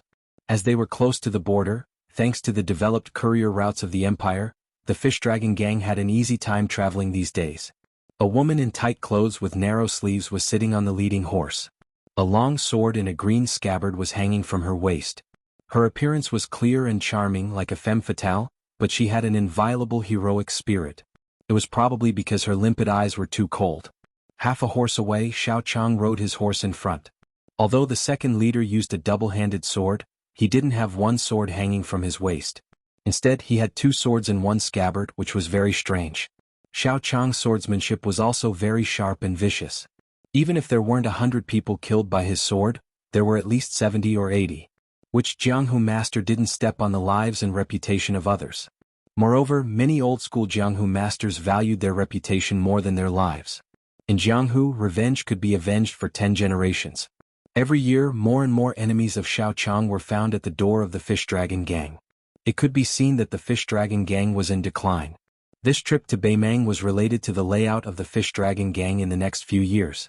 There might be enemies who would take the opportunity to attack. The spirited woman reached out her hand to block the wind and sand that was blowing at her face. She cast a glance at the top of the city wall. Even though it looked like it was close, there was still a long way to go. She said slowly, "Master, we'll reach northern Mang once we pass the pass." Although Xiao Chang's swordsmanship was outstanding and fierce, he was recognized by the whole fish dragon gang to be kind and had a good temper. Moreover, the woman beside him was his last disciple. A knowing smile appeared on his face as he said in a strong Longshichang accent, "I've only been to northern Mang once in my life. Come to think of it, I don't have any praiseworthy experience." On the other hand, that taciturn Gong Sun Yang actually gained his reputation there. The extremely beautiful woman was obviously Lu Nerong, the granddaughter of old gang leader Lu. She asked in surprise, "Isn't guest Gong Sun from the old western Shu?" Xiao Chang touched the scabbard and sighed softly, "Who doesn't have a difficult scripture to read? The taciturn guy just doesn't want to talk about it." Lu Nerong turned her head and glanced at the carriage. Gong Sun Yang, who had been living in seclusion in the gang, was sitting alone in the carriage. She turned her head again and asked in a low voice, "Master, how much do you think the cost of this carriage of goods is?" Chapter 362. Xiao Chang smiled and said, "In terms of the goods themselves, even in the rich Gangnam-do, it is not cheap. Costs about 6 to 7,000 taels to get it. In addition, when you go to Jiangnan from Beiliang, you have to deal with all kinds of bad guys, so it is impossible to get it without 10,000 taels of silver. But if you go to Beimang, you can sell it for 35,000 taels of silver.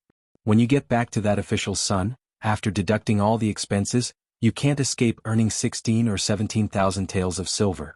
This money is like a rolling snowball, always rolling bigger and bigger. As long as you have the capital, connections and background, you don't have to worry about money." These descendants of military families, while their fathers were busy collecting the wealth of the people, they weren't idle either. To be honest, these young masters aren't all idiots. When it comes to networking, 10 of these boorish men who only know how to fight and kill can't even compare to one of them. Lu Nerong sighed and said, "The fish dragon gang missed the best opportunity. If they could be ruthless 20 years ago, they might be the biggest gang in Lingzhou today." Xiao Chang said helplessly, "So Nerong, don't blame the old gang leader. He tried so hard to introduce you to the son of the Lu family of Yuliang, not just because he coveted the other party's family background so that he could help the fish dragon gang. The old gang leader only has one granddaughter, how could he be willing to push you into the fire pit? I have seen the young man of the Lu family with my own eyes. He is a bit arrogant, but his character is not bad. After all, he has already obtained scholarly honors. Not to mention the fish dragon gang, even the daughter of the biggest sect in Beiliang, the Dragon Gate sect, may not be good enough for him. Although what I said is unpleasant to hear, it is the truth." Lu Nerong was silent and pursed her lips tightly. Xiao Chang knew that his disciple was cold and indifferent. Once she went into a dead end, even 10 horses would not be able to pull her back, so he did not force her. After all, this was the Lu family's private matter. He was an old man who was about to leave the martial arts world to enjoy his life, so he did not overdo it. But Xiao Chang knew that whether his life would be comfortable and stable in the future would be directly linked to the power of the fish dragon gang. Naturally, he hoped that Lu Nerong could marry into a good family. 20 years ago, the Lu family of Yuliang was just a poor family. Although they were rich, not to mention the big families, even the small families had to look down on them. But they took the opportunity to get on good terms with a powerful figure in the Beiliang army, and rose in the smoke of war.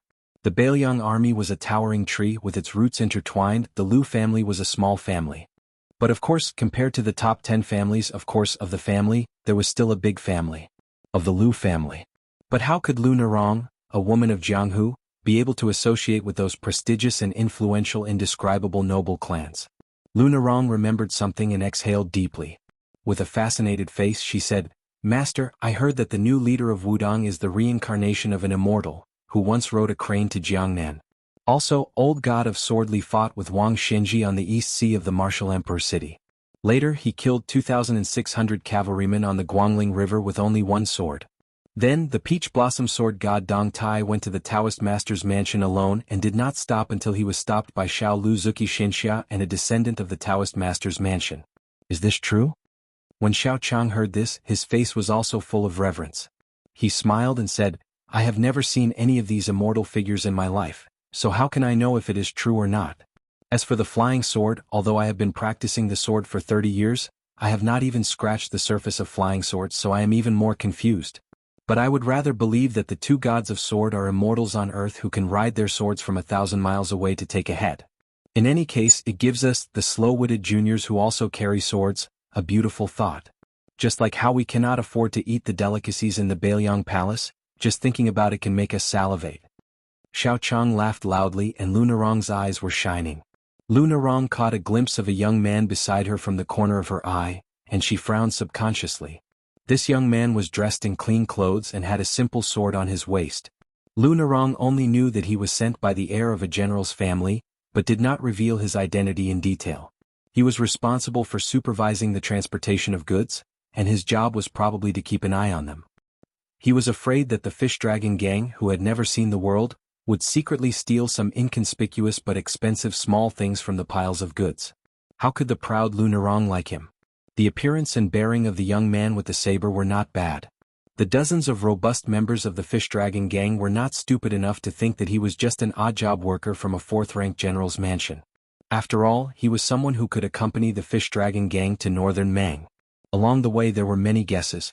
Some said that he was the son of a certain steward in the strict general's mansion. Some said that he was a distant relative of the general who had received training and came here to gain experience. But more people viciously thought that this embroidered pillow, who was so good-looking that it made people jealous, was the lover of the general's son. Hey, who could say for sure about the affairs of a rich and noble family? How could there be any lack of dirty secrets and scandals? Lu Narong's mind was clear, so of course she didn't understand why the gang members were looking at the young man with such a playful expression. In any case, the past 10 days had been peaceful. Since that person didn't cause any trouble, she naturally wouldn't find trouble with him. She had privately asked her master, Xiao Chang, about this unfamiliar man's martial arts skills. Xiao Chang only said that he couldn't tell, so she was relieved. Most likely he was a bored person who used his saber as an accessory. In any case, the rich and powerful young people all liked this kind of thing. They were obviously weaker than scholars who had no strength to truss up a chicken, yet they liked to carry a saber and a sword. The man with the sword kept a clear distance from the fish dragon gang. Seeing Lu Narong's peeping gaze, he responded with a smile. Lu Narong turned her head with a cold face.